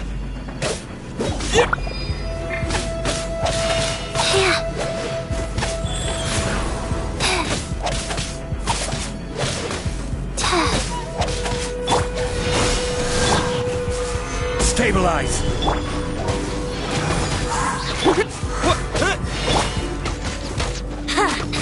Yeah! Brace yourselves! Yeah!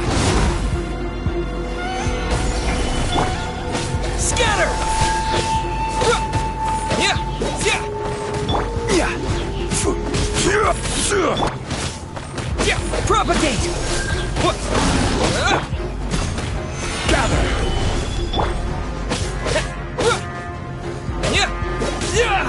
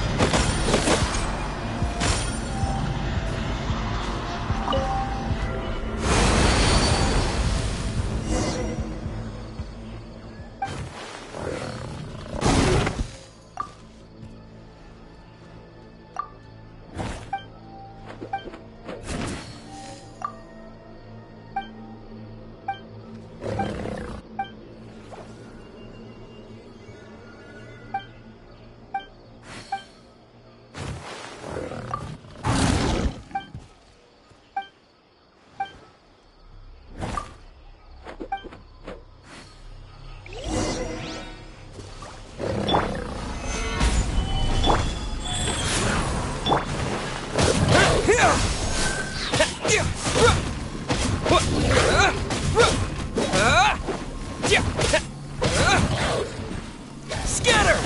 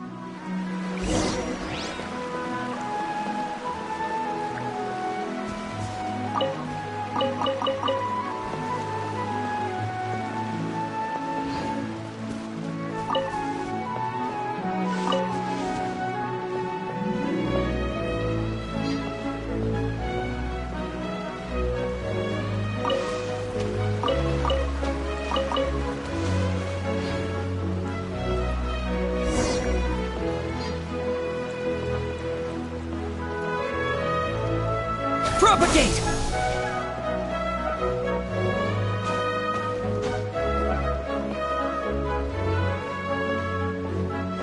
Scatter!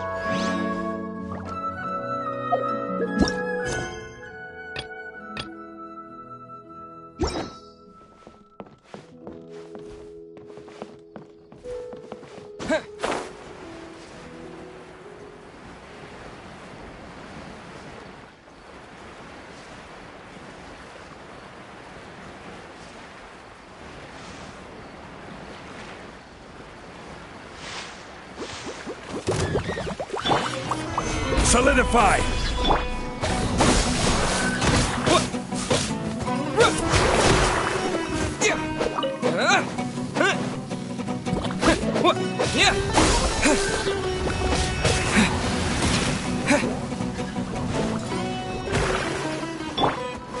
Stabilize!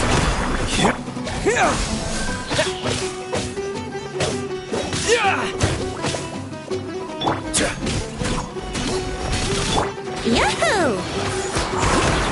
Propagate!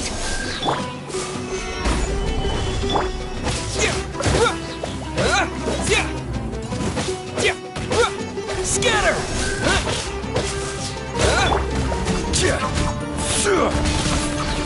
Solidify!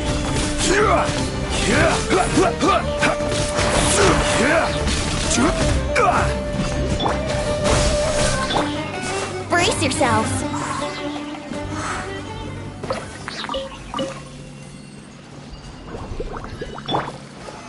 Stabilize!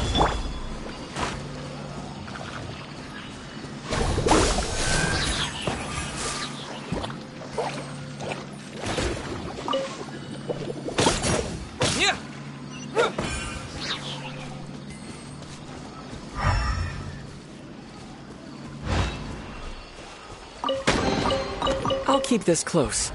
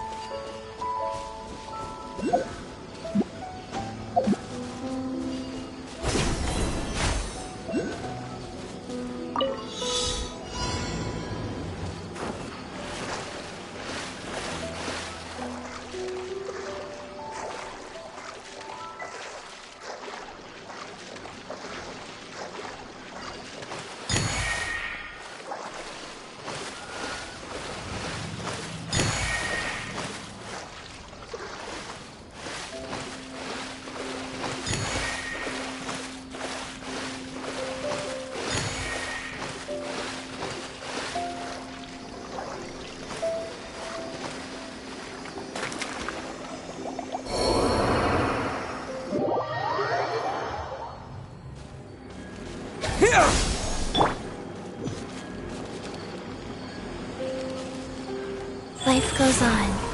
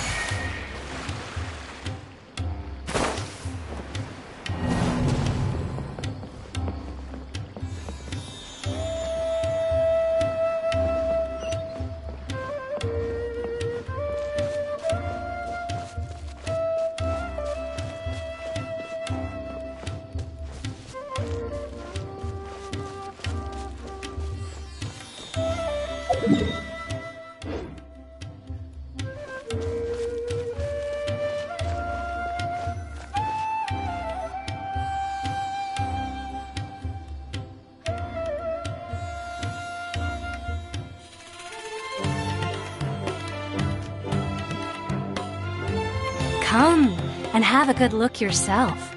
Traditional spices of the highest quality, made with pride and experience. You've got a deal. I can't thank you enough for always looking after my business. Believe me, I'm not making this up. Several Eremite mercenary groups are nearly in open conflict, but does the core of 30 care? And that's not all. Did you know that... Wow! Talk about hurly-burly! This place is busy! Guess that's only to be expected for the largest port in Sumeru. Maybe it's because of what Dia told us earlier, but Paimon can't seem to shake the feeling that there's also danger lurking in these crowds. Ooh. Let's get our bearings so we can start looking for leads. We know that whatever the Academia lost is related to the gods. But other than that, we don't have much else to go on. Osfun told us to try posing as Academia students while asking around. Paimon checked the Akasha on the way here, and the Academia doesn't seem to have any research facilities in Port Ormos. Paimon doesn't get it. Won't we look even more suspicious going around saying we're Academia students and asking about the stolen item? Well, given all the people that come through here every day, if there's any information to be found, Paimon bets we could find it in the market. Let's ask around and see what we come up with.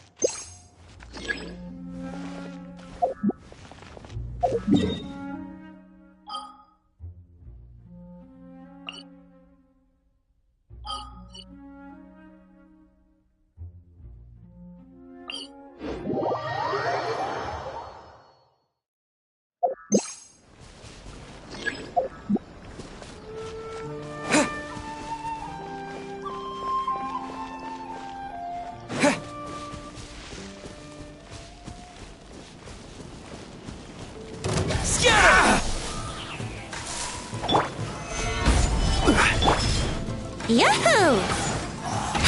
There's more! Yeah! Propagate!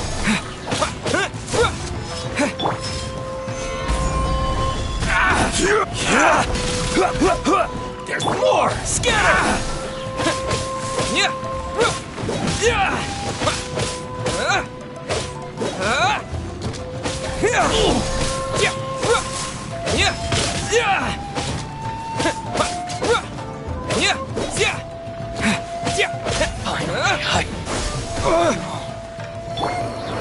Gather!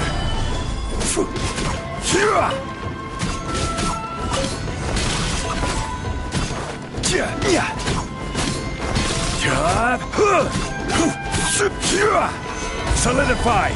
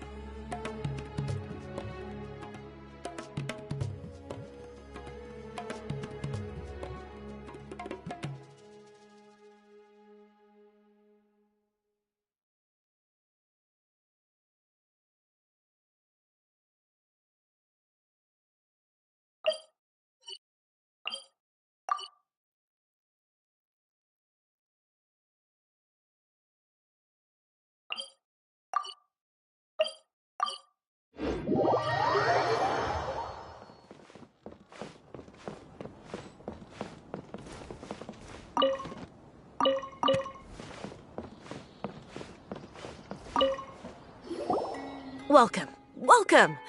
How can I help you two? Hi there. We would like to ask you a question. Do students from the Academia ever come to Port Ormos?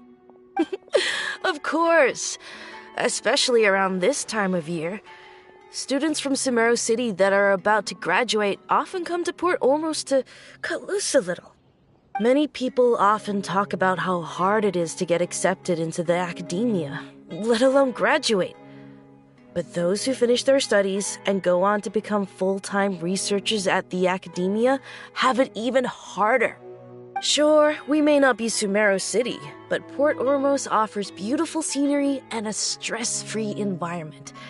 Some even say it's good luck to come to Port Ormos, so students and researchers come flocking here when things get to be too much at the Academia. You see over there? Those are students from the Academia.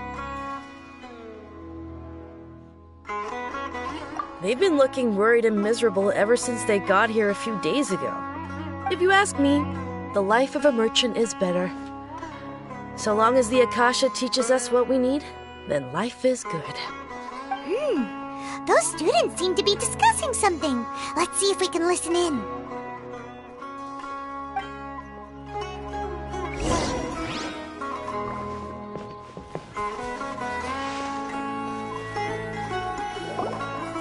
It's no good. I've tried asking around, but I haven't been able to learn anything useful. Not to mention that a bunch of scary-looking Eremite mercenaries have been posted along the streets now. There's been a lot of fighting between the different Eremite factions in Port Ormos. If we choose to move on our own, then it would be wise to steer clear of them. Especially the group that's constantly shouting some stuff about the Scarlet King and some resurrection. I've even heard that the Citadel of Regzar is starting to get fed up with them. What was that group called again? Ein something or other? They're called Ein el Akhmar. Today, I heard that the thing we're after might be in their possession at the moment. Wait, come again? Don't you see? Many of the Eremites in Port Ormos deal with trading this kind of thing. They're usually pretty wary of outsiders, but not so with students of the Academia. It's because the kind of goods that students are looking for aren't the kind of goods that Eremites are after. As long as they know you're a student, then deals can be made. I've heard that Ein al-Hakmar likes to set up shop at the Jafar Tavern. Supposedly, if you're willing to part with 500,000 Mora, they'll give you info on anything. Wait, did you say 500,000? If information alone costs that much, then how could we ever afford to buy what we're looking for? I guess we might as well give up on trying to graduate this way. I wouldn't worry too much. Our field of research is very niche. Who else could possibly be after that kind of shady knowledge? I bet it's practically worthless to anyone aside from us. Well, I guess that makes sense. Then the only thing left for us now is to find a way in. Why don't we all just pool our money together and pay for the information? Whoa! Did you hear that? A niche field of research and shady knowledge? It all sounds pretty suspicious to Paimon. Is knowledge something people just buy and sell like that? So, what's our plan?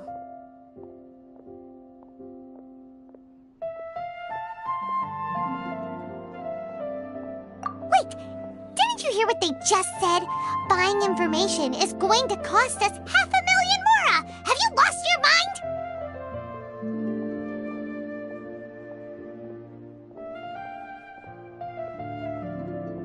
Oh, all right. Paimon never thought she'd agree to parting with that kind of Mora. But if you know what you're doing, then we should give it a shot.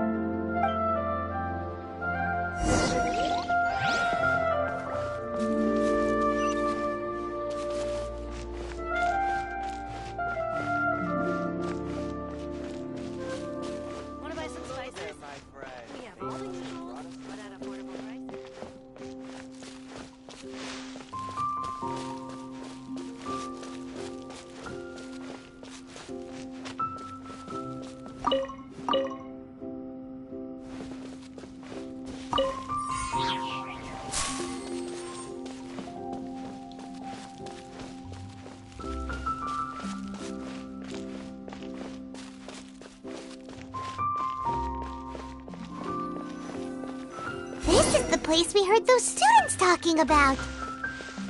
Let's find a seat somewhere and see if we can spot the group they mentioned.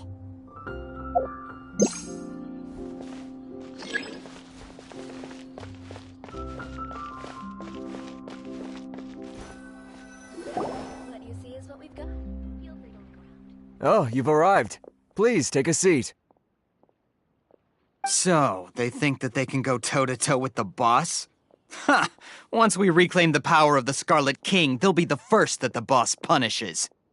They're nothing to be afraid of. Our main rival now is the Caracal Battalion. They've also amassed a significant amount of Mora this time, so we mustn't underestimate them. How can the Caracal Battalion compete with the boss when they're nothing but a bunch of money-grubbing opportunists out for a quick Mora? Yeah, with Boss's fervent devotion, he'll be able to use this power to bring our god back this time. Huh. All these guys talk about is the Scarlet King, so they're probably the ones we're looking for. Greater Lord Ruka Devata. That traitor and her followers must not be spared. The day will come when the Scarlet King exacts vengeance on Sumeru, and all of them shall be punished.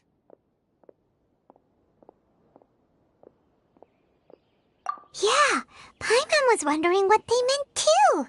We should ask about that if we get the chance later.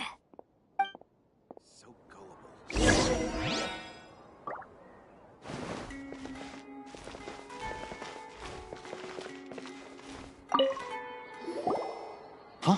Who are you? What do you want? A student? What's a student from Sumeru City doing in Port Ormos? Ah, well, if it's info you want, you've come to the right place.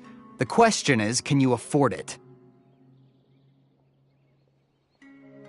Oh, Paimon can't stand to see so much more go. But there's no other choice right now. Here, this is the merchant's address. Whatever you're looking for, you'll find it there. Hmm? Well, what are you waiting for? Oh, that's right! We heard you mention the Scarlet King just now. We're actually interested to know more because we're, archaeology students! Fine. Since you've already handed over the Mora, I guess I can throw in a little extra info. As you can see, members of Ain al-Ahmar are devout believers of the Scarlet King. Years ago, the Scarlet King founded the great desert nation that was our homeland. It was an advanced civilization, far beyond anything you'll see in present-day Sumeru. The Scarlet King was the rightful god of wisdom, but he was betrayed by a companion he trusted.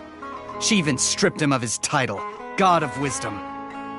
So, you mean the traitor was... Greater Lord Ruka Devata, yes. That shameless wretch destroyed the Scarlet King's civilization, and our ancestors were forced to flee to this land where we were made to suffer the tyranny of our enemies. Furthermore, she conspired with the Academia to cover up the truth of her actions, and create the merciful and benevolent facade for which she is now known. Ugh, just thinking about it sickens me. But the story doesn't end there, oh no. The Scarlet King isn't truly dead. The voice of the Oracle has been heard in the desert, prophesying his resurrection. Mark my words, our god shall return. And when that day comes, all followers of the traitor and all the desert dwellers who have forgotten their true god will suffer retribution together. If what I'm saying makes you shiver with fear, it might not be too late for you to become a believer of the Scarlet King.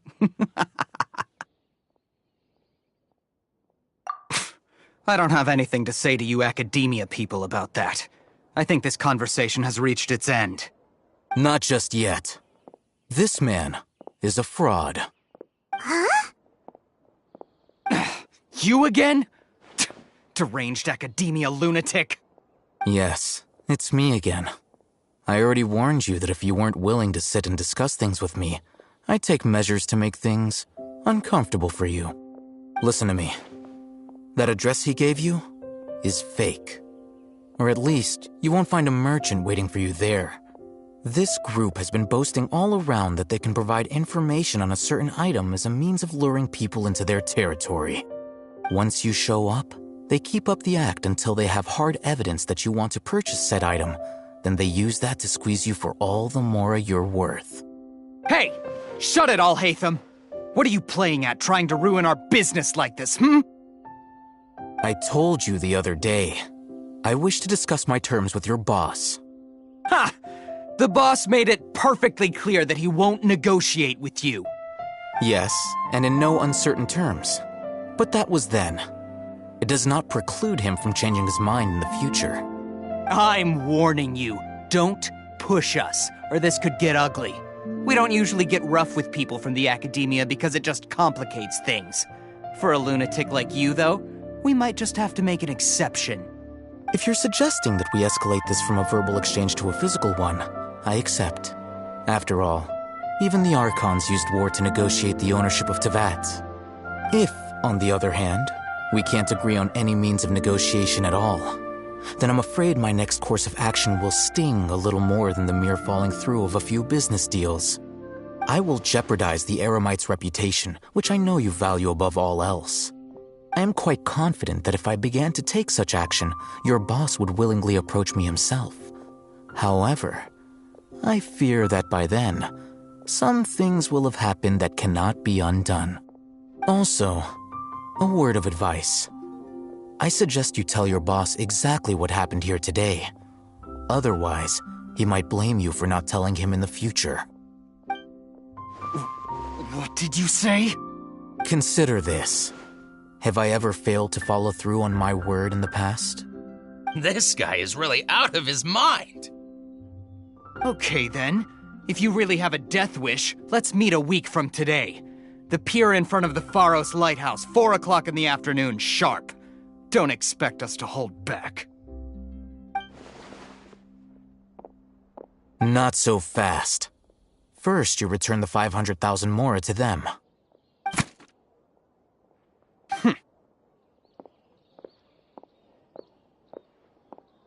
Please, I beg you, don't provoke them. We can't afford any trouble with this crowd. They haven't even paid for their food yet. Ah, Mr. Iman. There appears to be fewer staff in the restaurant recently. This wouldn't happen to be because they're all busy spreading the word to the students, would it? Well... Someone who chooses to do business with a group like that really can't afford to get so flustered the instant someone confronts them about it. Consider the meal compensation for our silence. I'd say you're getting an excellent deal. Whoa, did you see that? He not only got us our Mora back, but sent the Emirites running too! Plus, he seems to know a lot about what's going on around here. Let's catch up with him and ask some questions! He went that way! After him!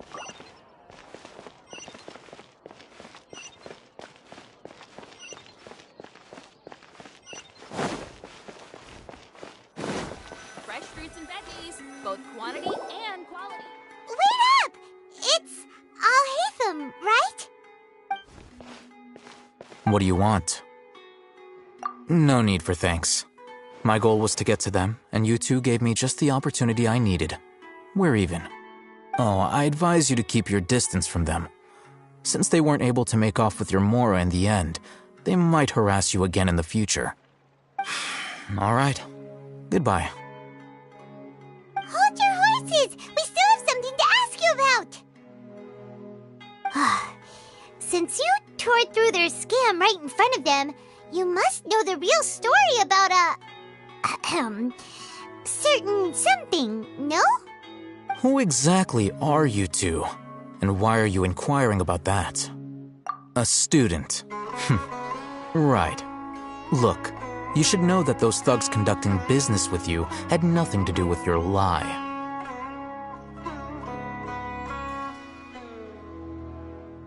Huh? Oh, yeah! He's really strong. Weren't you saying something about a physical exchange? We can help with that. He doesn't even have a vision. Forget it.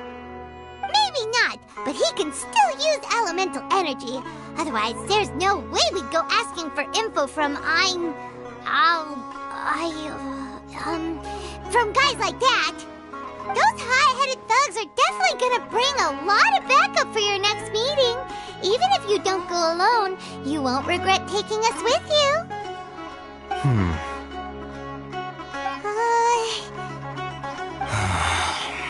All right, I accept. Got a pen and paper? If you're searching for someone who sells that kind of merchandise, I'll give you one of their addresses, and you can try your luck. We'll reconvene at the appointed time by the pier. It doesn't matter if you show up or not. So, since you were happy to give us this merchant's information, does that mean you can tell us exactly what we're after? You were willing to part with 500,000 mora for something and you didn't even know what it was? Okay. Well, if you truly are as skilled as you claim, then you can beat the answer out of them when they become hostile. Look, if you've been making inquiries, then you have to know something by now. Tell me what you know so far, so I don't waste time repeating information. We know it's connected to the academia somehow, and that not only do the Eremites deal in it, but some students want to get a hold of it too. What else? You know almost everything there is to know, but you're unable to compile this information because you've never seen the object before. This is what you've been looking for. Huh? Paimon can't tell what it is. It looks like some kind of ornament. This is a knowledge capsule. To put it simply, it's a vessel that can store a fixed quantity of canned knowledge. It's like a miniature Akasha. Anyone who links it to their personal Akasha terminal instantly becomes privy to its contents. Correct. Anyone. Unlike the Akasha, which heavily regulates who can access what information, knowledge capsules confer their contents without any requisites. That's amazing! It's essentially a convenient and harmless vestibule for knowledge. Unfortunately, it's illegal in Sumeru to privately possess or trade them. They were created as a means for scholars to transfer knowledge gained from Irminsul into the Akasha, and are intended to be destroyed immediately after use. But despite strict regulations, some of these knowledge capsules will always escape destruction. After all, there will always be those in this world who are dissatisfied with life as designed for them by the Akasha and wish to change their fate. Over the past century, a wide variety of canned knowledge has been leaked from the academia. Now, in Port Ormos, the valuable ones are a means to mora for the Eremites. Meanwhile, those which the Eremites deem to be useless to them occasionally prove useful to the common citizens and hapless academia students. Well, I think that about sums it up. Oh, so that's your true objective. With our current arrangement, I don't believe I can offer an answer. You're still resolved. Fine. Let's talk somewhere with fewer people. And quality.